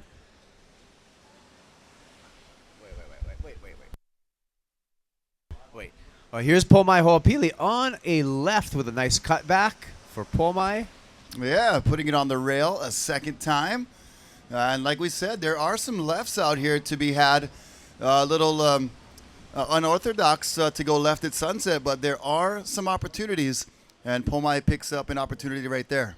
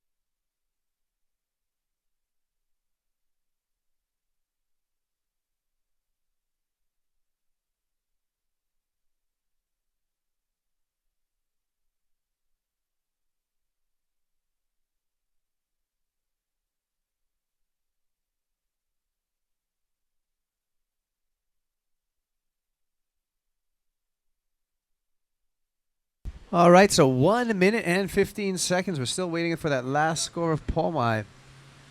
But right now, the two Brazilians out in front, both Kyle Vaz and Yuri Dabakal. All right, so it's Rocky Cannon and Oh, Kaipo me, Guerrero. Kaipo Guerrero, yeah, hi. Bringing you the play-by-play action. We got Anthony Vella on the beach doing our winner interviews, our winner views, if you will, as we see Yellow shrouping a turn. That's Kieran Grant throwing some tail. Little accent in that turn right there. Nice paddle transfer, and Kieran kicks out.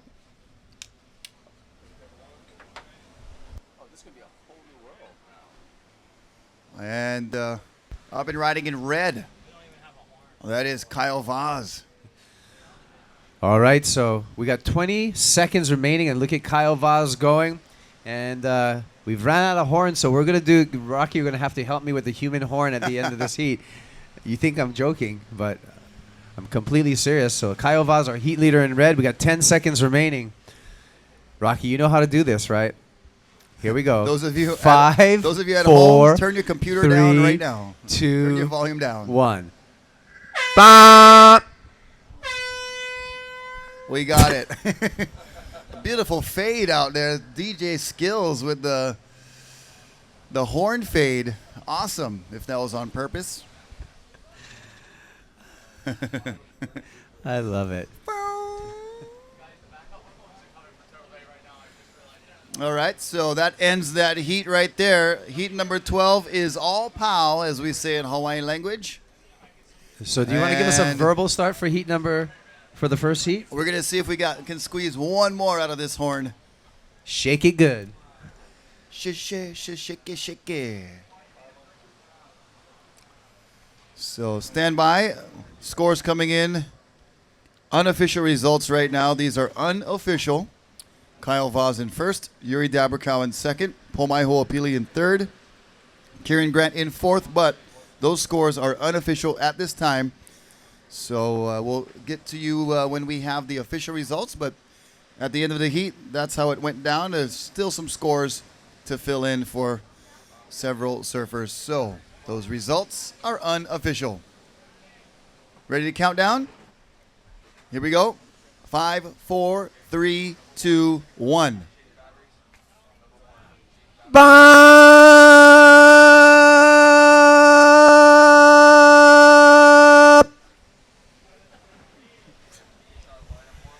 Your heat's on. Wow.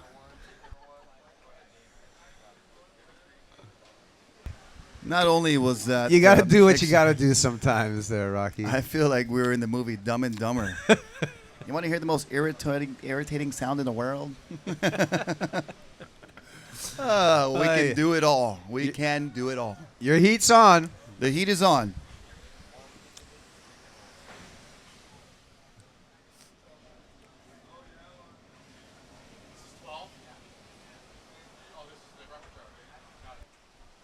Can we let the guys know their heat is on, please? Just in case.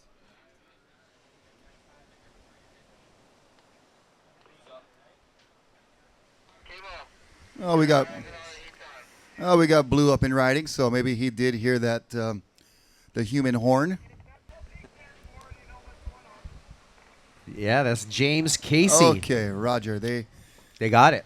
They're on it. Yeah, I told hey, you it worked. Good job. Thanks. Don't make me do that all day, though. I was going to say, we can cancel the backup horns that are on the way. Just the human horn. So we're in heat number 1 of the repechage. Jackson Close in red. Brennan Rose in white. And James Casey in the blue. Check in heat number 2. Heat number 2, repechage, check in. Please, now, when you get a chance. 20-minute heats still here in the repechage. So is this only one person comes out of these heats? 3-man heats?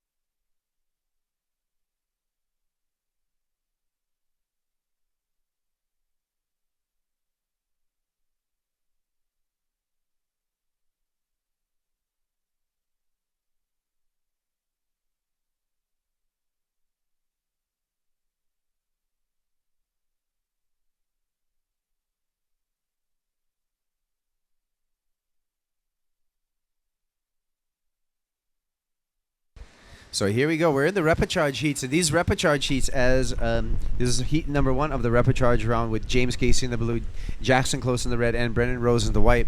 3-man heats. We like to call this also the sudden death round because only first place out of these 3-man heats are going to advance on into round number 3. Yeah, these repechage heats are going to be very competitive. And only first place, as Kaibo just said, only first is advancing into the round of 32. And at home you can see on your screen Brendan Rose patiently waiting for his opening ride here. 20-minute heat. So again, as we've been talking about most of this morning, positioning is going to be key here in the broad playing field of Sunset Beach, but also time management. You got to pay attention to the clock and make sure that that clock doesn't run out from underneath you. Kyle Vaz, great surfing out there. Congratulations. We'll see you in round 3. And Yuri Dabrako, congratulations. Yuri, is your brother Jan? That's your brother? Awesome, man. Great surfing family you guys got. There we are up in the second story and enjoying the action. Little sea breeze coming on. The conditions are still very, very ideal for stand-up paddle surfing. And the swell is tapering off a little bit, but there's still some waves to be had out there. It's still very, very contestable. I'm going to put it in the super contestable category, given that we have the light winds and not our typical, east-northeast trade winds, which would actually make it more challenging for these stand-up competitors because, as Rocky said earlier, it's going to those winds would be blowing pretty strong side offshore and would make it a lot harder to paddle into these waves. So conditions have been cooperating with us. Today's probably going to be the last day of these hazy variable wind days. We're expecting for the trade winds to regain strength over the next couple of days, and we're looking at maybe another swell coming into Hawaiian waters late Saturday into Sunday. So,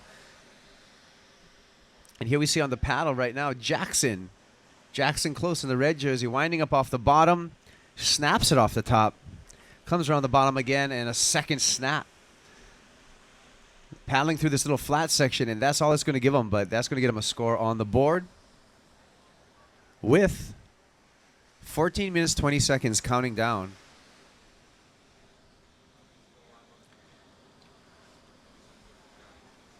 And another shot of our ocean.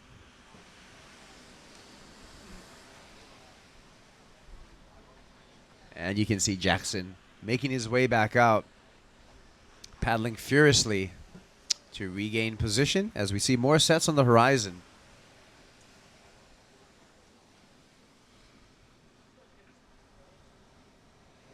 James Casey on camera right now in the blue jersey.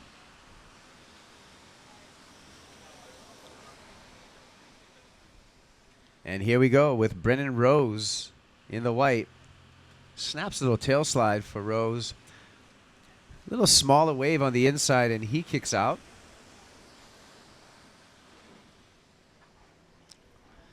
He kicks out with 13 minutes and 20 seconds remaining. So the time check's 13:20 competitors, and next heat, you guys can paddle out anytime. Just please remember to stay wide and in the channel, out of the way of the heat in progress.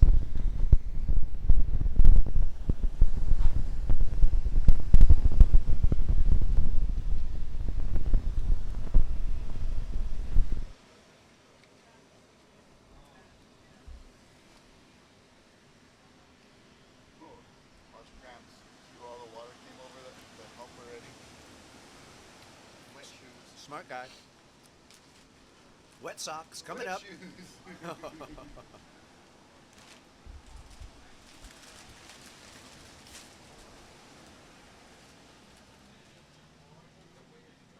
Double up, double up, double up.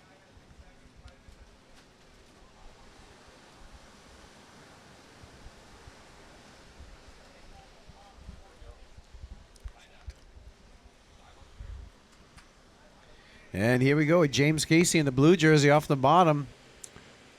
A long stretching wave in front of him. He's going to have to gain some ground. Gets to the open face and a nice cut back for James Casey. And he kicks out. So we'll wait for that score. But current situation in the water, Brendan Rose in the white jersey is out in front with a 3.5 and a 2.75. Jackson Close in the red jersey is in second with just a one-wave score of a 5.75. And James Casey currently has a 2 and a 1.6 in his score line. Of course, that's going to replace as soon as that last score locks in for Casey. Actually, last score comes in at 1.3, so not part of his top two. And his fourth wave score, we're still on standby, but that may improve his James Casey standing a little bit. Time check, 11 minutes and 20 seconds. Time check, 11 minutes, 20 seconds.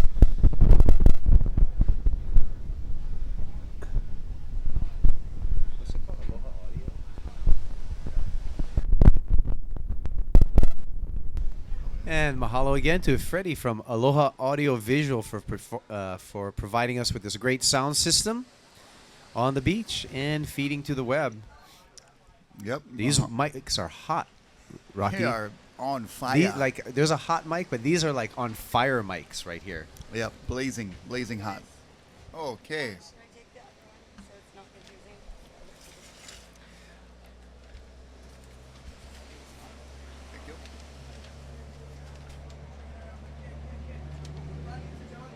All right, so our Repocharge heats are all set. Coming up next is Kainoa Teixeira, Matt Becker, and Toby Cracknell. And coming up after that, we got Eric Miyakawa, Poinaiki Raioha, Nolan Keolana. So pretty good heats on tap here for the Repocharge round. And it's going to be a dogfight because only one will advance. And here we go, up and riding in red. This is Jackson Close. And cannot get around that section for some more open face carving. And on the outside, Brennan Rose. He's currently in first place. And let's just see if he's got a closing maneuver. Oh. And he just catches that outside rail, unfortunately, for Brennan Rose. Small kind face plant right there. Those can hurt. Water is soft, but when you're going at speed, water gets harder and harder, and the faster you're going, the harder that water is. Well, we've all done our share of belly flopping, I'm sure. Especially at this wave right here. In our youth, whether it's a swimming pool or off Waimea Rock or wherever you may have had your aquatic experience. But imagine falling off these waves after a belly flop, then you get thrown into a washing machine. That's kind of what it's like, and you have to hold your breath. Yeah, that's actually, in all seriousness, that's some of the worst wipeouts when you actually get the wind knocked out of you on the way down. When you hit we've all experienced it. When you hit the water, the wind gets knocked out of you, and then you have to deal with getting held under. Yeah. And 30 seconds seems like a really long time. Oh, that's like 10 minutes in being underwater, getting thrashed around. And some of the bigger waves coming in right now that we just saw there, the waves in relative height are about the second story of our scaffolding here. So you can imagine a wave that big coming at you. That's what these athletes are dealing with out there. We got the 3-story scaffolding here, the judges up top, the production crew and announcers here in the second level.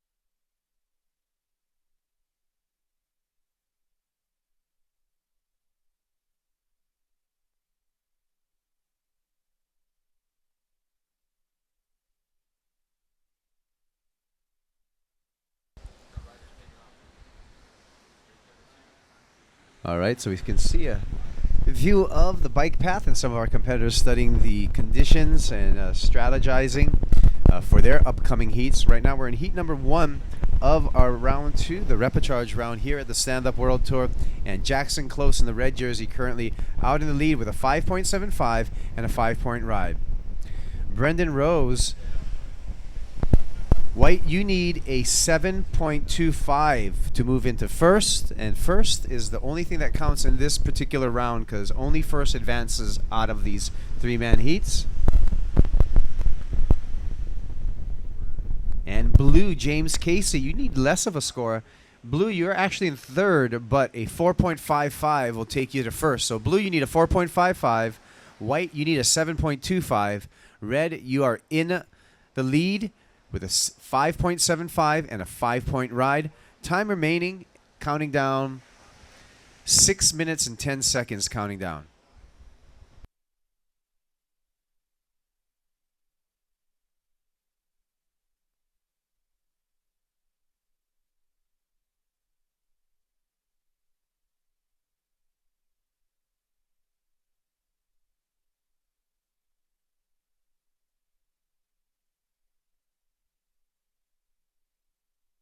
And on your screen, you can see heat leader Jackson Close positioning himself and looking to better his low of a 5-point ride.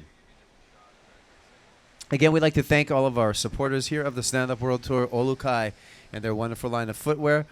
The great tasting Mountain Dew Kickstart. Also, thank you to Rogue Stand-Up Paddleboards. Of course, the Turtle Bay Resort. Thank you. Maui Gym Sunglasses, the best sunglasses for your eyes. And, of course, Pacifico with their wonderful cerveza. Also, Dahui Sup and Mahalo Hawaiian Water Patrol.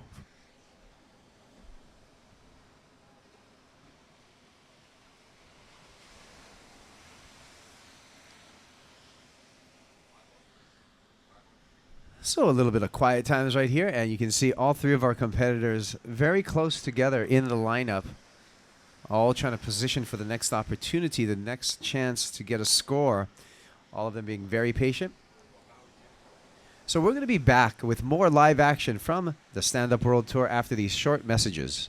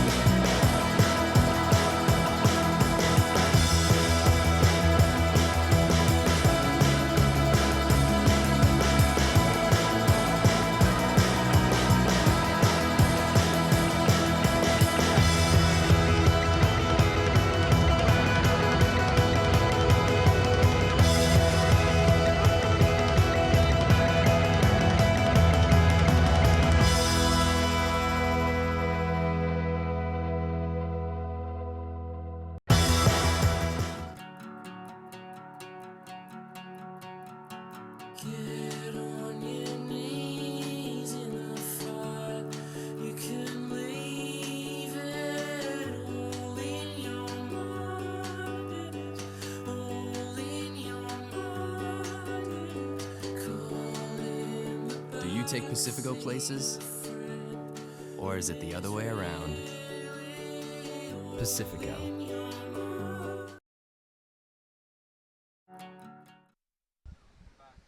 All right, and welcome back to the Stand-Up World Tour. We're in heat number 1 of the repechage, the Sun Death round. And round number 2, Jackson Close in the red jersey out in the lead and looking like he's going to move on into round number 3. That will happen if Brendan Rose in the white jersey does not get the 7.25 that he requires, or James Casey in the blue jersey does not get the 4.55 that he requires. Time remaining in this heat's 1 minute and 45 seconds and counting down. Yeah, well, it just went dead. Oh, now it. So there you go. On your screen, Brendan Rose. Oh, wait, what?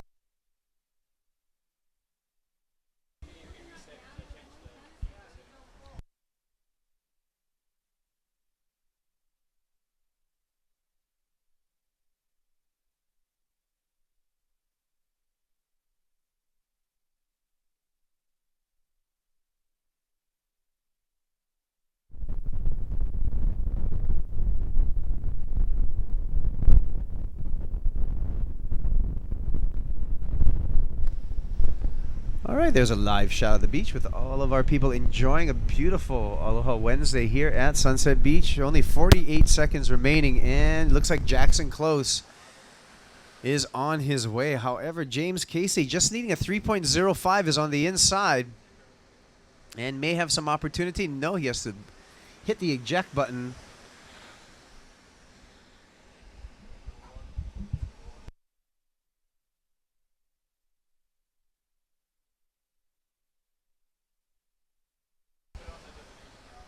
All right, so here we go. Let's give a time check for our competitors in this Heat 1 of round number 2, the Sun Death Heat. Just 10 seconds remaining, and get ready for the human horn. In 5, 4, 3, 2, 1. Bop!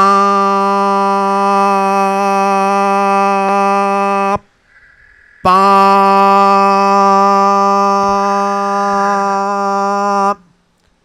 Your heat's over.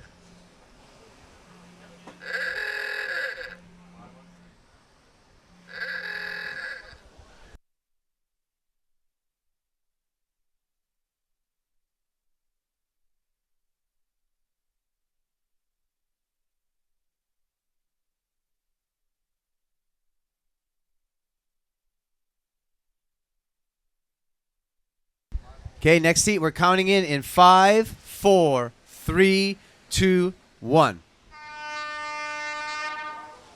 Bop! I tried to use the phone app, and that horn on the phone app was not even a comparison to the Portuguese Maut, which has superior horn skills. Thank you for coming to the beach, and sorry if you're sitting next to any of these speakers.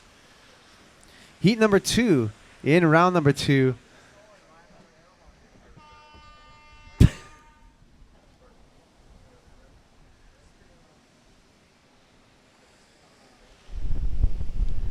So heat number 2 of our repecharge heats out in the water right now. In the red jersey, Kainoa Teixeira. In the white jersey, Matt Becker. In the blue jersey, Toby Cracknell. And congratulations to Jackson Close, unofficially advancing into round number 3. We can confirm that once you get to the beach, Jackson, but it looked pretty good for you to move on.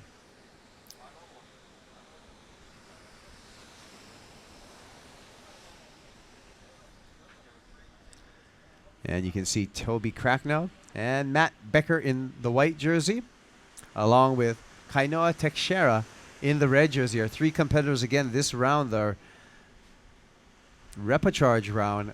Just one of the 3 men are going to be moving on into round number 3. And we'll see that round number 3, the final day of competition here at the Stand Up World Tour. And we're still waiting for opening rides. However, remember, these are 20-minute heats, so still plenty of time as our competitors patiently await the next set of waves. Check in for jerseys. Heat number 15, Eric Miyakawa, Poinaki Rioja, Nolan Keolana. So again, Poinaki, Nolan and Eric, please check in for your jersey assignments. And a heat coming in, please bring your jerseys straight back up to our beach. Marshall, please.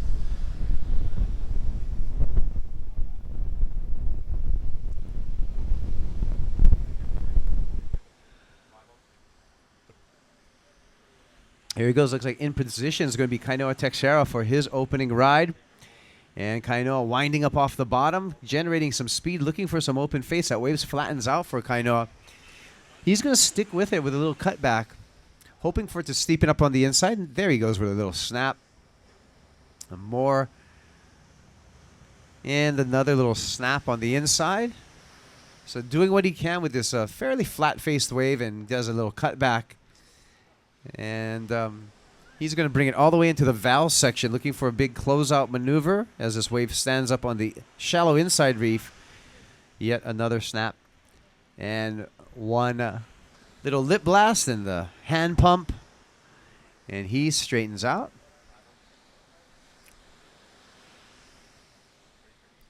So score that for Kainoa Teixeira. Here we go with Matt Becker in the white jersey on his ride. Snaps out, and that wave just fades out from underneath Becker, so he's going to have to go back out and try again. Toby Cracknell paddling for a wave, and Toby's up and riding. Nice swooping cutback for Toby Cracknell.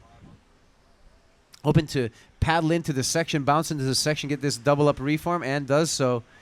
And a nice little nurse cutback there. It rebounds off the whitewater for Cracknell. And a nice, aggressive vertical foam lip blash there. And Cracknell continues to bring this one all the way in before kicking out. Time check, 15 minutes and 45 seconds, 15:45. And again, for the people on the beach, welcome to beautiful Aloha Wednesday here at the wonderful Sunset Beach, Paumalu. I hope you're enjoying your day at the beach. We've got perfect beach weather and a great, great Hawaiian skies. So whether you're a kama'aina or a visitor, I hope you're enjoying your great day here at Sunset. And here we go, Kainoa Teixeira on the runaround. So you can see he brought that wave all the way in. He's going to run around on the opposite side of Val's Reef, get into the channel with some clean water for his paddle out.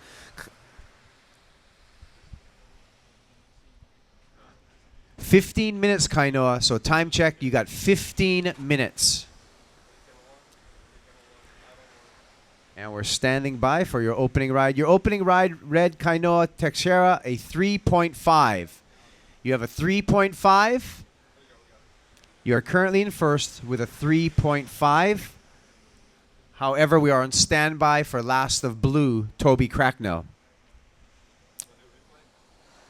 And we're going to check out a little replay. And here's our replay of Kainoa Teixeira.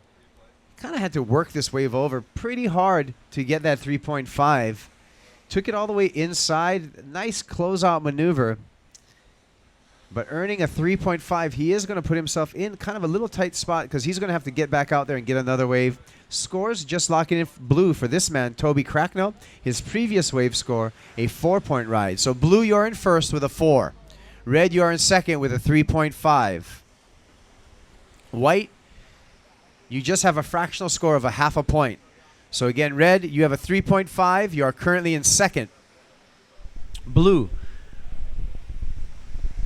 Toby Cracknell, you are in first with a 4-point ride. White, Matt Becker, you are currently in third. Time remaining, 13 minutes and 35 seconds, counting down.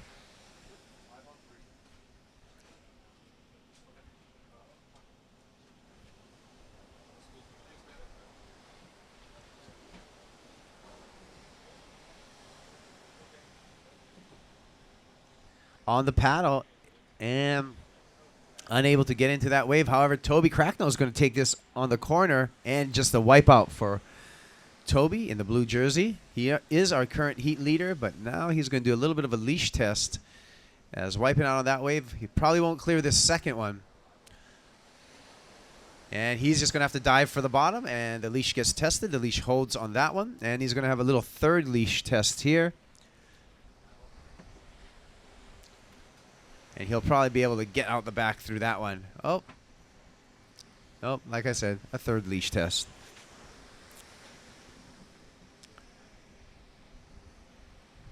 "12 minutes and 35 seconds remaining." How's it, Tamaro? All right. I saw you.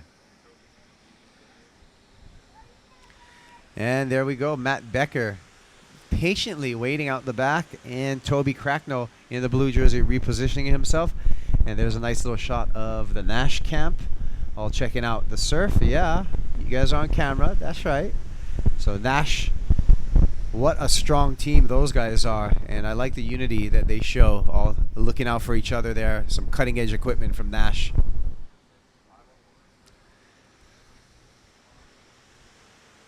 So again, still Toby Cracknell still in the lead with a 4-point ride and just a quarter of a point, a 2.5 for his second ride on that horrible wipeout.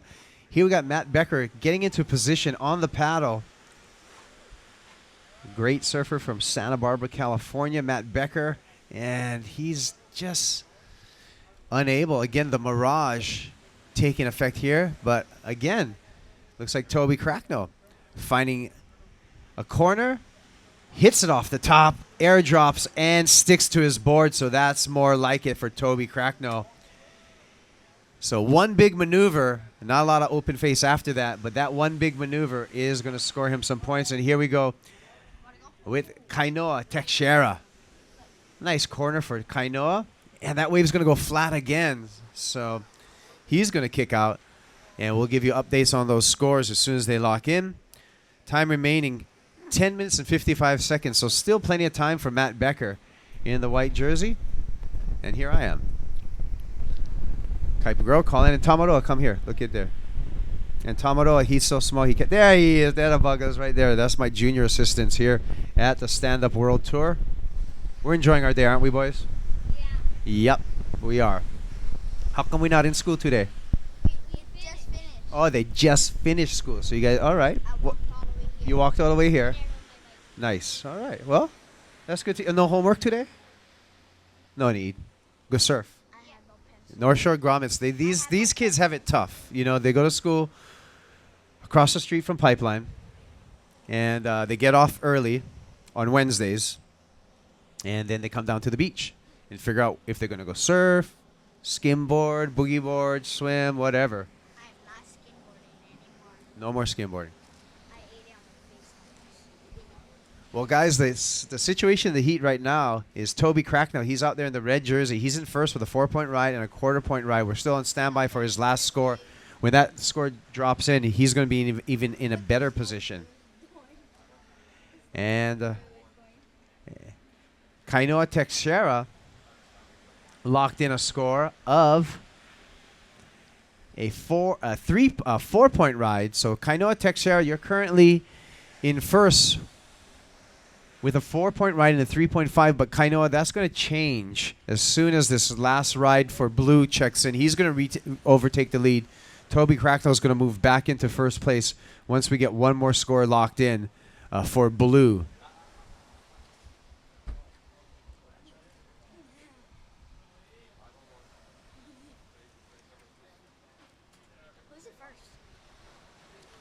And there we go. Toby Cracknell, a 6.5 on that last wave for Blue Toby Cracknell. So he's going to be out in the lead with a 6.5 and a 4-point low. Red, you require a 6.51 to move into first place. And now white, Matt Becker, you need a 7-point. I'm sorry, Matt, you need a 10-point ride to move into first. So again, white, you need a 10. Red, you need a 6.5. And Blue, you're currently in first. Time remaining 8 minutes and 20 seconds. And here we go. Matt Becker in the white jersey. He's going to have a charge at a nice fade off the takeoff. Highline carve for Becker, and he hits the ejection button. With 8 minutes remaining.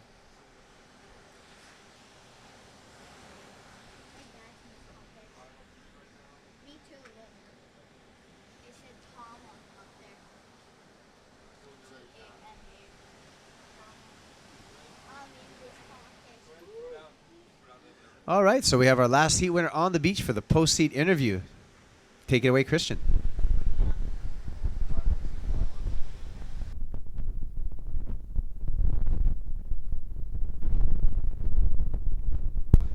All right, so we have a little audio difficulties right there for the beach interview, guys. We're not picking up your audio, so we'll check back as soon as we work out those technical difficulties.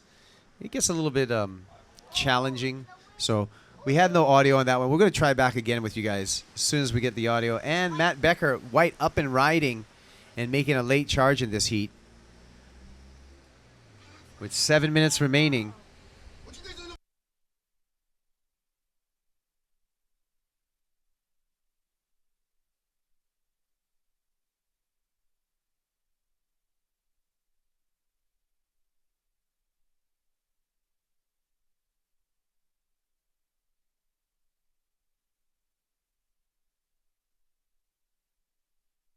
All right, so we're going to throw it back down on the beach right now, and we got those audio difficulties worked out. Christian, take it away. Sorry about that, everybody. We got Jackson close here. Jackson, that second heat actually going much better for you than the first one. How was it out there? It was good fun. There was plenty of waves to be had, and yeah, there was only 3 of us this time, so it's more chance of getting those waves. So it's good out there. Yeah. And now it kind of dying down a little bit out there, but you got your heats out of the way for today, and you ready for when the next round starts up again? Yeah, getting excited now. So you're always happy to just progress each round, and yeah, just everything's a bonus. And you guys having fun here? All the Aussies on tour this trip? Yeah, we've all been having a good time. Right on, man. Good job, Jackson. Thanks. No worries. Thank you.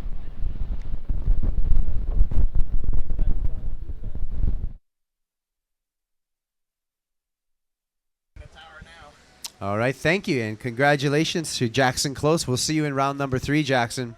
Great surfing out there. Heat in the water, Toby Cracknell in the in the blue jersey, currently out in the lead. And Matt Becker is on the board with a 2.7 and a 2.15. White, you require a 7.8 to move into first. Red, you require a 6.51 to move into first. And the time remaining is 5 minutes and 20 seconds.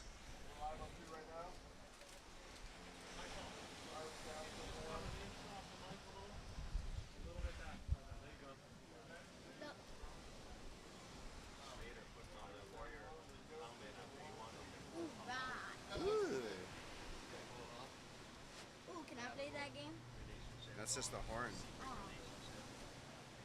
Oh, look how sweet your picture is at the plane. Let's see. Oh. Who is that?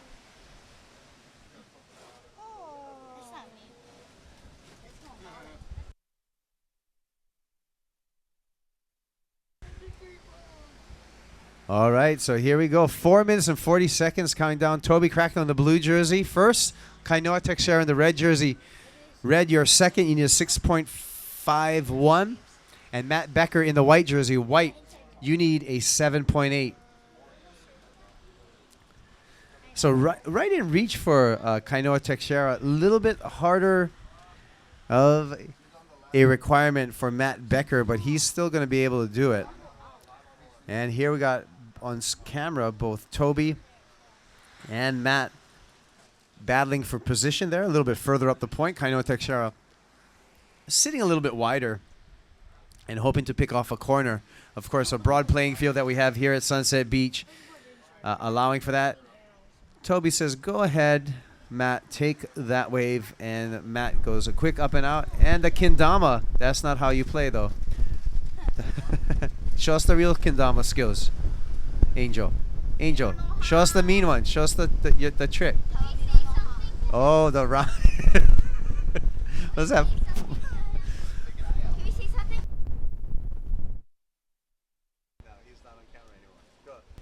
Angel, your friends want to say something to you. You're a bad kendama player. And there goes the FCC requirements.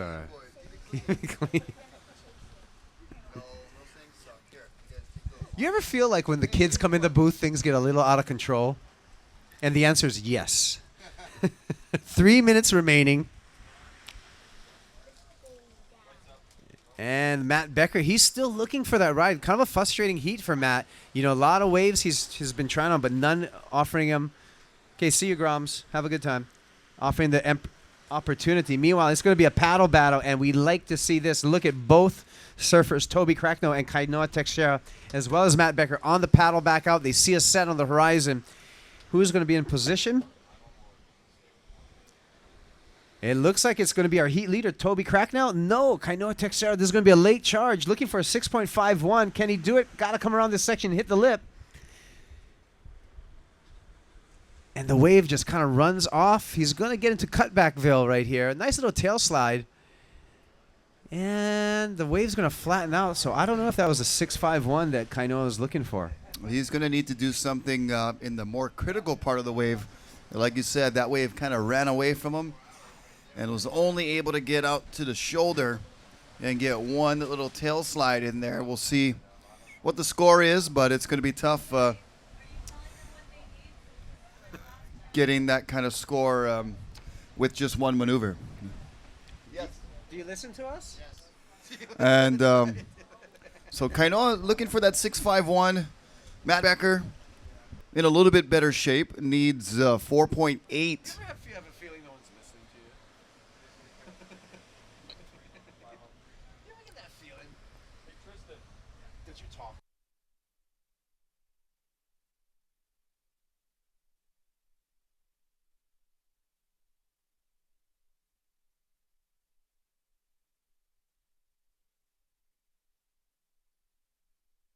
We go, that's blue. Toby Cracknell, our heat leader, hits one off the top.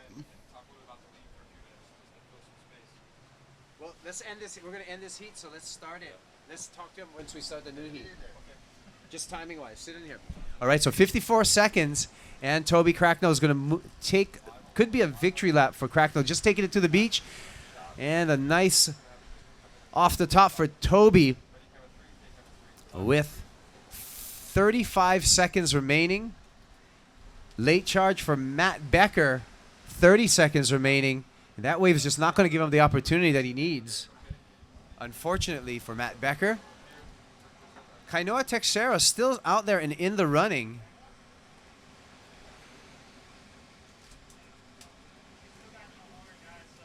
"15 seconds. And we're going to human horn it. So everyone stay away from the speakers.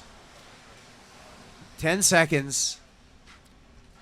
Like I said, stay away from the speakers in 5, 4, 3, 2. Bop.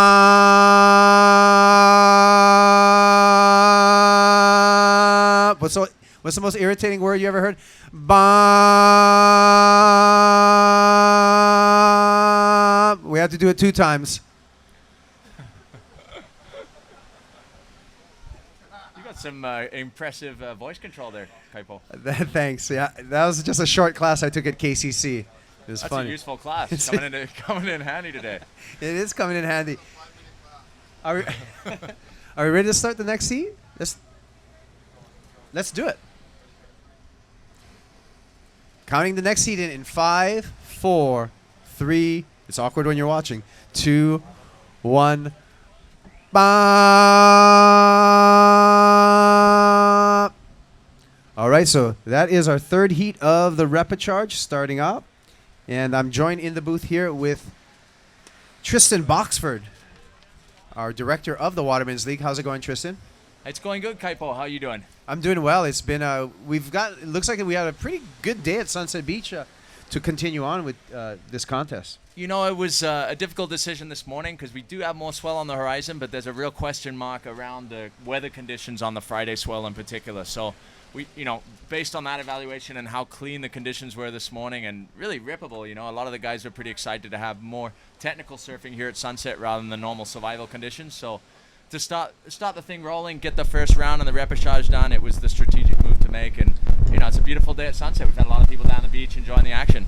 I think it was an excellent call, Tristan, because the lighter winds that we've had today and a little bit of the ocean breeze is actually really conducive, and we've seen some very high-performance surfing throughout the opening round and even into this repechage round. So the guys have been ripping it up out there.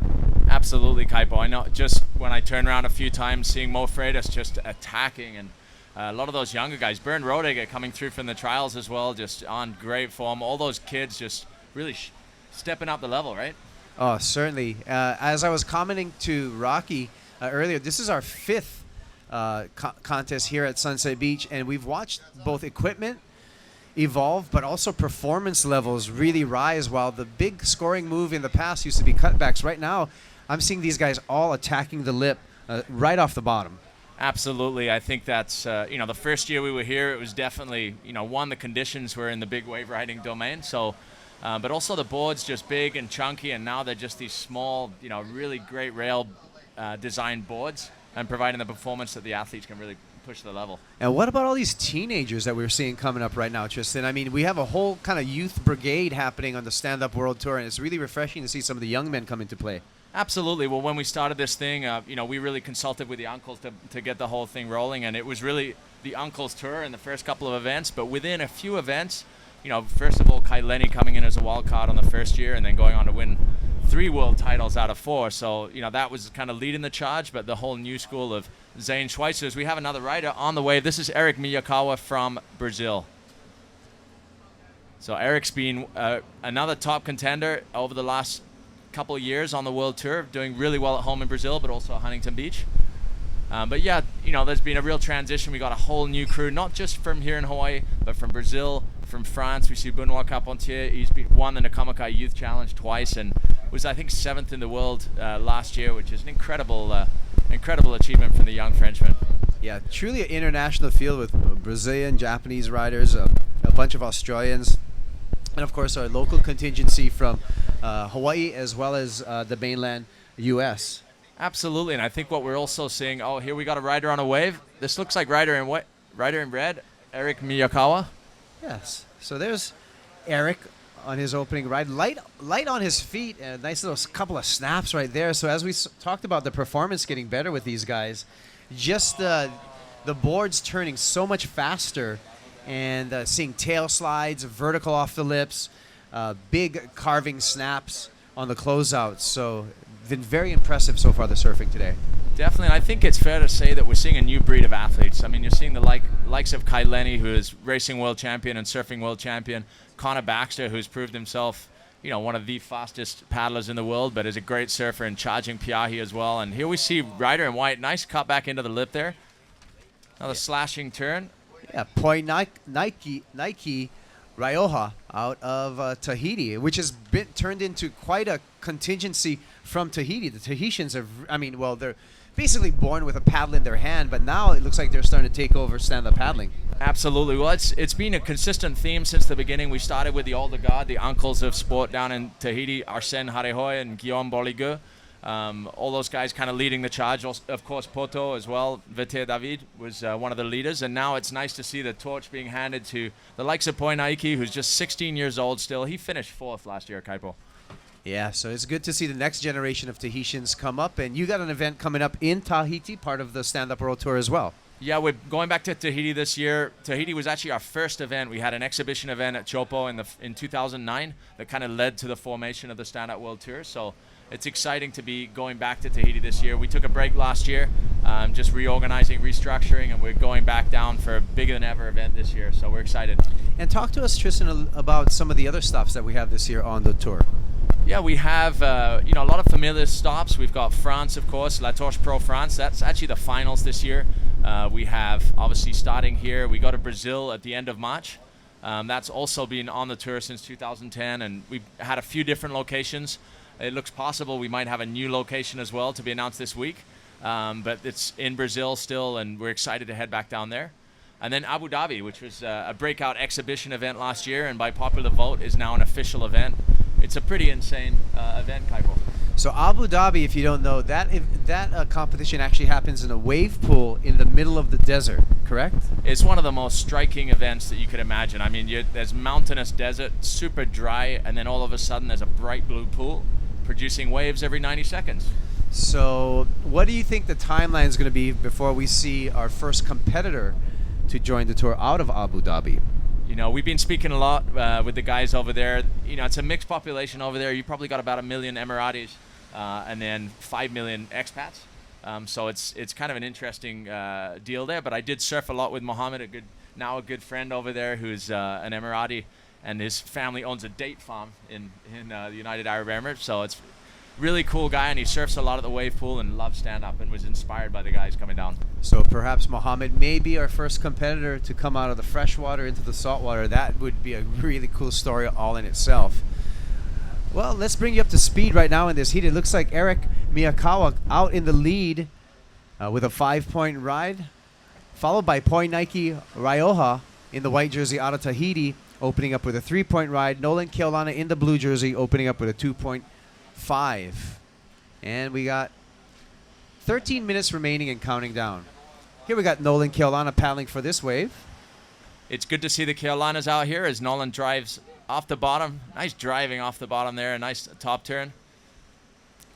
Well, his uncle, Brian, was really one of the originators to really take a hold of stand-up paddling and try to popularize it to the general public. Brian Keolana, of course, a famous waterman, Idiakau Invitational invitee, former city and county lifeguard, and now a director for a lot of Hollywood movies, especially water scenes.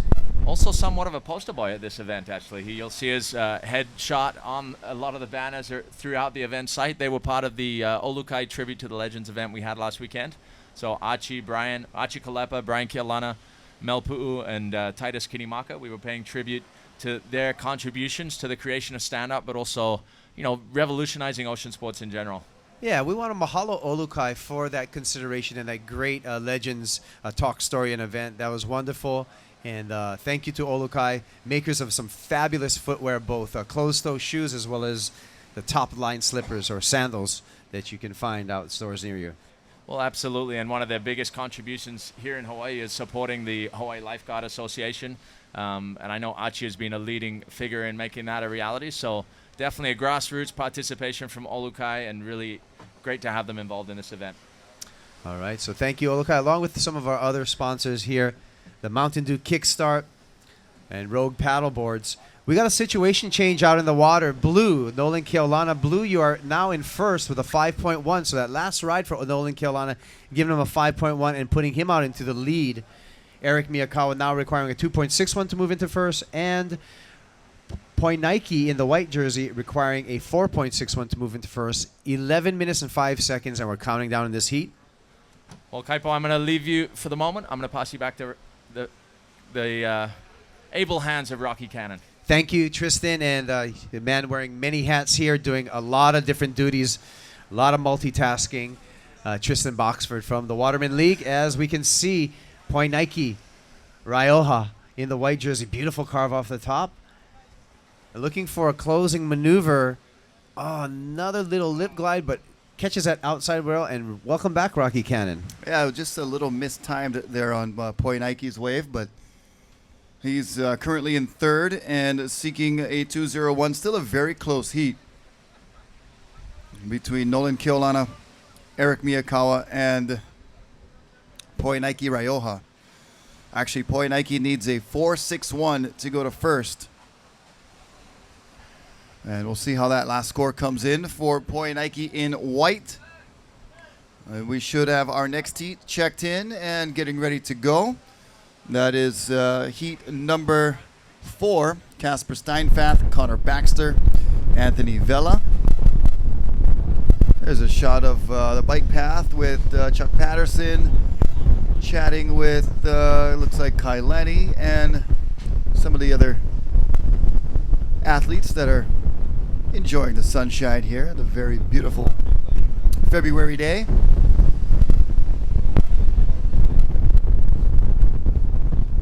And then we're going to check out a replay courtesy of Turtle Bay and check out Nolan Keolana on his last ride. He scored a 5.1, I believe, and was carving nicely using that paddle on both sides of his body.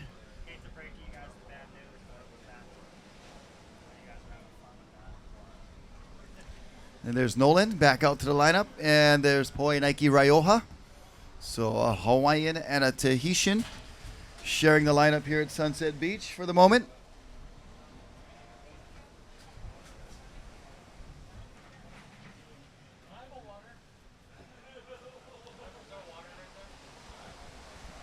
And Eric Miyakawa is sitting on a one-wave score of a 5.0.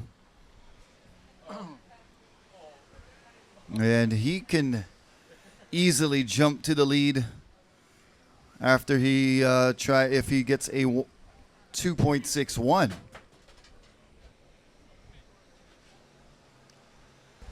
Time remaining in this heat, right around 10 minutes. 8 Actually, minutes, 8 15 minutes. seconds. 8 minutes, 15 seconds. All right, so there you go. Nice shot of both our Tahitian competitor in the white jersey and our Hawaiian competitor in the blue jersey. And Nolan currently in the lead. And here's some scenes from the beach.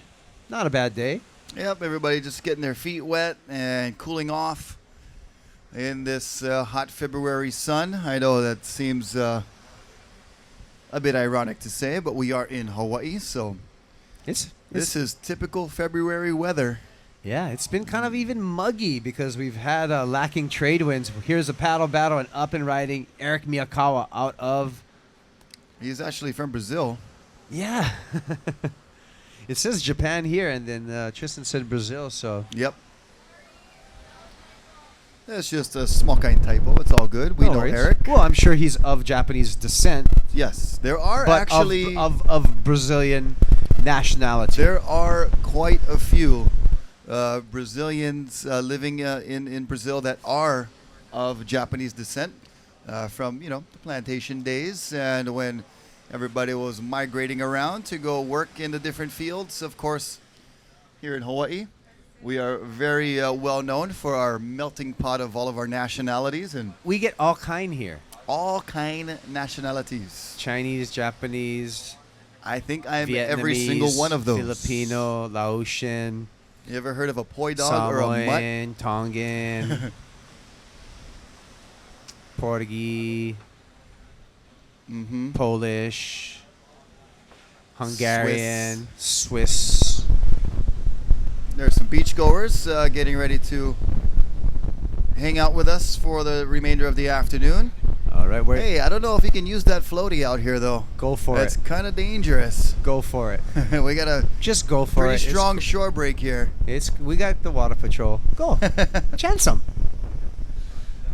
Only joking. Yeah, we got dangerous shore break and some very strong current.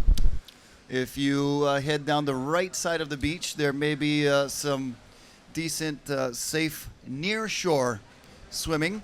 But there's definitely safe swimming down at Turtle Bay, just a couple of miles from here, where we have a beautiful protected cove and free parking and free beach access. There's Connor Baxter headed out for heat number 4.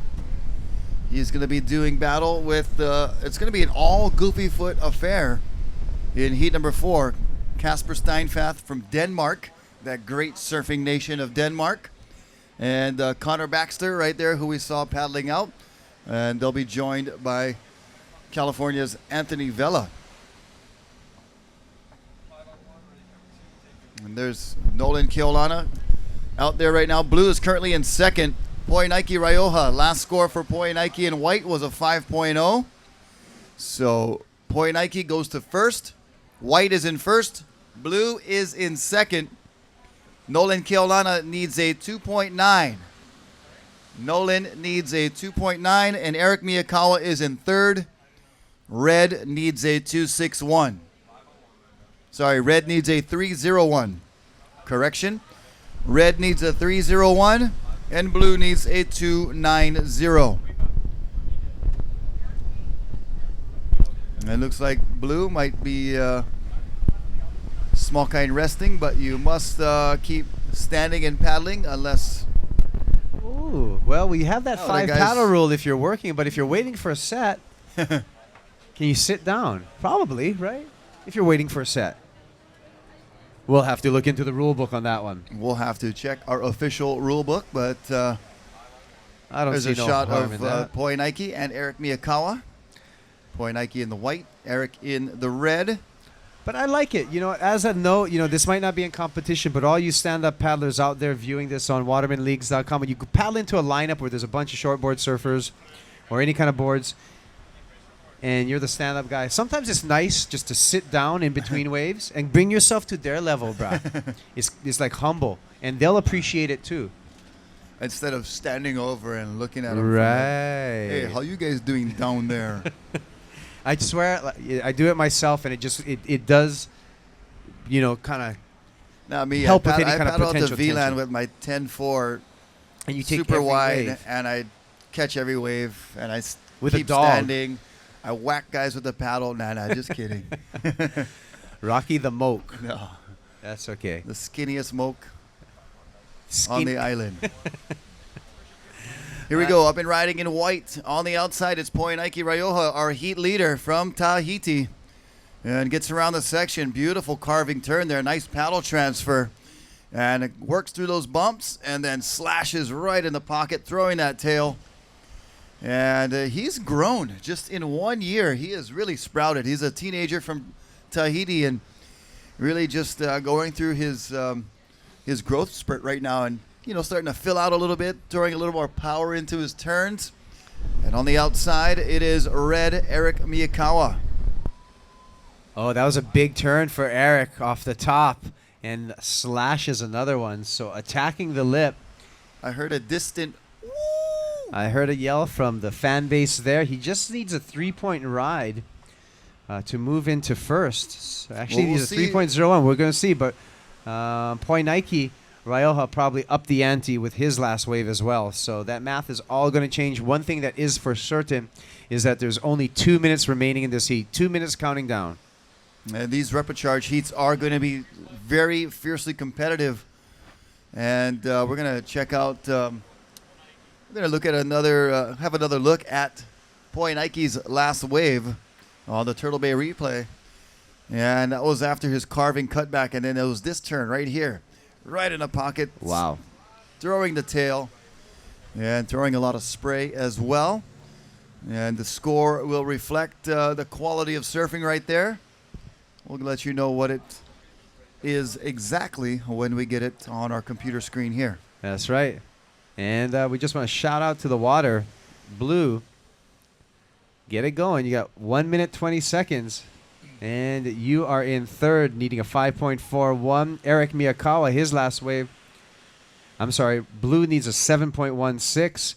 Eric Miyakawa in the red jersey requiring a 6.76. And Poinaiki, the young man out of Tahiti we were just talking about, is in the lead in the white jersey. Yep, last score for Poinaiki was a 7.25. Last of white was a 7.25. No, he needs 7.61 to go to first. Only first advance. It's not our first rodeo. So white in first right now with a 7.25 and a 5.0. And 30 seconds remaining, so it's white in first, red in second. Red needs a 6.76 if he's going to go to first. And blue needs a 7.16 if he's going to go to first. And here's blue with less than 20 seconds remaining. Nolan Keolana up and riding. Nice big bottom turn. Snapping off the top, throwing a lot of spray. And just throwing some tail right there, getting a little loose on that second turn. Now just trying to milk it all the way to the inside. Yeah, I And think goes left at Val's. should be counting this heat down in 5, 4, 3, 2, 1.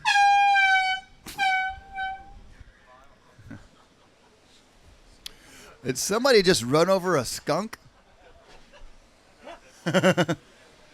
Just kidding. We don't have The heat's over, gang. The we heat's don't have over. any skunks here. But we do have some athletes hanging out in the shade over there. Daniel Hughes on camera. And a couple of the others. Giorgio Gomez in the background over there. Chilling out in the shade. Waiting for their opportunity to shred Sunset Beach. So unofficial results. Poinaiki Raioha in first. Eric Miyakawa in second. Nolan Keolana in third. But we will have a score coming in for Nolan. So stand by for the last score of blue. Those are unofficial results. Unofficial. Good stuff, guys. When can we start the next heat? All right, let's count this next heat in. What do you think? Are we ready? 5, 4, 3, 2, ikahi.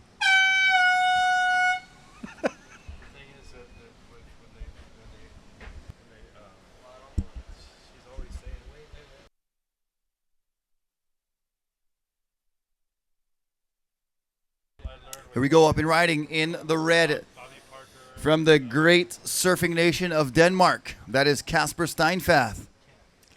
And shredding on his backhand. This is all goofy footers in this heat. It's Kasper Steinfath, Connor Baxter, and Anthony Vella. Check in heat number 5. Robin Johnston, Pomai Ho'opili, and Giorgio Gomez check in. As we see blue, Anthony Vella looking for some sort of score and a wave on the outside. Kasper Steinfath on the inside. He's making his way back out. Connor Baxter over there just to the left of Anthony Vella. Of course, Connor, one of our standouts on the Stand Up Paddle World Series on the racing tour. Yeah, he's, 2-3-time Molokai champ. Set a record for soling across the Kaiwi Channel. Just a great, overall stand-up paddler, whether it's surfing or racing. Yep. Been charging Mavericks.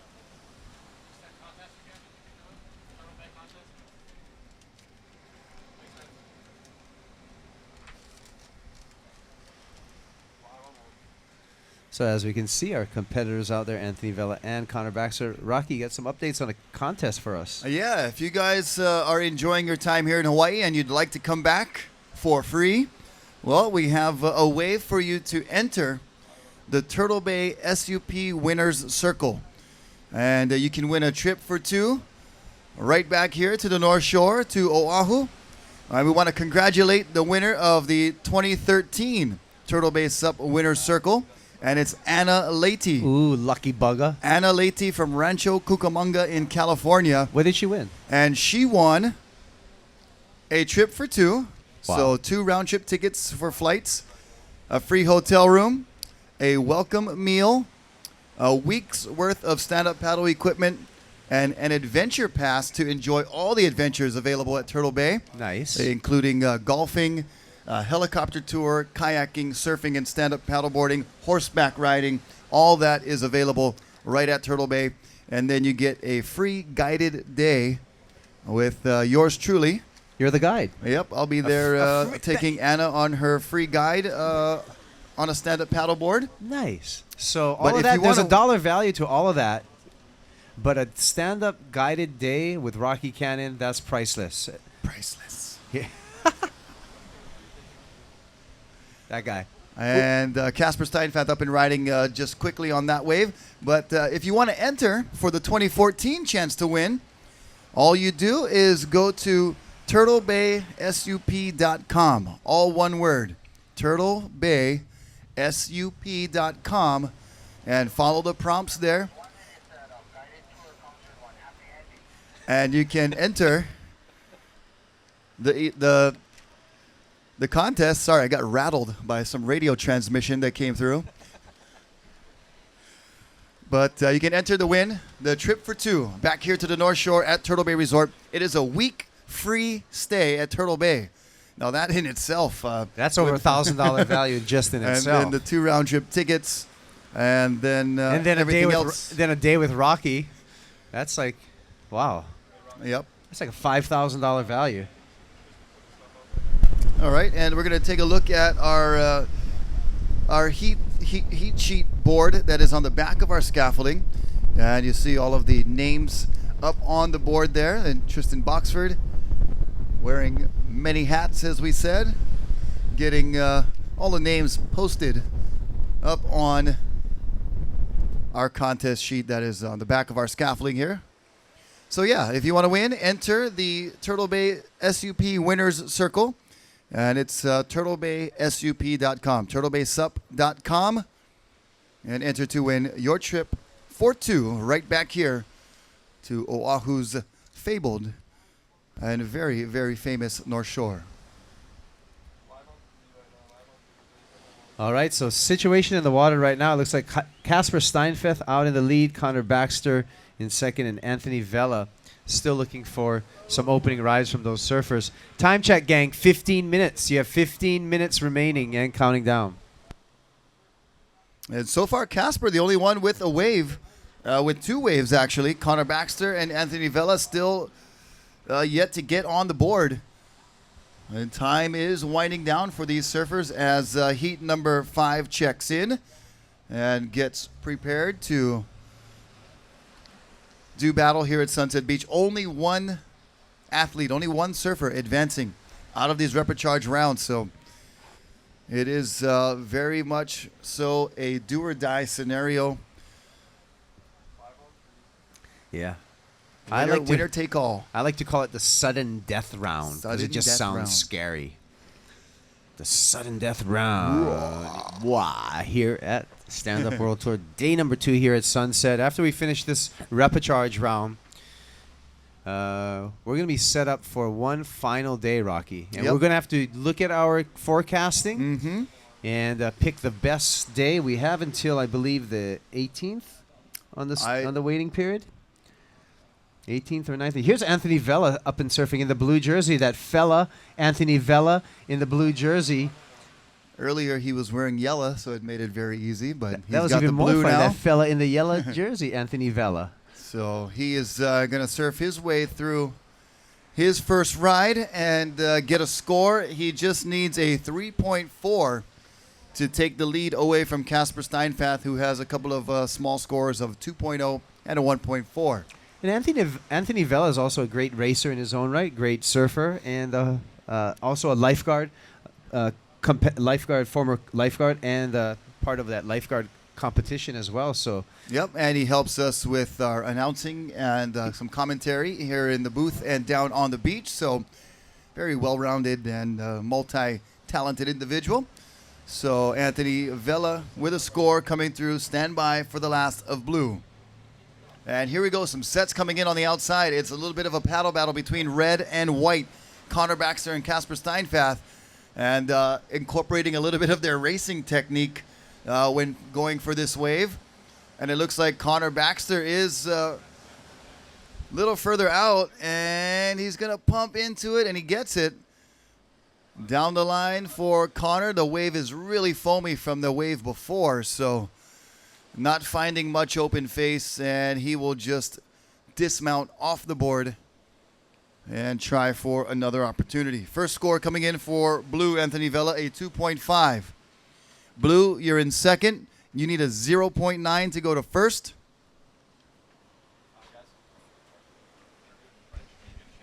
And we're going to toss it down to the beach, and we have our very talented bilingual interviewer down there, Mr. Tristan Boxford, standing by with the winner of the last heat, Poinaiki Raioha. Thank you, Rocky. Very kind words. I'm standing here with Poinaiki. He finished 4th last year at Sunset. He just got through the repechage. He's back in the running for round 3 on the next day of competition. Alors, Poinaiki, comment c'était pour toi sur l'eau là?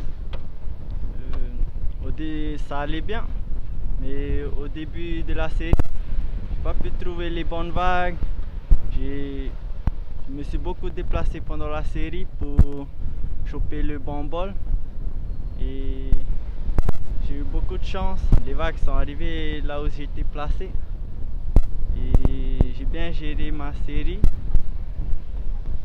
Alors, content de représenter la Polynésie ici à Sunset? Oui, je suis très content de représenter Tahiti. Je suis fier de moi. Génial. Donc, bonne chance pour la suite. Merci. Okay, so Poinaiki just said he was happy to get through his heat. It was challenging finding the right spot, but he got the right waves in the end and got through his heat, so he's stoked, and he's very proud to be representing Tahiti right here at the Sunset Beach Pro. There you have it. All right, thank you, Tristan, and congratulations, Poinaiki. Good job. We will see you in the next round. Battling through that repecharge round as Poinaiki Raioha advances on, the winner of that last heat, heat number 3.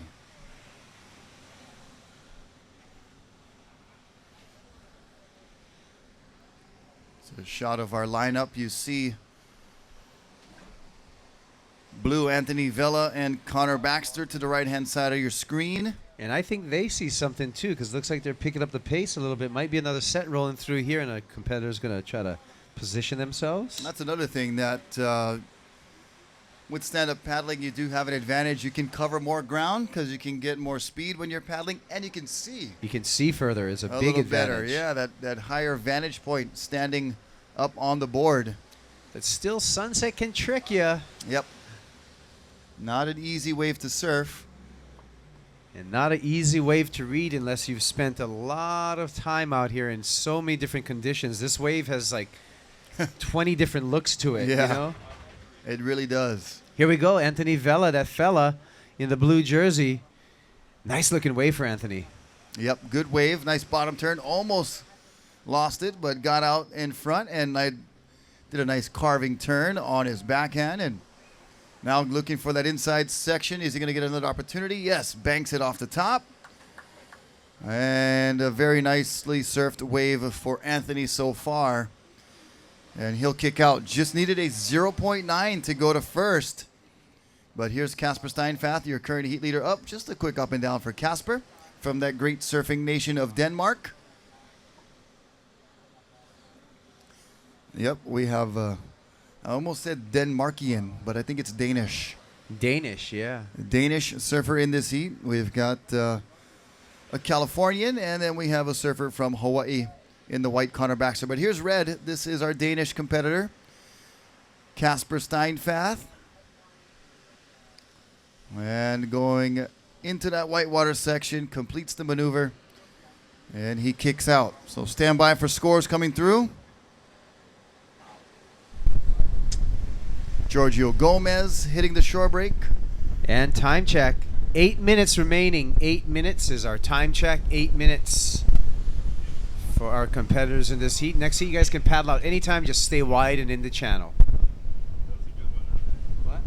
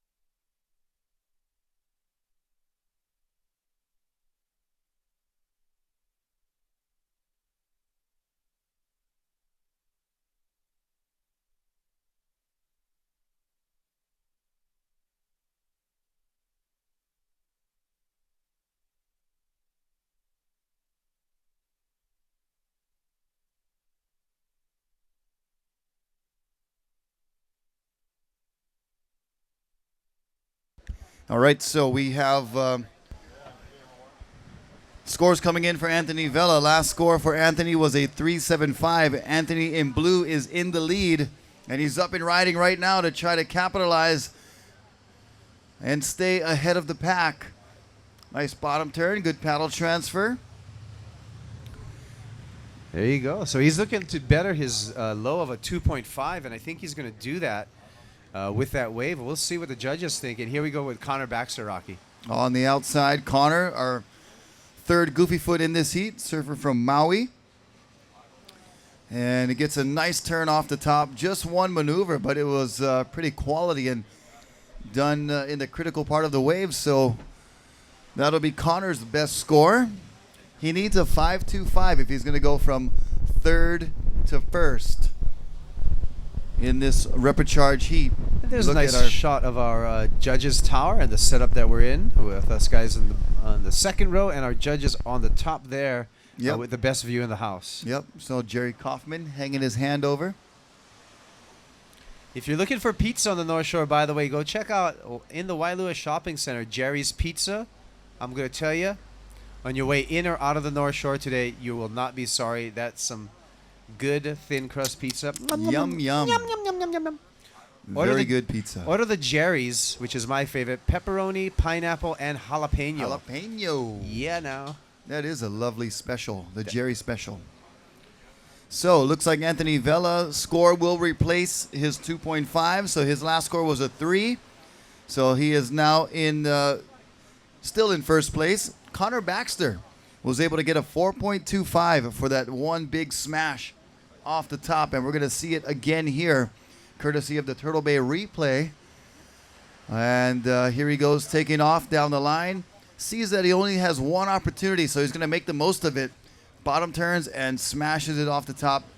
Air drops back into it, so a good decision there for Connor Baxter, working his way back into this heat.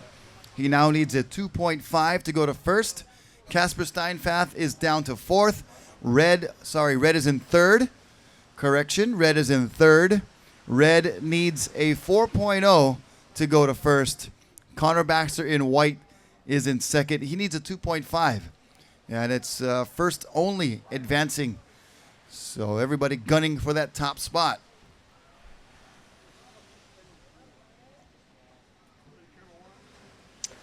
All right, so nice shot of the lineup right here, along with Casper Steinfeld and Connor Baxter, both trailing Anthony Vela and looking for another score. Each of them are going to have to make quick work of it. As we have a time check of 2 minutes and 50 seconds, so 2:50, less than 3 minutes. Still ample time to catch another wave and change the standings. And it looks like Casper Steinfast's going to have a dig at this one, Rocky. Yep, and there he is up and riding.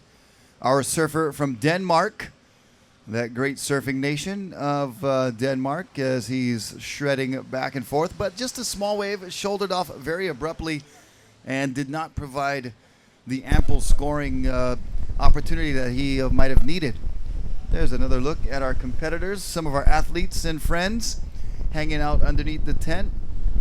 I see Daniel Hughes, Aline Arisaka. I see Candace Appleby cheering on Anthony Vela. And everybody hanging out, doing the wave. Yes, do it. You got it. Come on, everybody. That's one cool thing about this stand-up paddle world tour is everybody hangs out together, and it's like one big ohana. It is a great community, and I've noticed that, compared, we have that in shortboard surfing, but it tends to be in like little camps, right? Depending upon your region. Whoa, look at, there's the Hawaiian monk. No, it's Larry Haynes grinding. Look him. Oh, so ono, yeah, Larry. Watch how he him. devours. Oh, yeah. He's a carnivore. He likes the water. He's part seal. He can stay out in the ocean for 12 hours, non-stop. It's like watching National Geographic right there. That was pretty cool. Just going to do my British BBC accent. And here we have the rare Hawaiian monk seal, Harry Lines. Larry's a good sport. He's a great cameraman and very skilled at his job that he does.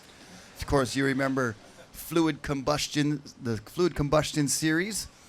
A bunch of great surfing flicks put together by Better Larry. And he's taking a little break today, getting some food, but he'll be back out there for more action in just a bit. Yeah, always bringing us a great water perspective at numerous events out here on the North Shore. He's the man. Well, Anthony Vela in the blue jersey still out in the lead. Yep. Last wave of Casper Steinfath, not enough. And are we going to be counting down here soon? We got 20 seconds. 20 seconds. 20 seconds counting down. So and Candace is really like, come on, clock, hurry up and count down. Well, her wish is going to be happening because now we're 10 seconds and no one's even on a paddle right now. No one looking for a wave. It's going to Counting end. Down. 4, 3, 2, 1.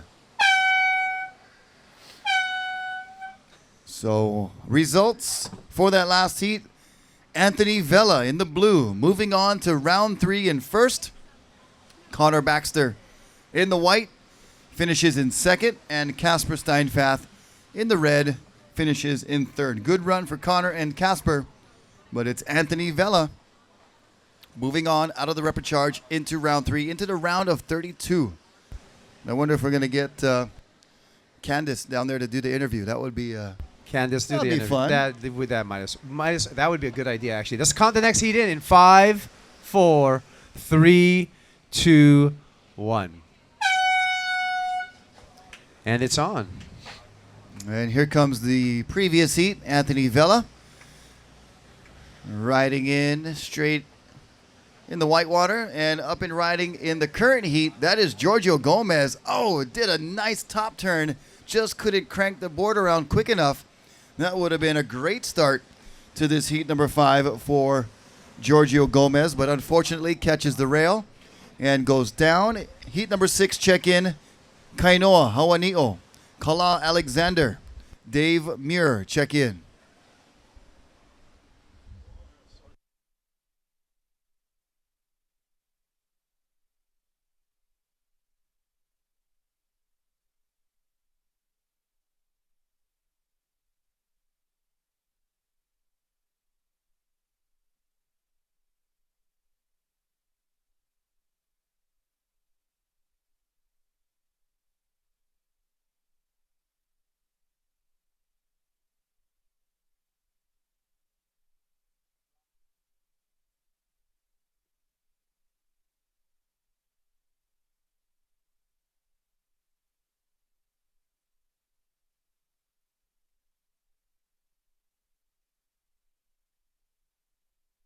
All right, there's a shot of Pomai Ho'opili in the white, Robin Johnston in the red. So Giorgio Gomez in the blue with a one-wave score of a 1.1 is out in front for the moment. And Robin Johnston and Pomai Ho'opili yet to catch a wave. Pomai living just right down the beach here, literally the length of 2 football fields away. And Robin Johnston living probably equidistant the other way. Yeah.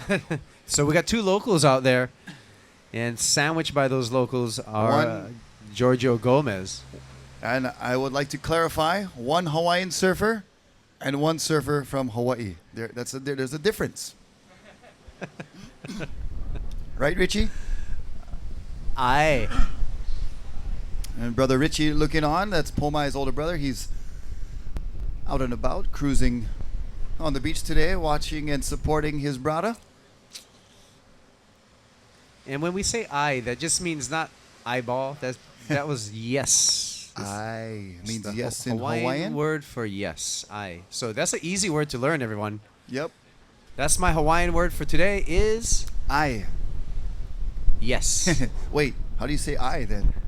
Maka. Yes, so 2 words. And here's an interesting Hawaiian word. The Hawaiian word for a goat is cow. K-A-U? Yeah. And the Hawaiian word for cow is pee-pee. So just to keep you guys on your toes, that's how it works. We can't make this stuff up. We're not making this. It's all true stuff. You can look them up. You can Google them. Google them if you like. So giving you some Hawaiian words for the day. Kaipo Guerrero, Rocky Cannon. Pomai Ho'opili translates into a surfer up and riding in white right now.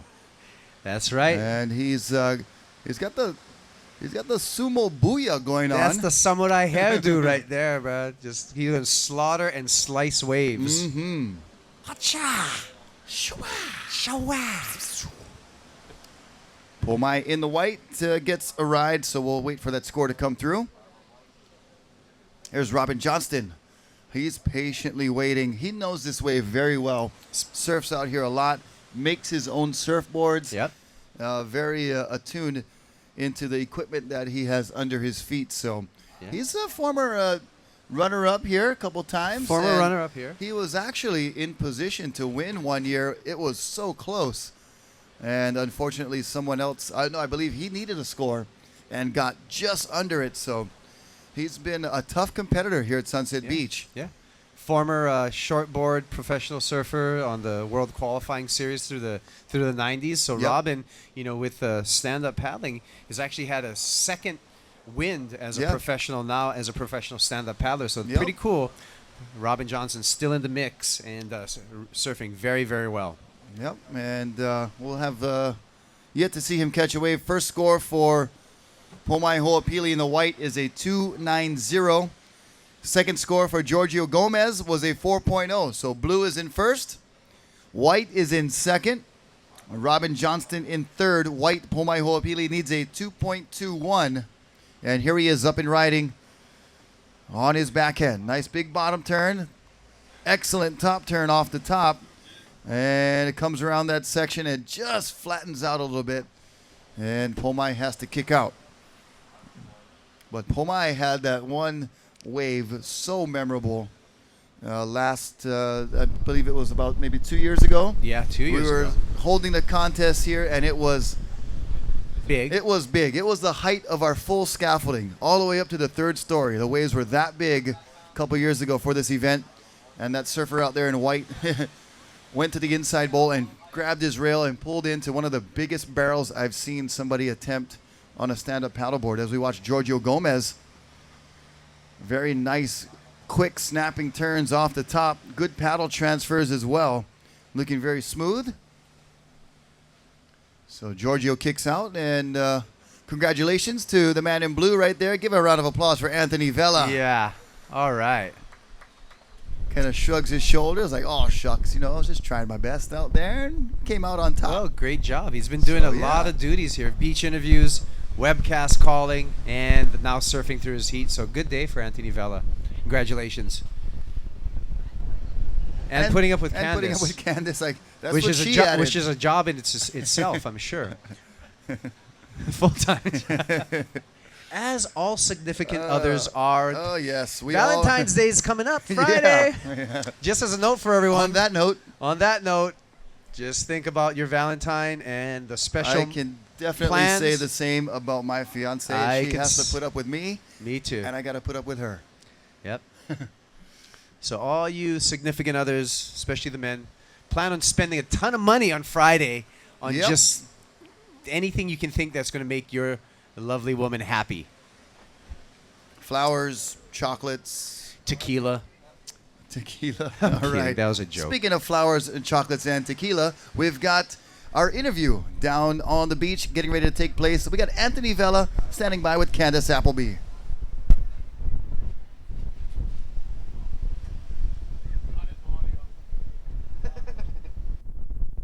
Okay, we're going to have to... Stand by. We're going to restart. We're going to have to try again because we're having, again, those audio difficulties. And you guys do have to kiss when the interview is over. Whoa. That's coaching. That was weird. Come on. That was weird. Ladies and gentlemen, we have a lovely couple that are together. And Okay, now it's, let's throw it down to cool Candace to see them. and Yes. Anthony. Difficulties. I'm here with Anthony Vela, the winner of that last heat. How does it feel? You took down Casper Steinfath and Connor Baxter.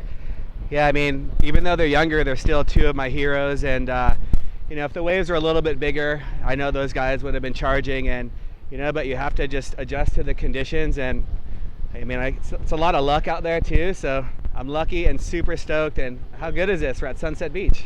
And so how does being a competitor affect your commentating and television career? How do you balance the two?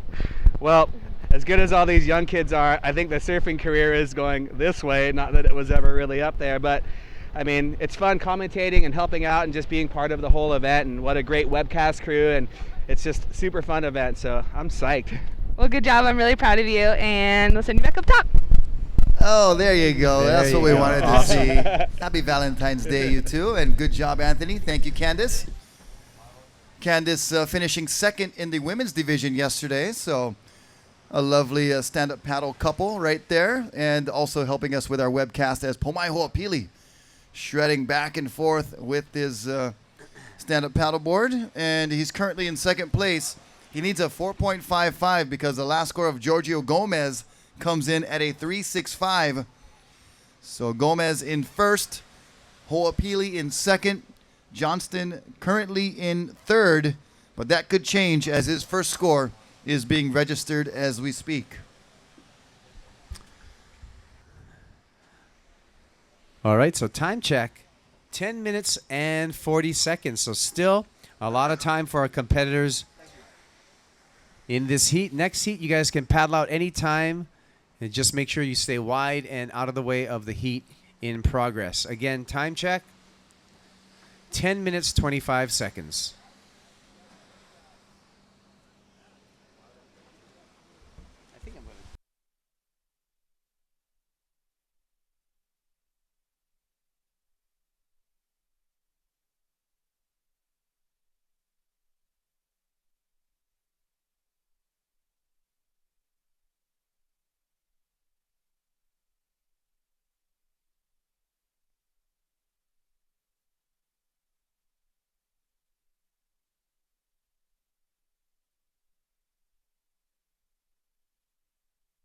Here we go, up and riding in red. A lot of speed down the line.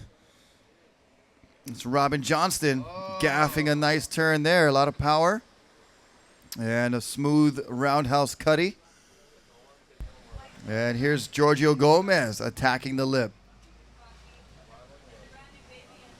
So Giorgio surfing well. He's our current heat leader with a 4-point ride and a 3.65. Looking to get rid of that 3.65 in his scoreline. He's probably done that with that last wave, but Robin Johnson just absolutely took apart his wave.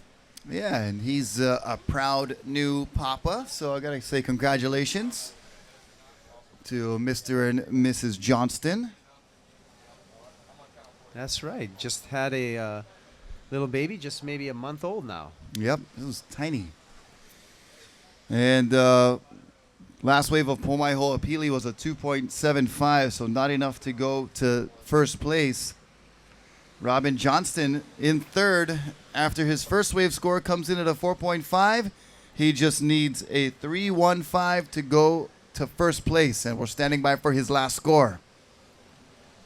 I think that last score for Robin Johnson is probably going to be a heat changer, but we'll leave that up to the judges and see how it turns out. We got 8 minutes and 24 seconds remaining, 8:20 counting down. What? I hear chatter from upstairs. You guys can see that, yeah, Robin's So that last score just came in for Robin Johnston. It is a 5.75. Robin is now in first. This man in white, Pomai Ho'opili, is now in third. He needs a 7.15 to get to first, and he's got to float that, and he does, and almost lands it. Went for the radical floating maneuver, and here's Giorgio Gomez in second. He needs a 5.95. Yeah, Giorgio snaps off the top one time with aggression and just hits the ejection button, pencil dives to the bottom before he loses any more ground. Yep, he wanted to establish his positioning right there and make it back to the lineup fairly quickly, so that was the reason for catapulting off the board.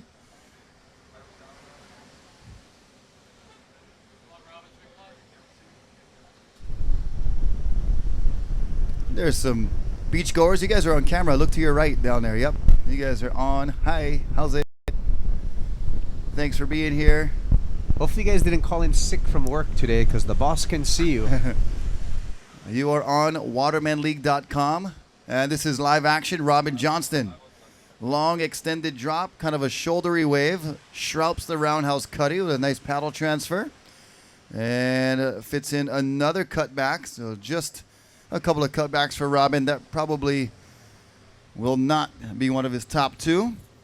He's currently got a 4.5 and a 5.75. Or might be right there, possibly with that lower score. But he's definitely trying to improve on a 4.5 to extend his lead and increase the margin for Giorgio Gomez, who needs a 5.95. And he's not going to get that on his last wave.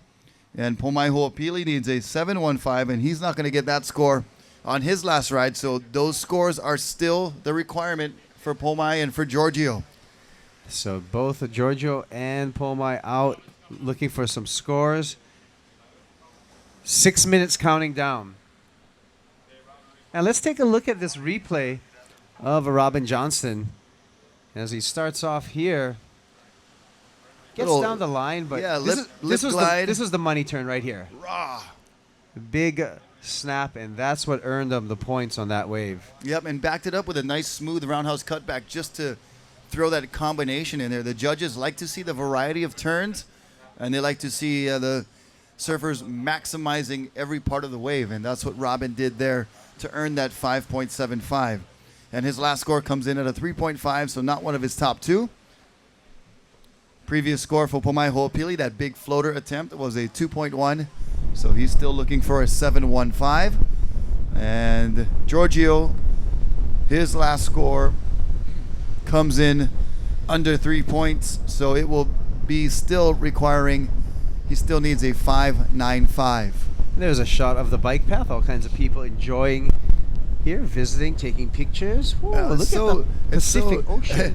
She's got the camera hanging, and they're all taking pictures with their cell phones and iPads, and the actual camera is hanging down there. It's okay. Take picture of each other. All the different devices that you can use to take pictures nowadays. Very interesting. And the one that we are most familiar with from the past, the camera, has been pushed aside. Well, the widest used camera in the world right now is officially the iPhone. Yep. So that's why when you're in the waiting office, everyone's just looking at their at their smartphones instead of interacting with each other. Like we used to talk story. It was either a good,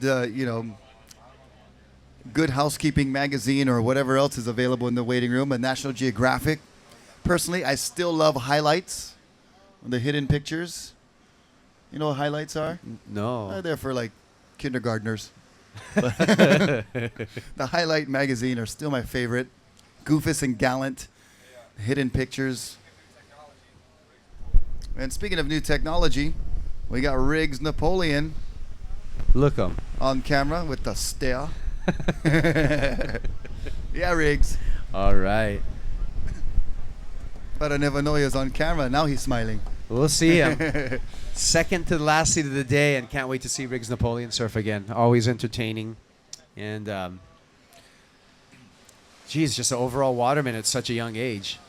Yeah, he's been competing in this event since the tender age of, 12, 13? 12, and it was 10 foot out here. And Pomai battling. Pomai saying, I'm going left. Like, where are you going?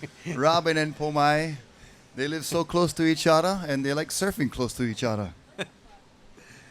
That was fun.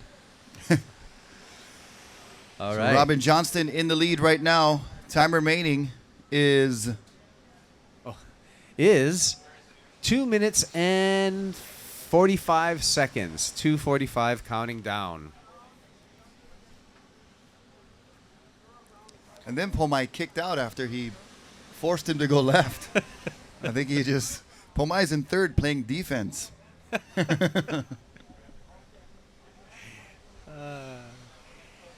We're having fun here. Day number 2 of the Stand-Up World Tour. And here we go, Giorgio Gomez with a great opportunity. A big snap. And it closes out for Giorgio. Did we get a call? We do have an interference called. It was white on red. It is a dominant right out here at the break. And Robin goes off the top. And it does a nice hard carving turn and follows with a roundhouse cutback. And I think there's just probably a miscommunication there. And, I thought you said I was going left. No, I said I was going right. Now I got an interference. Okay, but Robin Johnson's still out in the lead.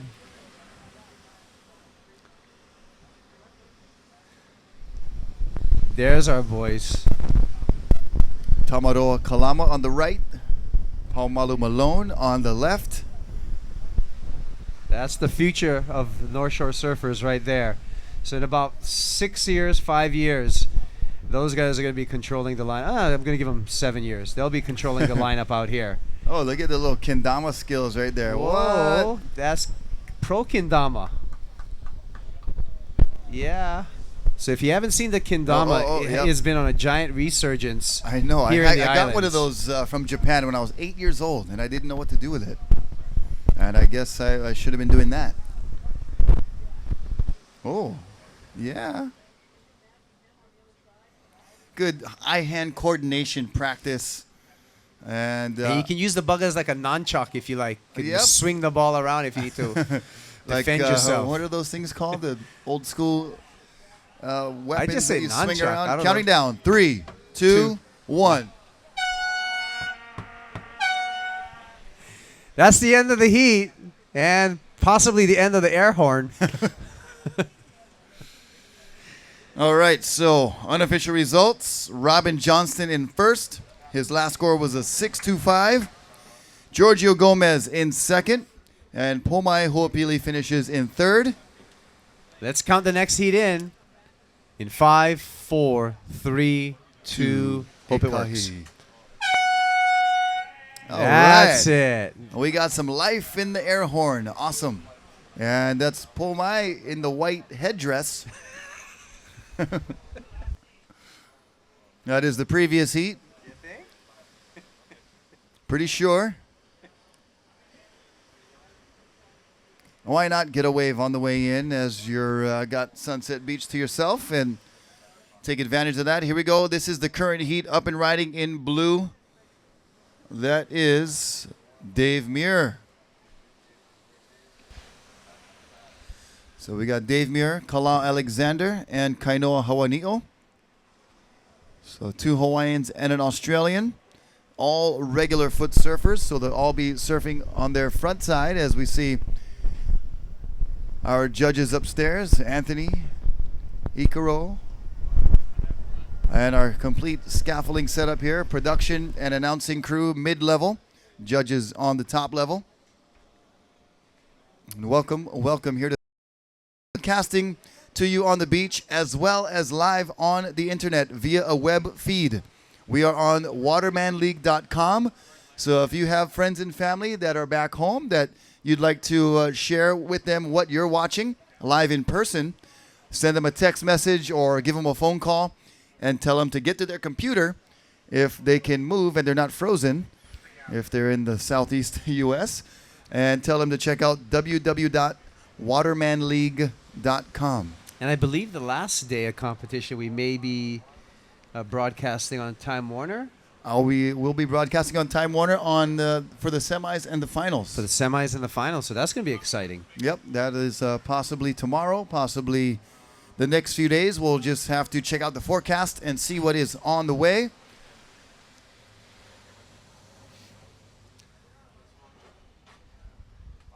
So next heat, make sure you checked in Riggs Napoleon, Kieran Grant, and Giovanni Perez.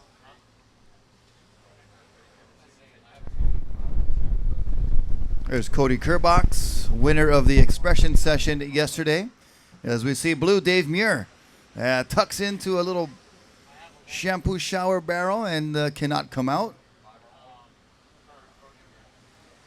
And that was Kainoa Hawani'o with a wave before, and Kala Alexander in the white has a 5.25 to start off the heat. And there he is on your screen heading back out.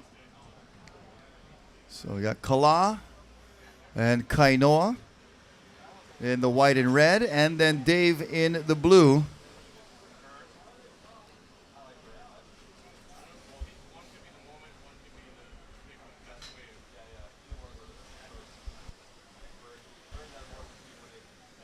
All right. And we got 16 minutes and 50 seconds counting down. I think we got a talk story tonight at the Turtle Bay Resort at Surfer the Bar with some of the Maui boys. Zane Schweitzer, Cody Kerbox, Kai Lenny, and Connor Baxter. Yep.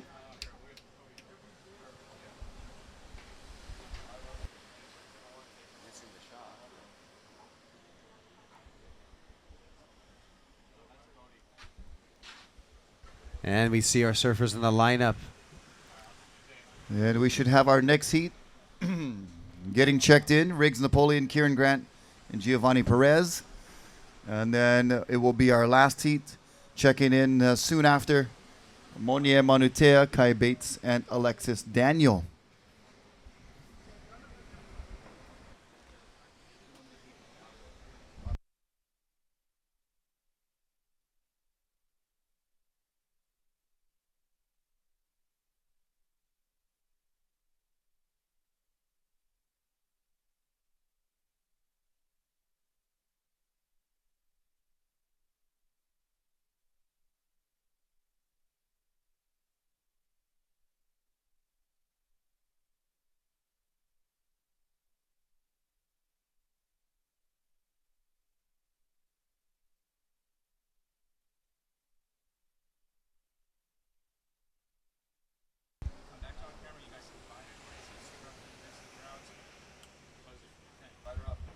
Okay, here's Kainoa Hawani'o on a nice-looking wave.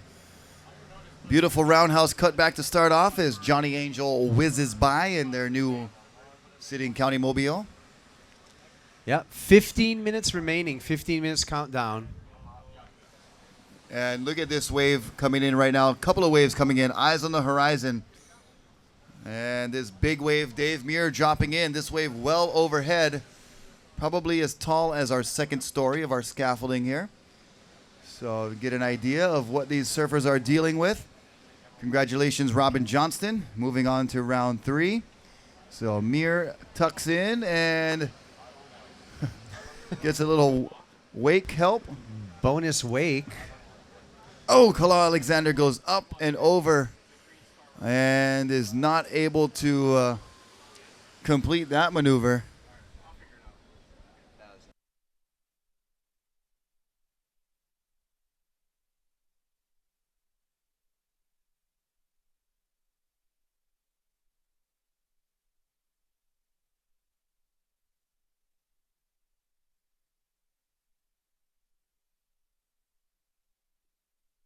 And there's Dave Muir with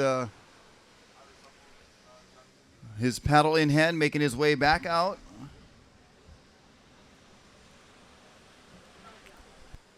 Stand by for the score of Last of Blue and Last of Red.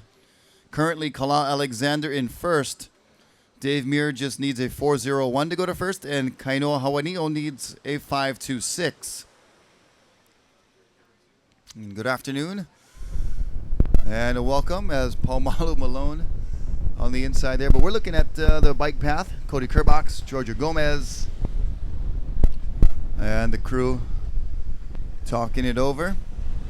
So the shave ice truck is here with some ice cream and shave ice. Natural flavors. All natural. Cody. Cody, you're on camera. Hi.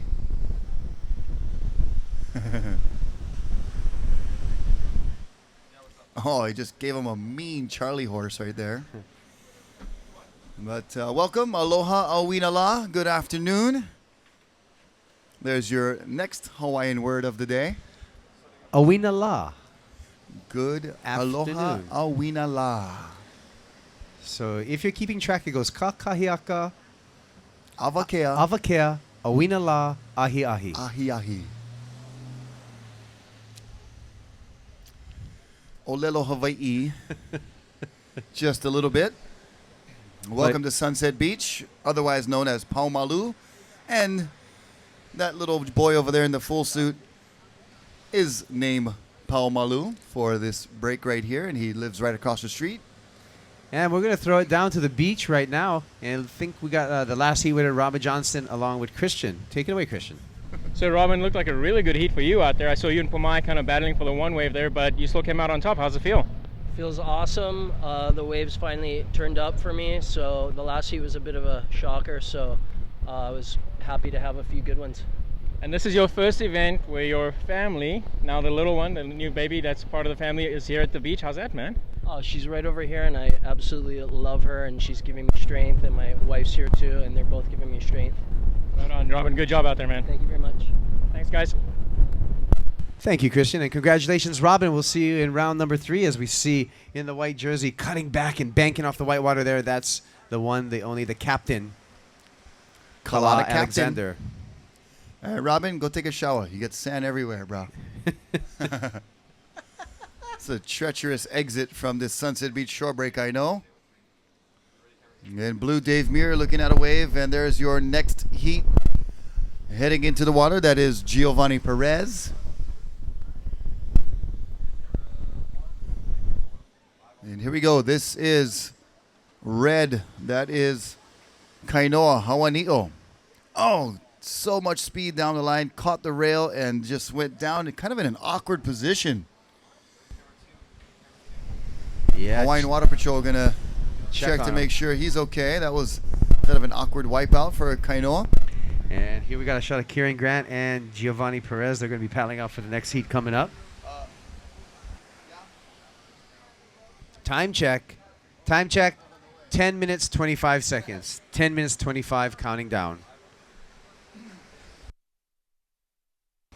So apparently there was a rogue party last night. You know what a rogue party is? The It's- kind you're walking and it just hits you out of nowhere. It happens. It happens. Rogue when you team- least expect it on a Tuesday night. The Rogue Team Riders had a gathering last night. So mahalo to Rogue Stand-Up Paddleboards for being a great sponsor. And they got a great team. Kainoa Hawanio, Ikaika Kalama, Aaron Napoleon. I think I saw Brennan Rose on a Rogue paddleboard. So they got a pretty strong team as well. And there's Riggs Napoleon with his caddy. He's going to head out for his heat. He'll be surfing in heat number 5 of this Reprecharge round. So smart, the boy. He brings the caddy. There's Izzy Gomez. She was on yesterday's stage. winner. Oh, she's getting some practice in. Don't mess with her. Cross You training. better tell her she sounds good and she surfs good and everything, or else you're going to get the wrath of the 1-2 combo. And she played some music last night at Surfer Bar. It sounded really nice, and it was a treat having her there. See you guys later. Mahalo for joining us. Whoa, there's a shot of the infamous Hank photo. Look 'em. Hard at work. There's another moment where you notice how the big white male, he sits on that craft of his, Side saddle. analyzing the ocean waves. He's heading out to sea now. Creating a lot of wake for the surfers. Looking for celebrities as a paparazzi. Hank, what a great contribution to surfing media he is. All the way since the 80s. Yeah, surf way. photographer He's since been- the he's been 80s. at it- He's been at it for a long time. And he can surf too. Yeah. That's one thing about Larry also. Larry and Hank, they can actually do some damage on the waves. Well, that's why it almost seems like everybody surfs. Yeah. Everybody almost does. Yeah. Pretty much. I'm doing my best to make sure everybody surfs at the Hans Eben Surf School. And there's, yeah, I mean, it just seems like everybody surfs, and that's what just makes it so great. But remember, sharing's caring. You don't always have to take a wave. You can give one, too. You Yep. never know. That guy, he might have a good-looking sister. Like Al Chapman said. Like Al Chapman It's said. Surfers the movie. That's right. You knew exactly the quote right there. That was Yeah. awesome. If you guys want to learn how to surf or stand-up paddle, you are in luck. We do have the lovely Turtle Bay Resort just down the road, and we have a very, very safe place for you to learn at Turtle Bay. It's a little bit of a secret spot, but we can take you there. Very flat water, lots of turtles for stand-up paddleboarding. It's a great whole family experience. Even grandma can get out there and paddle around on the big stand-up paddleboards that we have for you at Turtle Bay at the Hans Hedeben Surf School. So make sure you get out and, you're in the capital of surfing on the North Shore. You're in the birthplace of surfing in Hawaii. So no more appropriate time to grab a board and get quality instruction over at the Hans Hedeben Surf School and at Turtle Bay Resort. Paumalu Malone playing in the shore break right at his home, literally, here at Paumalu. That's Paumalu at Paumalu. That is interesting. They're so comfortable. Don't, when you see these small kids playing in the shore break, folks, don't get fooled. We still have strong rips and undertows here. They're just used to it because that's what they do every day after school. Sometimes during school. And we got to send them back to school. Here's Blue up and riding. That is Big Wave Dave Muir. And, just slipped off the back of the board and could not hold that cutback turn. And he goes down. Currently, Kala Alexander still in the lead with a 5.25 and a 4.65. Dave Muir in the blue is in second. He has a 3.6 and a 1.25. Dave Muir needs a 6.3 to go to first. And Kainoa Hawanio is in third. Red, Kainoa Hawanio needs a 7.25.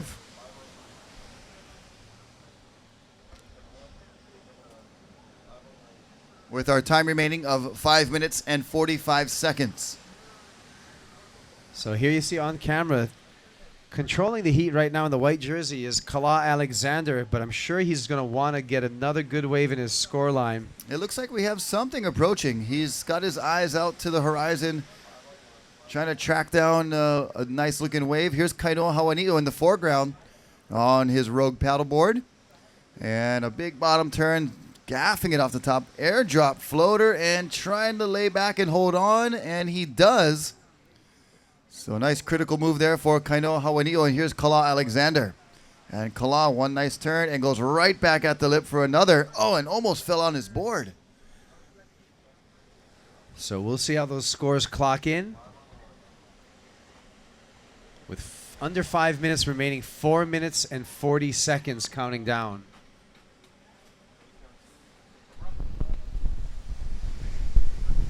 And there we are. Hey, this is the How's it second going? level. Yeah. Rocky Cannon, Kaipo Guerrero, bringing you the play-by-play action for the Stand-Up Paddle World Tour Sunset Beach Pro. This is the 5th annual year that we are here for the Sunset Beach Pro, and like we said, the skill just gets better and better. The talent keeps blossoming every year. We have, the steady veteran competitors like Kala Alexander, Dave Muir has been coming out for a while, and Robin Johnston. But then we got the newcomers like Poi Nike Wairoha, Kainoa Teixeira from Brazil, a young up-and-comer. And, it's kind of funny to say, but I think I would even call Riggs more of a veteran. Well, he's But been doing so this for young. so long.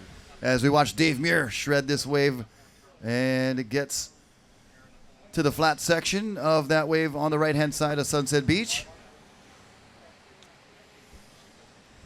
But yes, 5 years in the running here for the Sunset Beach Pro, here for the Stand-Up World Tour. And it just gets better and better. The wave's pretty good today, 4 to 6 feet on average, maybe dropping to 3 to 5 in the afternoon here. But quality conditions. The wind has been kind to us today. I know this morning on the buoy, the wind was north at 17 to 19 miles an hour.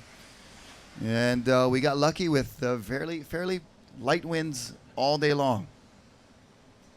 Yeah, nice variable wind flow that we have going here, and that makes for excellent surfing conditions. We've had a little bit of sea breeze, but not too bad. And here we see Kala Alexander on the paddle.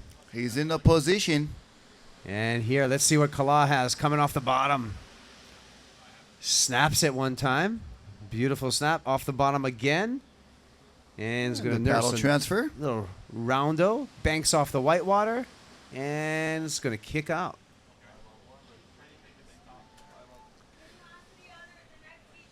Please, next heat, please move over.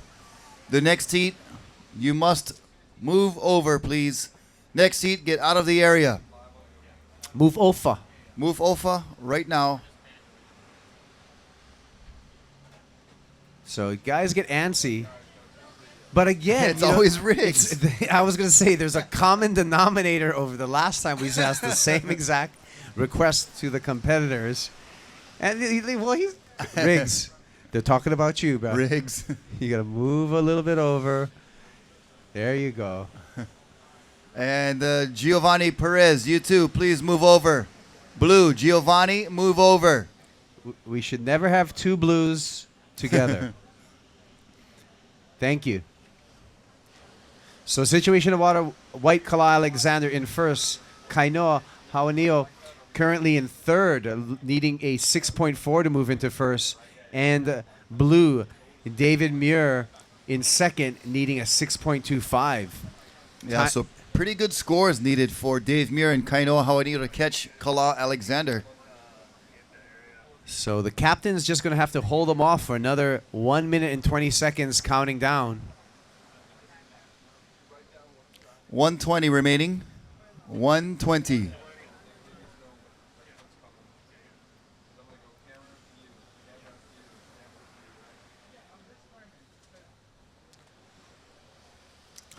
Riggs and Giovanni, you guys, come on, man. You guys are right on top of the other guys. They're going to give you interference. I'm telling you.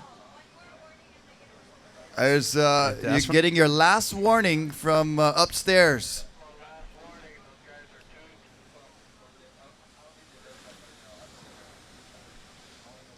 Okay, here we go. 35 seconds. Thank you, Water Patrol, for your assistance. And it looks like the guys have moved over. And now we have a clear view of the current heat in the water.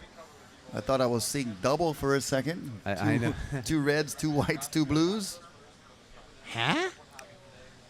So we're counting down here to end this heat. Yes. It looks like Kala Alexander will be moving on, Well, barring any rides from our other surfers. Here's our countdown. 5, 4, 3, 2, 1.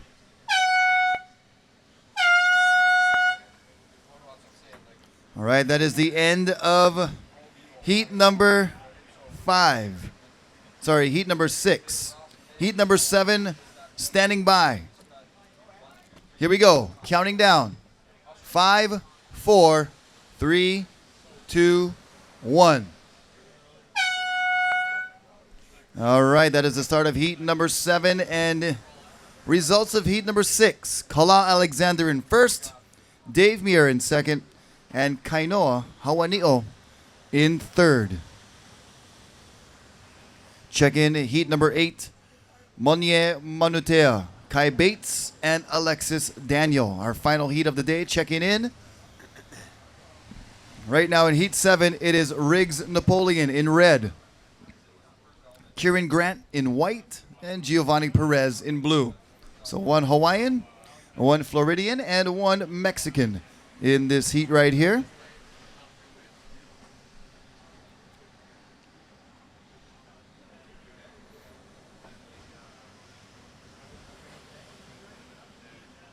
So now you guys can paddle wherever you like and catch a wave. Riggs, Kieran, and Giovanni.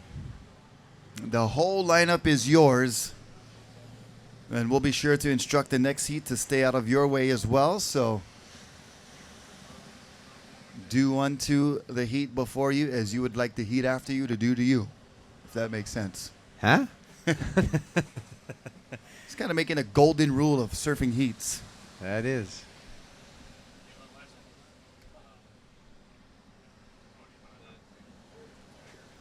Welcome to Sunset Beach, one of the most iconic and most popular famed surfing venues on the planet. And we've seen many, many historic moments at this break. And of course, the second jewel of our Triple Crown of Surfing held here. In addition to the HIC Pro, the Triple Crown Kickoff. And we have this Stand-Up Paddle World Tour event. We had a North Shore Surf Shop Junior Pro event just a couple of weeks ago. And we are kind of capping off the season with this, the final surfing event at Sunset Beach for the 2013-2014 winter season. Yeah, we're going to have another day out here to finish off the event. And always a great venue for surfing events. And it's been just in the history books. I mean, we've had competitions out here since the pretty much 60s, 70s. It's one of the first places where competitive surfing really got popularized with True. the Duka Hanamoku Classic, Smirnoff, all the great names of events that have gone through here in the 60s and 70s. That was when professional surfing was just kind of breaking into the mainstream.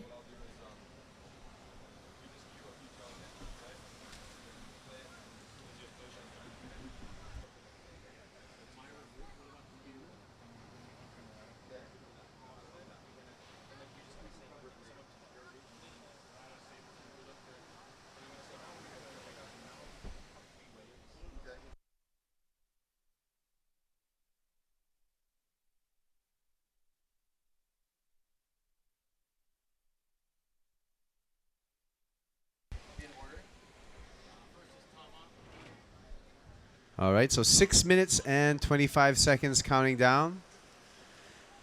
6:20.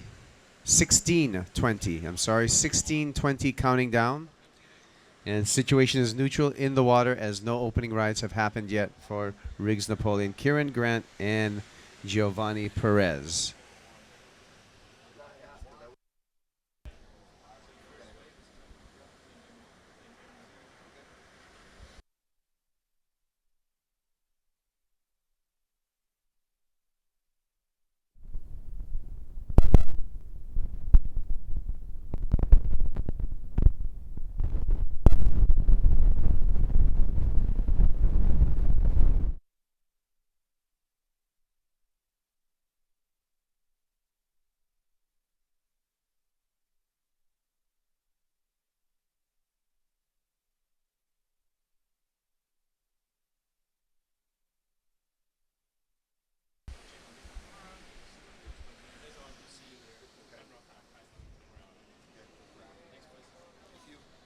All right, on the paddle.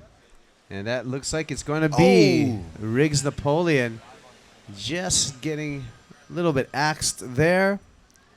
Congratulations, Kala Alexander. We will see you in round number 3 on the next day of competition. Advancing on. That'll be the round of 32. So just after today's final heat, we'll have 32 competitors left. Started with 48. And we're going to get down to 32 and then go down from there to 16 to 8 and then to the finals. Should be an exciting final day of competition. When that will be, we can only guess because we have a couple of swells on the way. We've got some interesting, possibly some foul weather headed our way later in the weekend. So we're going to keep an eye on the forecast, keep our finger on the pulse of what's happening with the swells, and then we'll be making our decisions accordingly. As we see White, Kieran Grant shredding into a second turn. Nice on-the-rail turns for this young surfer from the great state of Florida. Yeah, the Grant brothers, both competitors and both great surfers. And Rocky, it's always nice to surf with guys from Florida. And in my life, I've had so many friends out of that state. And it's fun to surf with guys from Florida because they always seem motivated. They appreciate to surf. Any they're breaking like, wave. they're frothing. Yeah, We're out there. Let's do this. They appreciate any breaking wave, and they're and they pump you up because usually you take it for granted, but when you're around these guys, you're just like, "Jeez, let's go." When I have friends that come visit from Florida, especially in my my teenage years, you have friends come over and want to stay and surf, and there are so many days I probably wouldn't have went surfing. Exactly. You would have not gone surfing, it was but great they having motivate the motivators. Yes, for sure. And of course, the greatest surfer on the planet is from the state of Florida. So, but we claim him as a Hawaiian now because he has a house at Eukai. So I've been trying to claim him into like our whole deal, but he's still trying to represent Florida. And we need rash guard from Giorgio Gomez, please. Rash guard from Giorgio Gomez from the previous heat. And we're going to take you down on the beach with Tristan Boxford, who is standing by with our winner of the last heat. Moving on to the round of 32, Mr. Kala Alexander. That was a bomber. So Kala, poster boy 2 years in a row. You had a couple of great events over the last few years. Smaller than waves than we've been used to here at Sunset, but how was it out there? You know what? Session in the ocean is always good. There's no such thing as a bad session. It's a little inconsistent and not as big as I personally would like it, but I'm just glad I made it through, and hopefully we'll get some better waves at the end of the weekend. I just want to say thanks for putting on the event, and thanks to all my sponsors, and hopefully we get some better waves this weekend. And certainly clean conditions out there. It seemed the right thing to do to take advantage of this clean dead winds. Yeah. It's definitely contestable. I would have preferred yesterday, but hey, you know what? I can't complain. I made my heat, and I get another chance, another opportunity. So I'm grateful. Awesome. And you've been watching some of the surfing out there today. Any standouts in your eyes? Yeah, Kai Lenny as usual, but there's a lot of other young kids that are ripping. The Tahitian Boy Nike, he was ripping, and everybody's surfing good out here. Everybody. Big Dave, it's not easy to beat Dave. It's a little easier when the waves are smaller though, because he's so big. But I would have liked to seen some bigger waves for Dave and myself. But it's been a great event. Awesome, Kalabo. It's great to have you here as always. We'll pass you back up to Kaipo and Rocky. All right, thank you, Tristan, and congratulations, Kala. We'll see Kala with the rest of the advancers out of this repecharge round in round number 3, and that's going to be the start of our final day of competition. And if you guys have seen Forgetting Sarah Marshall or Blue Crush or some episodes of Hawaii Five-0, that man in the white jersey has got different various roles in all of those movies and TV. And now taking his skills to the stand-up paddle World Tour and here at Sunset Beach, and he'll be in the round of 32. That's right. Coming up on our next day of competition. And if you've seen Soul Surfer, you've seen me and Rocky. Hey. Whoa. Somebody just went down on the front row on the beach trying to keep his shoes dry. Succeeded. Here we go. This is White. Oh, and he goes down. That's Kieran Grant. First score for Kieran Grant was a 5.0. Second score for Riggs Napoleon was a 2.0. Riggs is in second. He needs a 3.01 to go to first.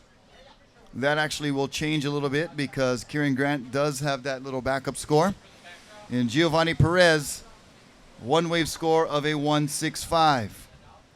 So Kieran Grant's going to get a score that will back up his 5.0 opening ride. And there is Red Riggs Napoleon looking at this wave. It's coming right to him. And here he goes, dropping in on his backhand. Nice big bottom turn, throws it up. And can he come back down? He does come down halfway. And then gets bucked off the board by that very rough whitewater section. So that was a tough one because I was almost counting that as a make for Riggs Napoleon, and unfortunately just got caught up at the last moment and a little bit bucked off the board. Time remaining is 9 minutes and 5 seconds counting down. Kieran Grant in the white jersey is out in first. Riggs Napoleon in the red jersey looks like he needs a 6 point. Well, that's going to change once these scores lock in. But right now it looks like he needs a 6.65. And Giovanni Perez looking at a 7 needed to get into first place. Again, these three-man heats, only first advancing on into round number 3.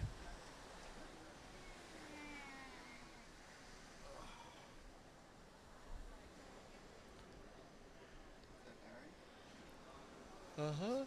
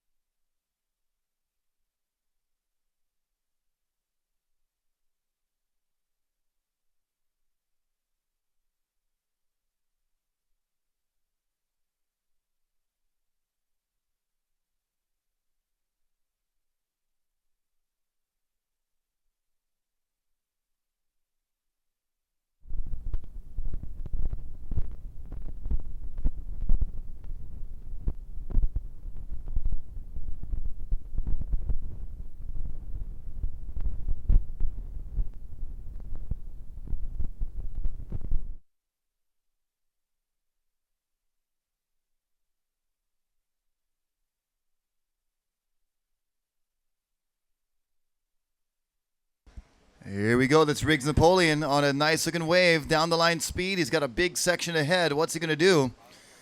He's pumping that board, getting some speed, and then goes back to the left with a big bottom turn and just cannot get his board to do what he wants to do. And he goes over the top of that wave. And so there's a shot of Riggs, and yeah, just sunset. You know, a lot of times it's just so many variables out there, you know, with the bump, the chop, the reverb. Yeah, you said it earlier. It's got about at least, 15 to 20 different looks when you're talking about size, wind direction, swell direction, and just the bottom contour, very uneven at times, and deep spots, shallow areas. So very tricky wave to surf, and especially if you haven't spent as much time out here as some of our other competitors, it can be a little bit frustrating at times. Here we go, up and riding in white. This is Kieran Grant. He's having a pretty good heat so far. He's got a 5.0 opener and also backed it up with a 3.65.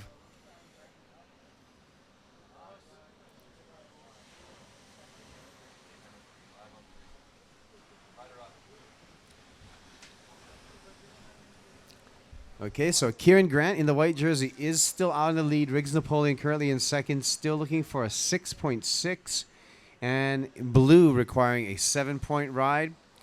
The time remaining in this heat is 5 minutes and 10 seconds. So we're coming to the 5-minute warning. And time is dwindling down for heat number 7 of this repecharge round. And the sun comes back out to give us a little bit of some brightness towards the end of our afternoon.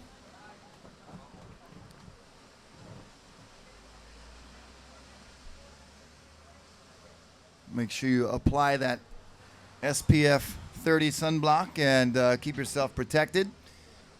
It is, I know it's February, but this is very typical Hawaiian weather.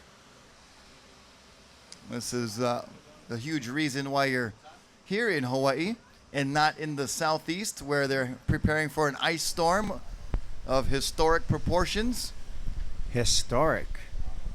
Yeah, it's going to be gnarly. I was listening to the radio and it's they're talking about everybody just hunkering down, staying where you are.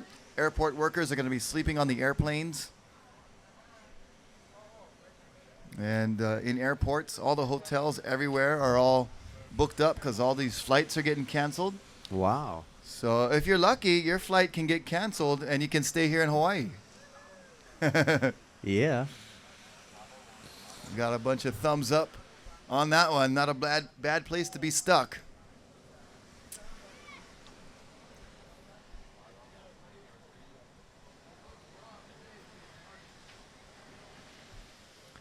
And for those of you watching online, we welcome you on the watermanleague.com.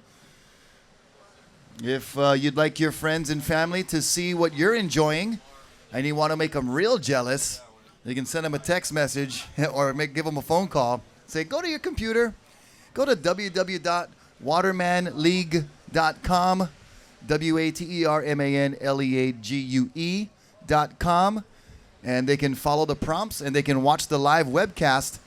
And they'll be watching exactly what we're seeing here on our screen, which is a lot of surfing, some scenes from the beach, and also just some beautiful sunny skies and awesome weather for February 12th here on the North Shore of Oahu in Hawaii. Dave Muir, we need the blue jersey back, please. Dave Muir. I think he brought it back. He got it back. Okay, he's back. All right, no worries. Told story tonight with Kai Lenny, Cody Kerbox.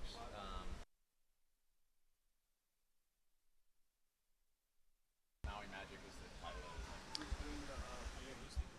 All right, so we got a talk story tonight. If you're looking for something to do and you want to see some interesting folks over at the Turtle Bay Resort at Surfer the Bar, Maui Jim is going to present a talk story with the boys from Maui, exciting young watermen, Connor Baxter, Zane Schweitzer, Cody Kerbox, and Kai Lenny. Wow, that is going to be an awesome time because those guys, they got so much energy. Yep. Anytime you're around them, you just feel that kind of that Maui aloha rubbing off, and they're such a good, tight group of good, talented watermen. And if you get a chance tonight, head into Surfer the Bar at Turtle Bay Resort.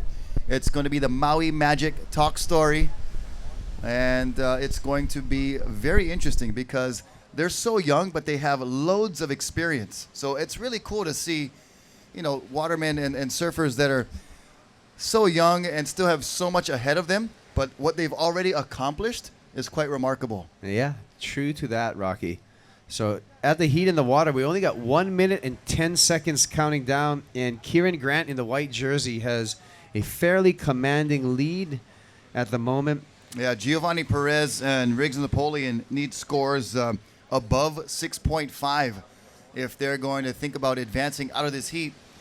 And Riggs needs a 6.6, and Giovanni needs a 7.0. So it is kind of an uphill battle for them with the time remaining.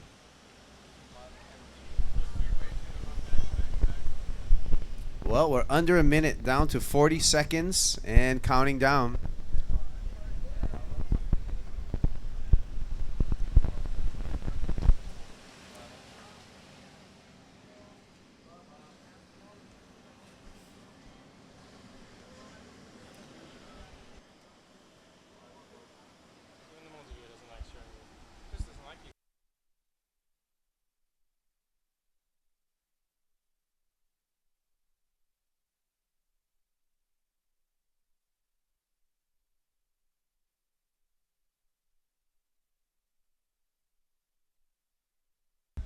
Counting down 5, 4, 3, 2, 1. This wave will count for Riggs Napoleon. So if he can get a 6.6, and I think he got donuts on that one. I heard the O's from the Oohs crowd. and ahs. And that was one of the bigger waves of the heat. That was Riggs Napoleon looking for a 6.6 and not sure. I don't think he got it there, but unofficial results, Kieran Grant in first, Riggs Napoleon in second, Giovanni Perez in third. Check in, or at least we're getting ready to start. Stand by for heat number 8. Heat number 8, counting down in 5, 4, 3, 2, 1. So there you go, the final heat of the day, heat number 8. In the red jersey, Monet Manutea out of Tahiti. In the white jersey, Kai Bates from Australia. And in the blue jersey, Alexis Daniel from France. All right, so truly an international competition or international heat right here. 3 surfers from 3 different places, Tahiti, Australia, and France. And actually a little bit of a connection between Tahiti France and and France, Tahiti, yeah. yeah. French Polynesia. Have you ever traveled to French Polynesia, Kaipo? Yes, I've been there once. It is a It's beautiful, beautiful, place. yeah. We're in USA Polynesia here.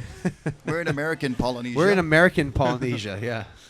And we share that with Samoa also. Yes. American Samoa. American Hawaii. And we do have a lot, as well as American Micronesia. Yep.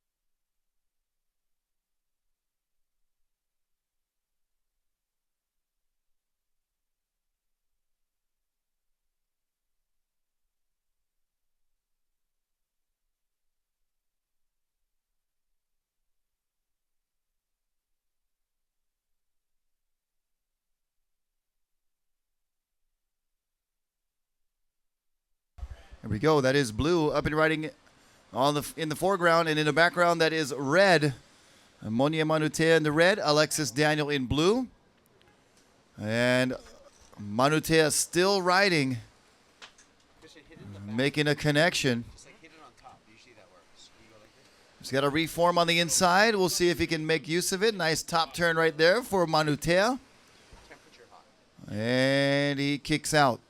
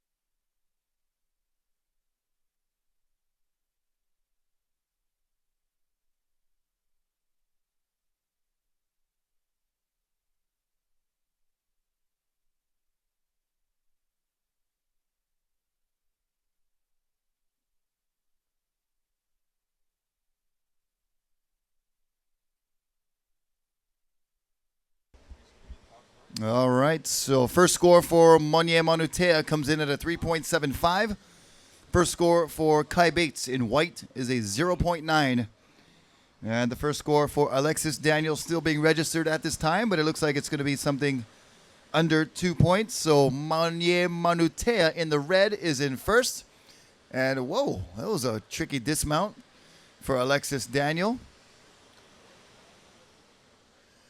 And the results of that last heat: first place Kieran Grant, second place Riggs Napoleon, and third place Giovanni Perez. Here we go on the outside. That is White Kai Bates. He did a couple of little turns and then he kicked out, not thinking he was going to get too much more out of that wave, and holds his positioning out in the lineup.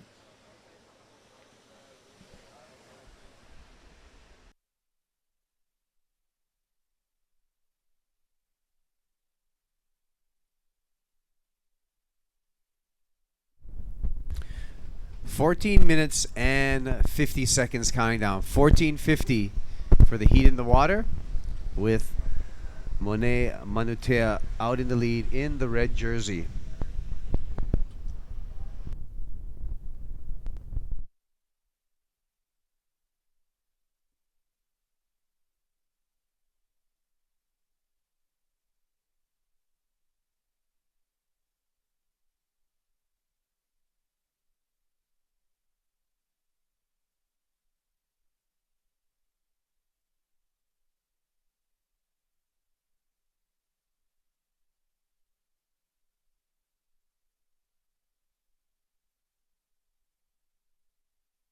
So don't forget, tonight at Surf for the Bar, we have the Maui Magic Talk Story with the Maui crew: Zane Schweitzer, Kai Lenny, Connor Baxter, Cody Kerbox.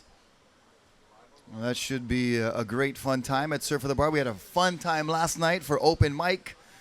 I was the host there till about 12 a.m. and got up at 6:30 this morning to report for duty here on the beach. Not sure if I'm going to make it to Talk Story tonight. Tonight, Talk Story will be at 7 o'clock, I believe. Yes. So I see 2 attendees already that will be there. Oh, wow. You got the signals from the beach, huh? Yep. 7 p.m.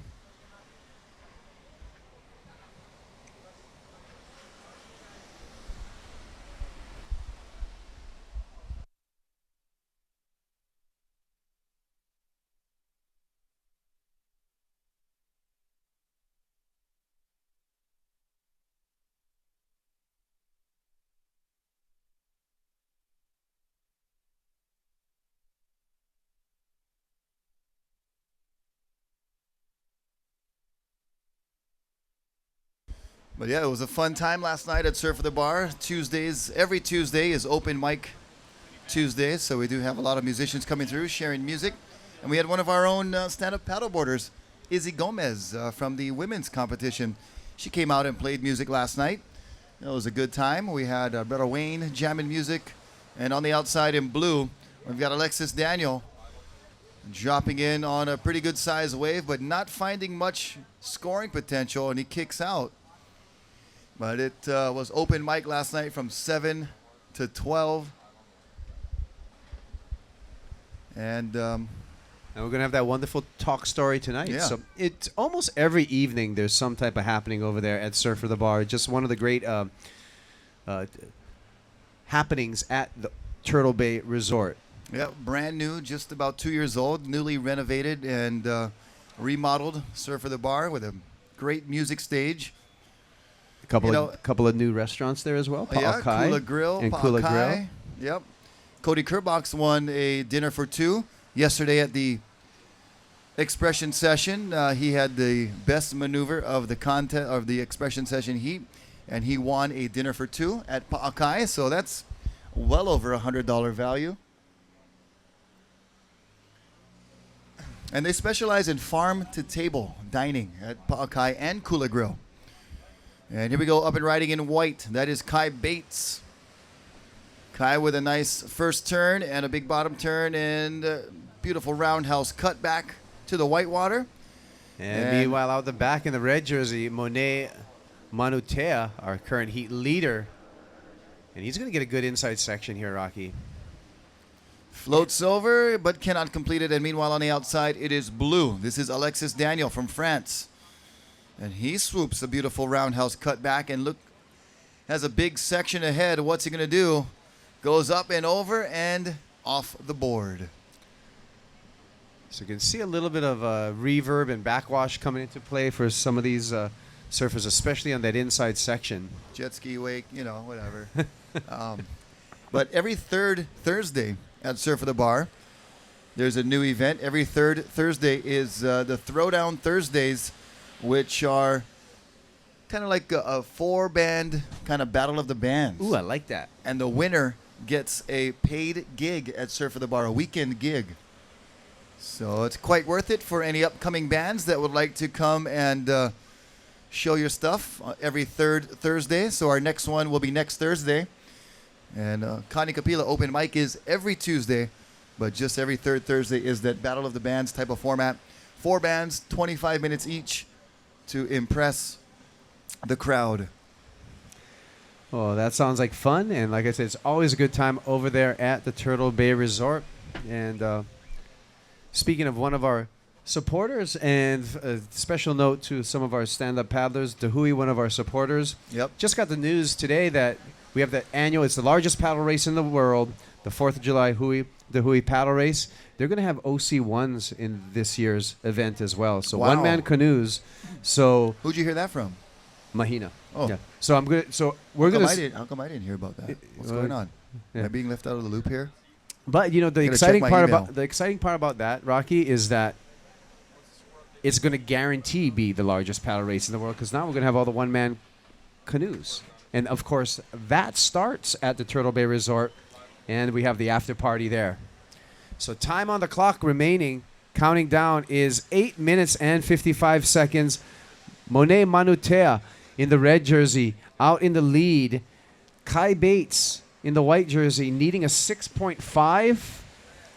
And here we go, our heat leader, Monet Manutea. And the beautiful carve off the top. And building up some speed down the line. Wave's going to stretch in front of him, looking for a big closing maneuver. That wave's going to flatten out a little bit for him, but looking to better his 3.75. Meanwhile, Alexis Daniel is in third in the blue jersey, needing a 7.5 to go into first place and advancing out.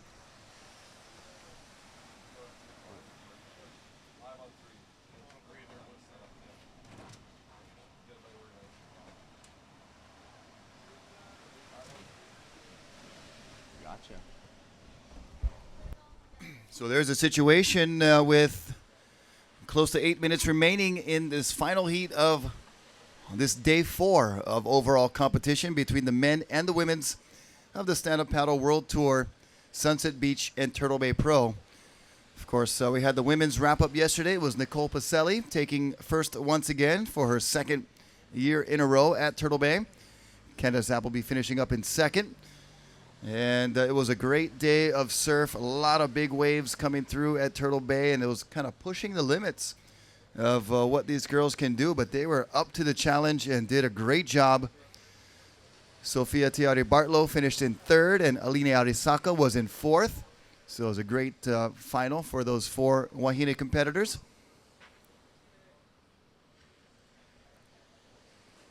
And once we wrap up today's competition, we're going to be on standby the next few days for one more day. The final day, we will crown a 2014 Sunset Beach Pro champion.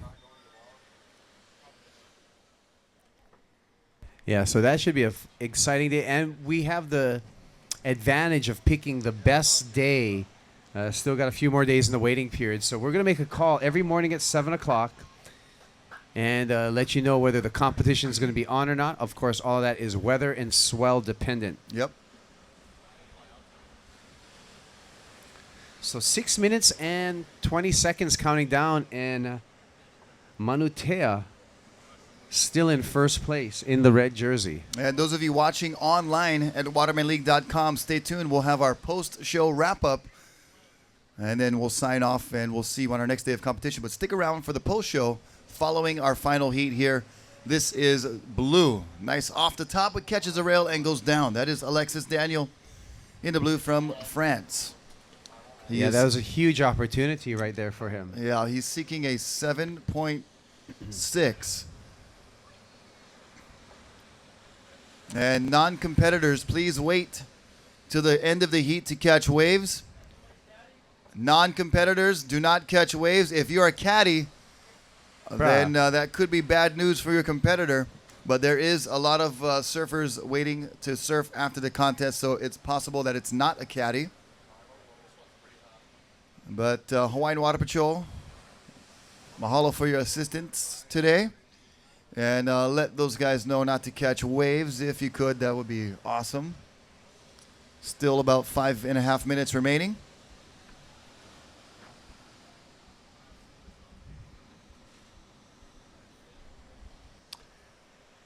Time check, 5 minutes. 5 minutes counting down.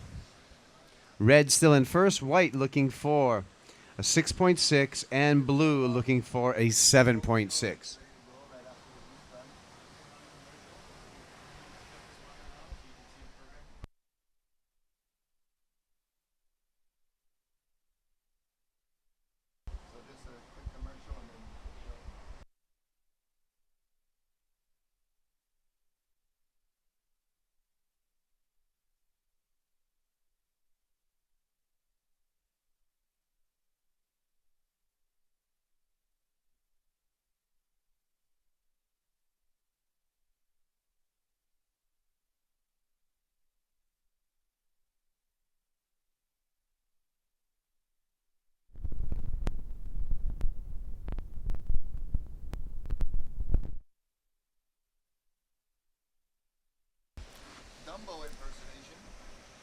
Here we go. That is white Kai Bates on a left over at Sunset. So we've seen a few lefts ridden today. We've seen the scores not reflect that it's the greatest decision, but we'll see. You know, sometimes that left can stand up and provide a nice, you know, breaking wall so you can get a good maneuver off, then so be it. But most of the lefts today have been in the mediocre to low scoring range.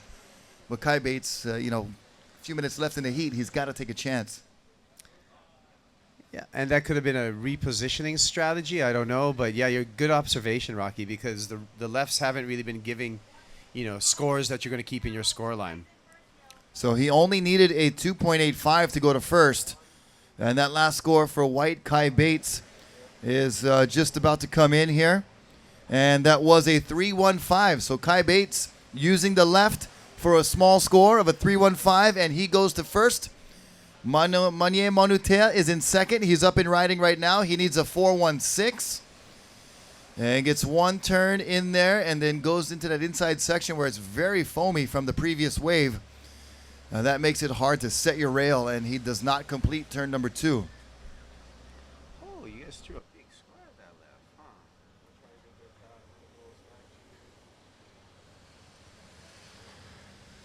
Stand by for the last score of red. He needs a 4.16.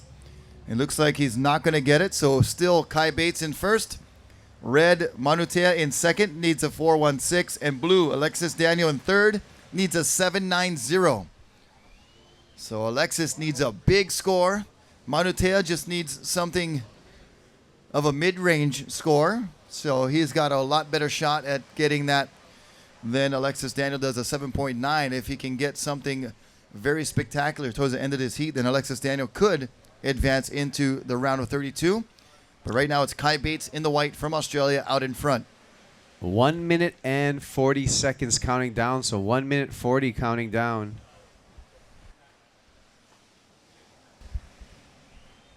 So we're into the final under 2 minutes. And it's going to be clutch time for Monet Manutea as well as Alexis Daniel. 1 minute 20. And we can hear the whistles. Some signals for our surfers. And way up on the point there. Whoa, Kai Bates deep. And blue, Alexis Daniel, he's going to have a shot, possibly. Nope, that wave is not going to form up. So the ocean goes flat for the moment on the outside for Alexis Daniels. Manutea is making his way back out with Kai Bates on the inside. That gives them a little bit of an opening. Yeah, it sure does. Well, here we go. It's going to be up to Red with 45 seconds. Can he get that 4.16 that he requires? There might be a couple of waves, but the clock is ticking down. Yeah, more importantly, you're right. We're going to see if a wave comes in time for even Manutea to have a chance, because you do need the wave to get the score. And the wave is approaching. There are some waves out the back now. Alexis Daniel is in position a little bit deeper on the point. You hear the whistles. You hear the... You can kind of feel the angst on the beach as... Here we go. Counting down. 5, 4, 3, 2, 1. That wave does count for Blue. And not sure why he kicked out right there. I mean, you got to want it. You got to go for it. So Alexis Daniel, possibly a mistake right there. And that is the results. Kai Bates in first. Monier Manutea in second. Alexis Daniel in third. We're going to take a quick commercial break, and we'll be right back with the post-show wrap-up here at the Stand Up Paddle World Tour Sunset Beach Pro.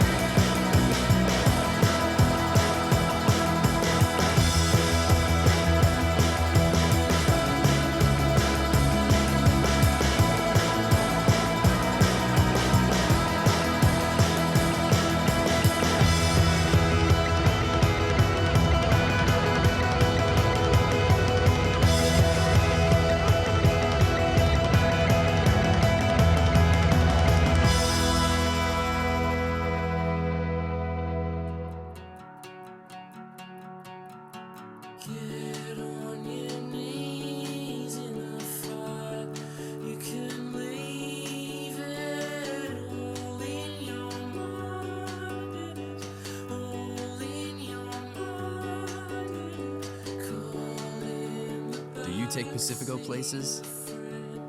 Or is it the other way around? Pacifico. All right, welcome to the Turtle Bay Post Show right here at the Stand Up Paddle World Tour Sunset Beach Pro. Rocky Cannon along with Kaipo Guerrero. And we've had a really good day today. We had great surfing conditions. The wind stayed calm all day, and it was about 4 to 6 in the morning, 3 to 5 in the afternoon. Yeah, we saw some high-performance surfing from our stand-up paddle crew over here, and some great performances in the high-performance category. The winds laid low for most of the day, so we had great conditions here for these guys ripping it up. And we had some cool spectators on the beach coming through and watching, as well as online on the web. So thank you guys for joining us. We really do appreciate that. And we do have some cool highlights to check out and some great stuff for our post show coming up here very soon. And actually, we have our Maui Gym top 3 waves of the day, and check these out. The first one here is Tama Auribear from Tahiti in that yellow jersey right there. He was carving very nicely off the top and made a big bottom turn, tucked in right in the pocket, stayed nice and tight to the whitewater, and then smashed that last turn off the top. And here we have Benoit Carpentier and our French competitor. Great look at that airdrop into that, and we were talking about high-performance surfing, just stayed on his board. And meanwhile, the veteran here, Rocky. Aaron Napoleon, rogue team rider, won his heat, skipped the repechage, goes into round 3. And Aaron Napoleon showing his veteran prowess in his heat today. And that was an incredible job by Mr. Aaron Napoleon and the rest of our crew. That was really just going off out there. And we have the rogue moment of the day for you. And it was this man, Zane Schweitzer.